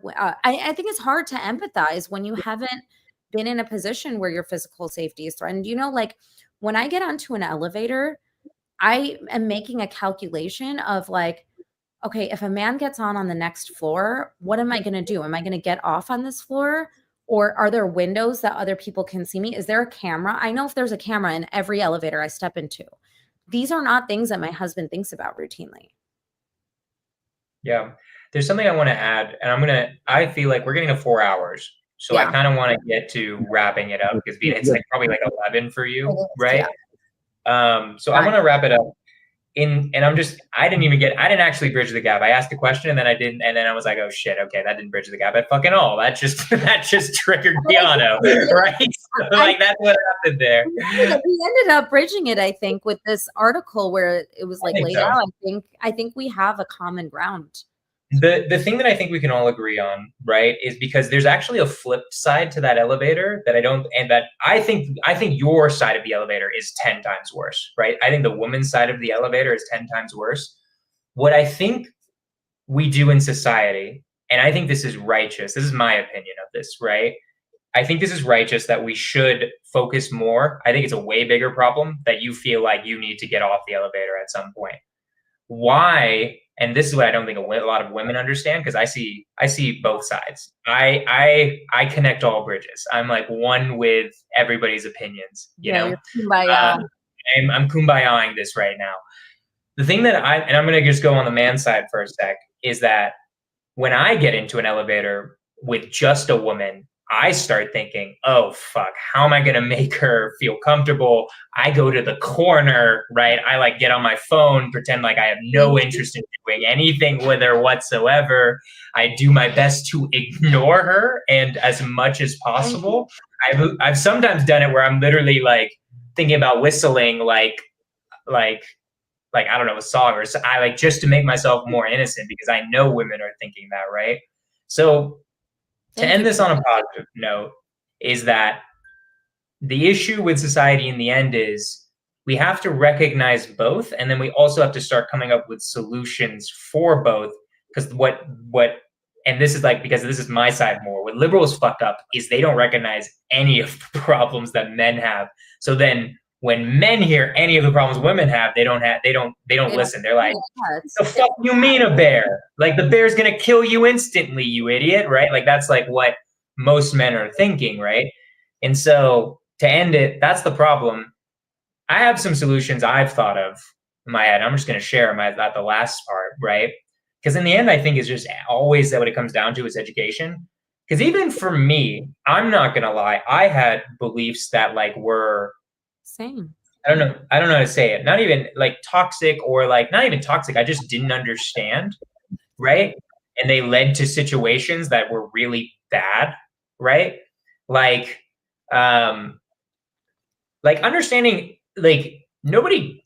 It wasn't like I was taught exactly what consent means when I was growing up, right? To be honest, right? I was taught it later in college, which was good, but I didn't like, they were like, and I never acted on it or anything like that. But for instance, in my head, what consent used to mean is just the woman says yes, right? What if the girl's blackout drunk though, or really drunk? And what if I'm insanely drunk and I can't tell, right? So I think the problem with a lot of sexual assaults, because I think those types of situations are the vast majority of sexual assaults. It's not real. Violent rape out of the total pie of sexual assaults is probably the smallest slice of it. I think situations that education of like, what does consent mean, right?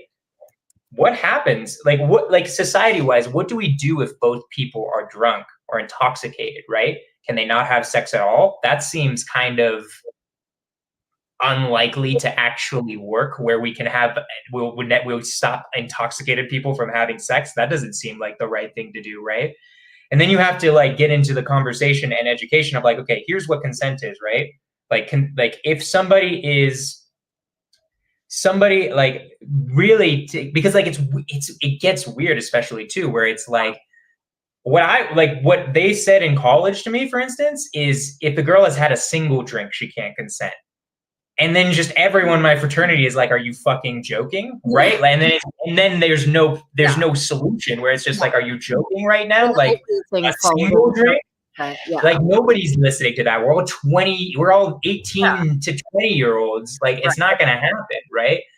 So I think just some solutions for society-wise in terms of like sexual assault and stuff like that is we have to teach people like, what is sexual assault? What's the most likely parts of being doing sexual assault? I think a lot of men actually do it and don't even know they're doing it, to be honest. I think it's like very easily likelihood. Mm-hmm. So I just think there should be classes on it, like growing up and being like, this is what consent means. It's not just necessarily a yes.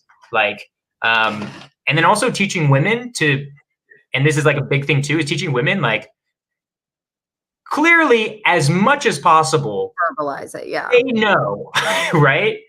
Don't ever say maybe, because that's a really bad thing for most men, right? To be able to understand that, right? If you start not being clear about what you want, that's where you're putting yourself in danger, right? And I don't even know if some women even know that, right? Or should you teach men that anything but a consistent and clear yes is a no? we have to teach both, right? Yeah, because the issue is that there are women who also say maybe not no, but maybe say maybe instead of saying no. Yeah, and it is definitely the man's fault always for any sexual or whoever's perpetrating the sexual assault. It's not his fault. But there are things that need to also be taught to women to reduce the likelihood to protect themselves. Look, I think that the amount of education that I do with my daughters on protecting themselves is probably significantly higher than the average boy mom, because the risk is so much greater to my daughters.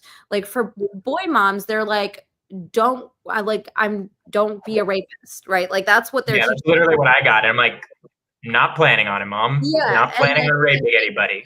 But like for me, I'm not telling my daughters don't be a rapist. I'm telling them, hey, you need to assume that anybody is capable of hurting you. Here are the words. The first no means no. Like my girls know that the first no means no. And like, we're growing up in a different time too. Cause like we grew up in a time, well, I don't know about you, Jonah, because you're really young, but Keanu and I grew up in a time where it was like, give grandma a hug and a kiss. Do it because she loves you. Do it. And even if you don't want to hug the creepy uncle, you're forced to do it, right? Whereas like with my girls, they don't have to ever physically touch anybody. I don't care who it is.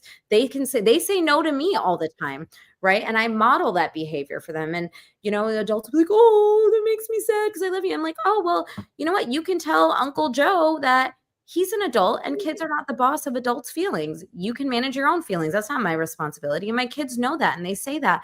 But like, it's important that I teach my daughters this. It's important that we teach girls this. It's also important, like what you said about when you get in an elevator and there's a woman and you do what you can to, like, you probably are also the man that walks down a street and sees a woman and crosses to the other side so that we feel safe. And so that is like true advocating for women. That is like the ultimate alpha male, is protecting women. That is you being protective of women. So thank you for that. Like these are small things that a lot of men don't think about because it's just not something that is ingrained in them. It's not something they've had to worry about. I don't walk in dark parking lots at night by myself. It doesn't matter what I'm wearing. It doesn't matter what time of like day it is. It doesn't matter where I am. I'm very careful because I know what the reality is of what can happen if I am not always on guard and not always vigilant. And so I think when we have men like you that are aware of women's safety and how you can protect women, and then you take these small acts, like think about if every man did that. Then we would know who the good ones are and who the bad ones are. It would be much easier for all of us to know. And so I appreciate and applaud you for doing that and putting, yourself, like taking the onus and the responsibility of trying to make women feel safe. Because I think that women really do appreciate it, because I notice it. I notice it when I'm walking down the street and a man crosses the street so that he's not close to me, like an unknown man, right? Like I appreciate that effort. I appreciate it when a man is trying to like shrink themselves when we're in an elevator together alone, because I notice that. Like I think those are important things. And like, they're small and easy and simple things for good men to do. Yeah.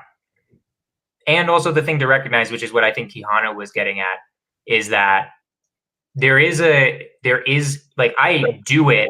I also do it because I do want the woman to feel comfortable. But then there also is an attached feeling of, damn, that feels shitty that you think I even might be a predator. Yeah, there is that shitty feeling that's thrown in there that I don't know if women notice, right? Or no. But it's just a reality, right? Because the reality for them is, there are predators, right? So like, I think mine is way less shitty than theirs, but it is something to just recognize too for men. Empathize with that. I understand that. I agree with that. Like it would be really hard.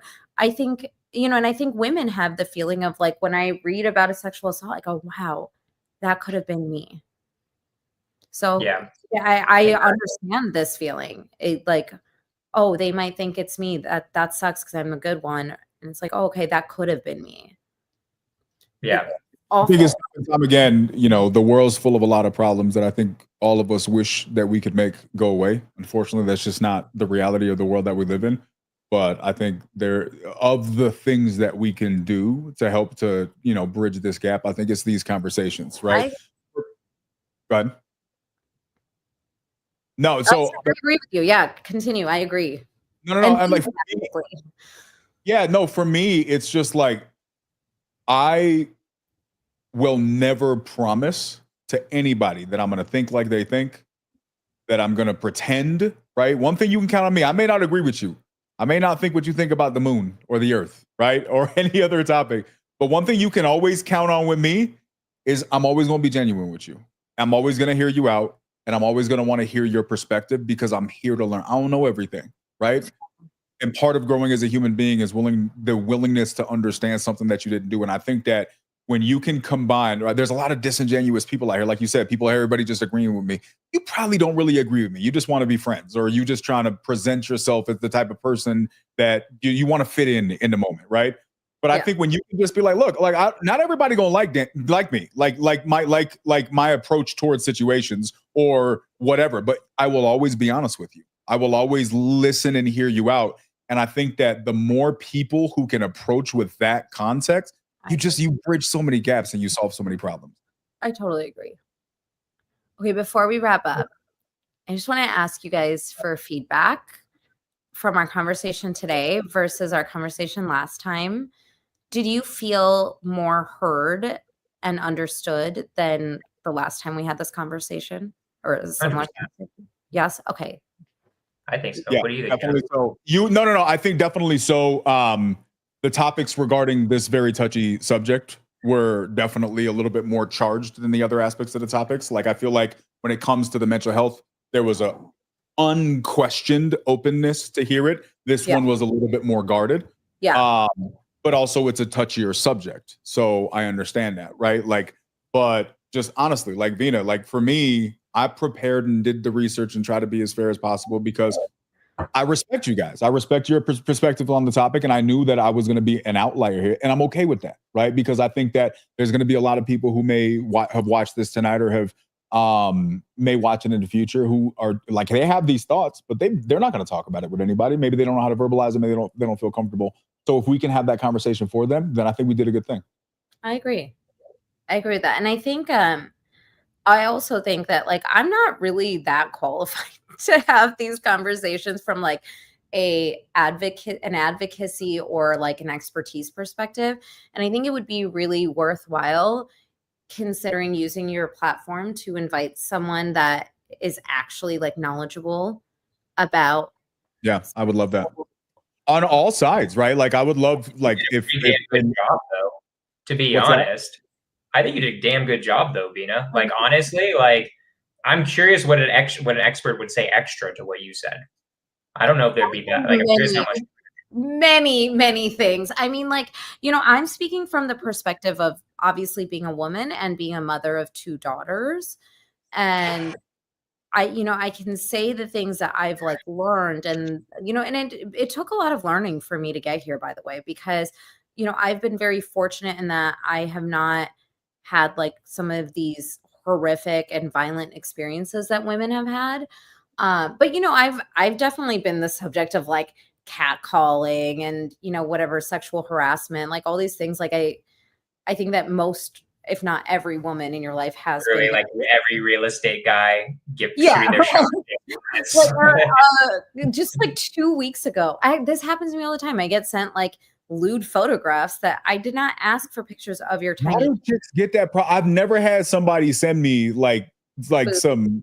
I've never once. Never happened. Yeah. Is it because I'm not as hot as Jonah? Is that what it is? I think that's probably it. That's probably it. Because you don't rock climb. I don't. Yeah, you don't rock climb, bro. That's the issue. That's the reason. I mean, like it's unbelievable the amount.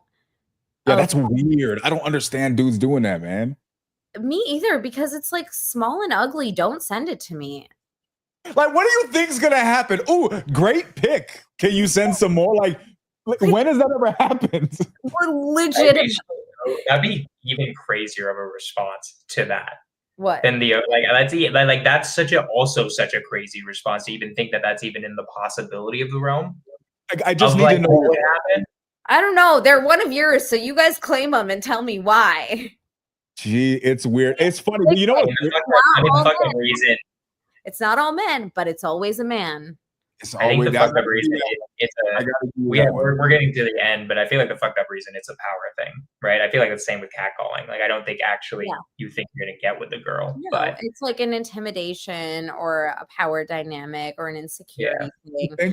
I think of it like maybe they're just like they know they're not going to get any real action, and so since nobody's paying attention, maybe they'll actually get someone who want to look at it, even though they don't want to. I don't know. Maybe it is a power thing. It makes no sense to me. I can't make sense of it. I don't get it. I think you should put out a call for men that do this and see if they'll come on your I podcast. don't want to talk to those. should we interview like 4 men who've done that? Like, why did you send your Why did penis you to me? send this small? I'll start forwarding you guys the messages. Forward all of them. I'm good. I'm really. Vina's like, look, Keanu, like, you want to feel what it's like to be a woman? You're getting forwarded all of them. Anytime you get one, you get the forward, buddy. Like, you're so confident with these false accusations. Forward. It's unbelievable. Like, men are something else, I'll tell you. Yeah, that's gross. That's just gross. But there's some cool ones too. There are some cool ones too, right? Are they bears though? Are they bears? Are you even a bear? Are you even a bear? I mean, and I say all of this, and I like can't say enough that like I know it's not all men because I'm married to one of the not all men's. Yeah, like I'm the daughter of a very green flag energy man, right? Like I mean, Jonah, you met my dad. He's the most green flag man I've ever met in my entire life. When I met your daughter, Papa Jay is such fire. Yes, such fire. What, Jonah? Oh, I'm just saying your dad's fire. Like, yeah, no, he's a great flag. My mind was blown when you showed the twins thing in India. Yeah, that was crazy. I was not expecting that. Oh yeah, that he has an identical twin. There's two. Was that genetic? Then that your family has twins a lot, because it must be the fact that your dad has a twin and you have daughters that are twins. My mom's grandfather is a twin. It's got to be a genetic thing. You have to. It must be like something you guys. It's in the water. It's how. That's why India has 1.5 million. You're doing too much. Just one at a time. We're just more efficient than the rest of you. Okay. There you go. That's why there's 1 billion people just in India, right? Oh my gosh. Oh, look at this. Oh, you guys, this should be a podcast episode you do. Set up a female dating profile and see what happens. Jonah, I'm telling you, the vibe's out here, bro. We may have to just do it, bro. Why are we setting up a female dating one? For who? You can see how many dick pics you get. Experience. Oh, how many dick pics you get? Got it. Not even just see the messages that men send. I've seen them. No, I've seen my sister's. It's crazy. Yeah.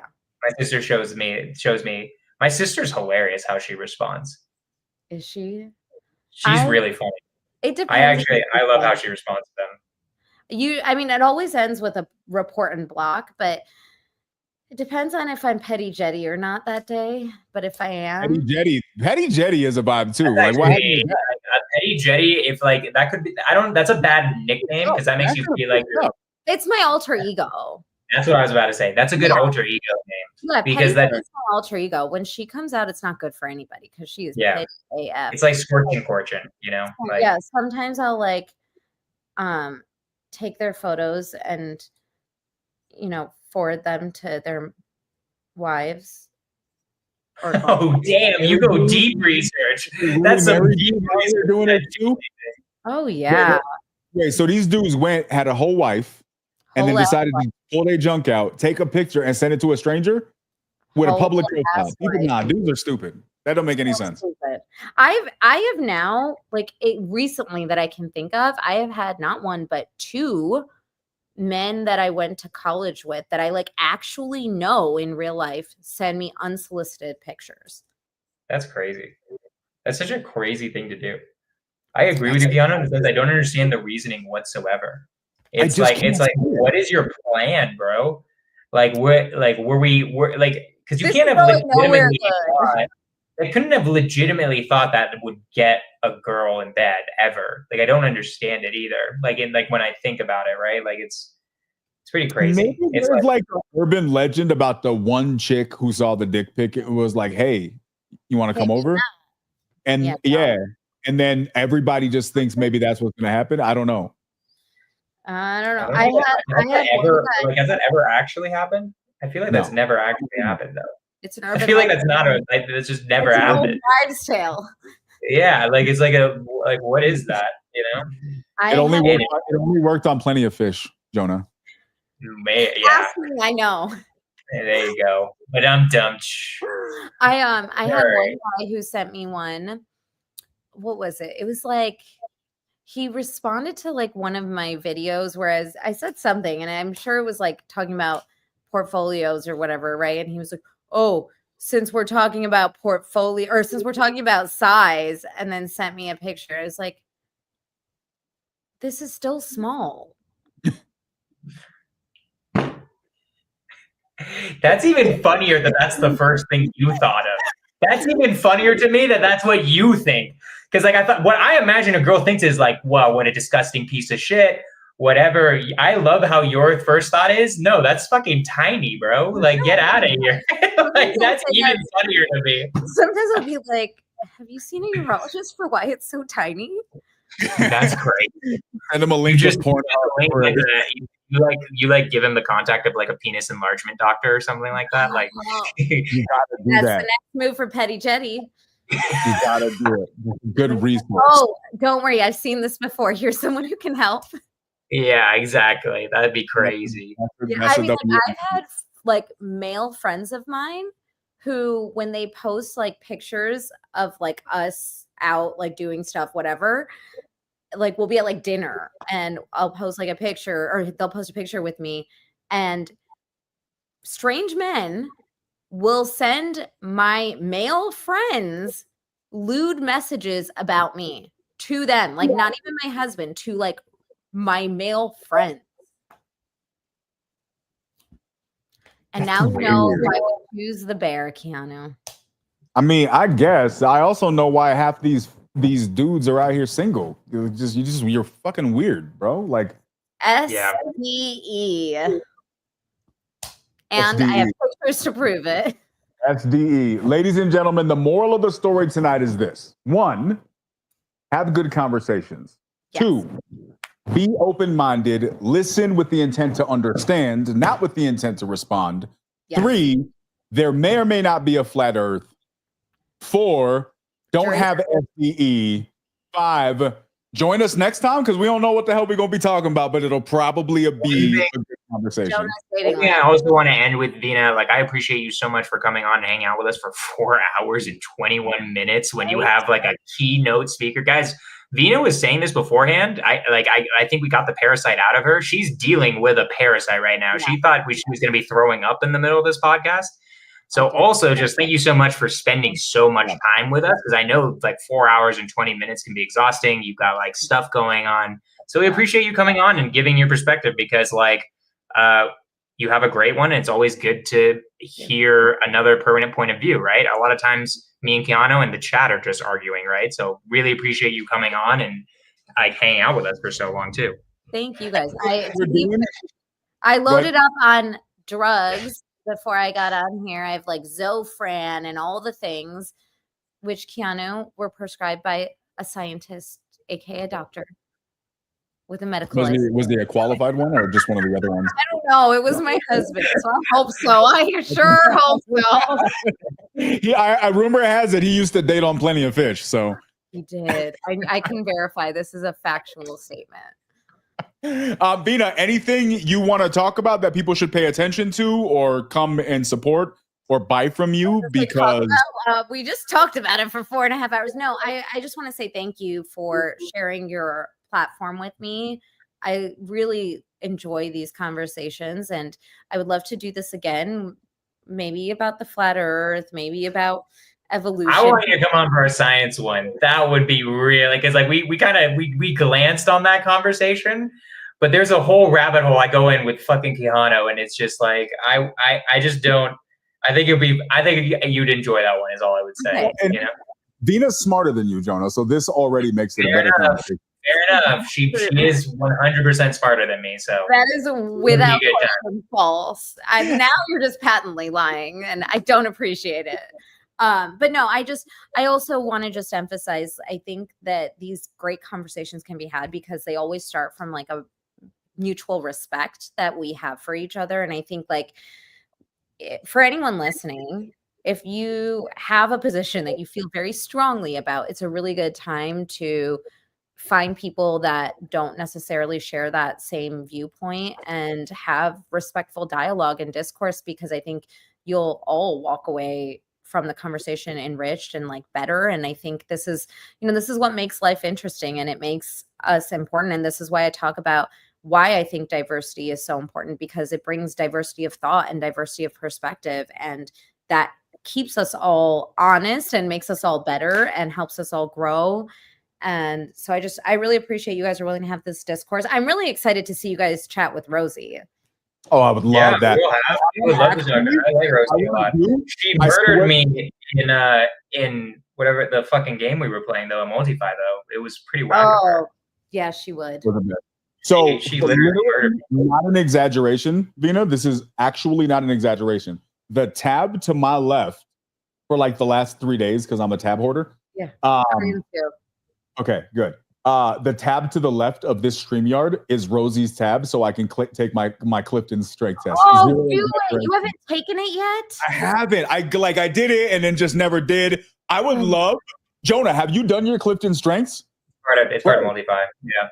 So I would love to see if she thinks any of like the Clifton's conclusions impact our outlooks on these topics. I guarantee you they do. That's got to be a thing. I wouldn't be surprised if you were like high consistency. Okay. Because I also feel like you'd be high openness. If that's one, right? Isn't openness one? Or am I no, you're just making up strings now. Out there. I just feel like you're high, like, wholesaling. I don't know, fucking. Yeah, I'm just gonna throw shit out there because I just felt in my body that was one of the strings. So throw it out there. Do you lead with green? Or I completely forgot. Oh. I lean the orange one. What's the orange one? The best one, influencing. The best. That's the one I lean in. I forgot my Clifton strengths. What are your predictions for mine, Vina? I'm interested. Oh, okay. Hold on. Okay. I don't know enough. You're high competition, I think. You're definitely high communication. I would be shocked if you're not. Okay. And the reason I say that is because you care about like precision of words a lot. I said I wouldn't be surprised if you were high consistency because you really care about fairness a lot. And that's like a very high consistency thing. Do I think you're high deliberative? I don't know if you are. I think you're probably higher on the intellection side. And I don't think you're high input. Oh, you're high belief. Okay.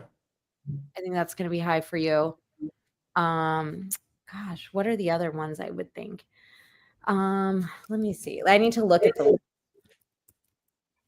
This is interesting. I'm really excited about this. I'm looking at mine just because I was curious. My number one is maximizer, and that's an orange one. Yeah, I'm high maximizer too.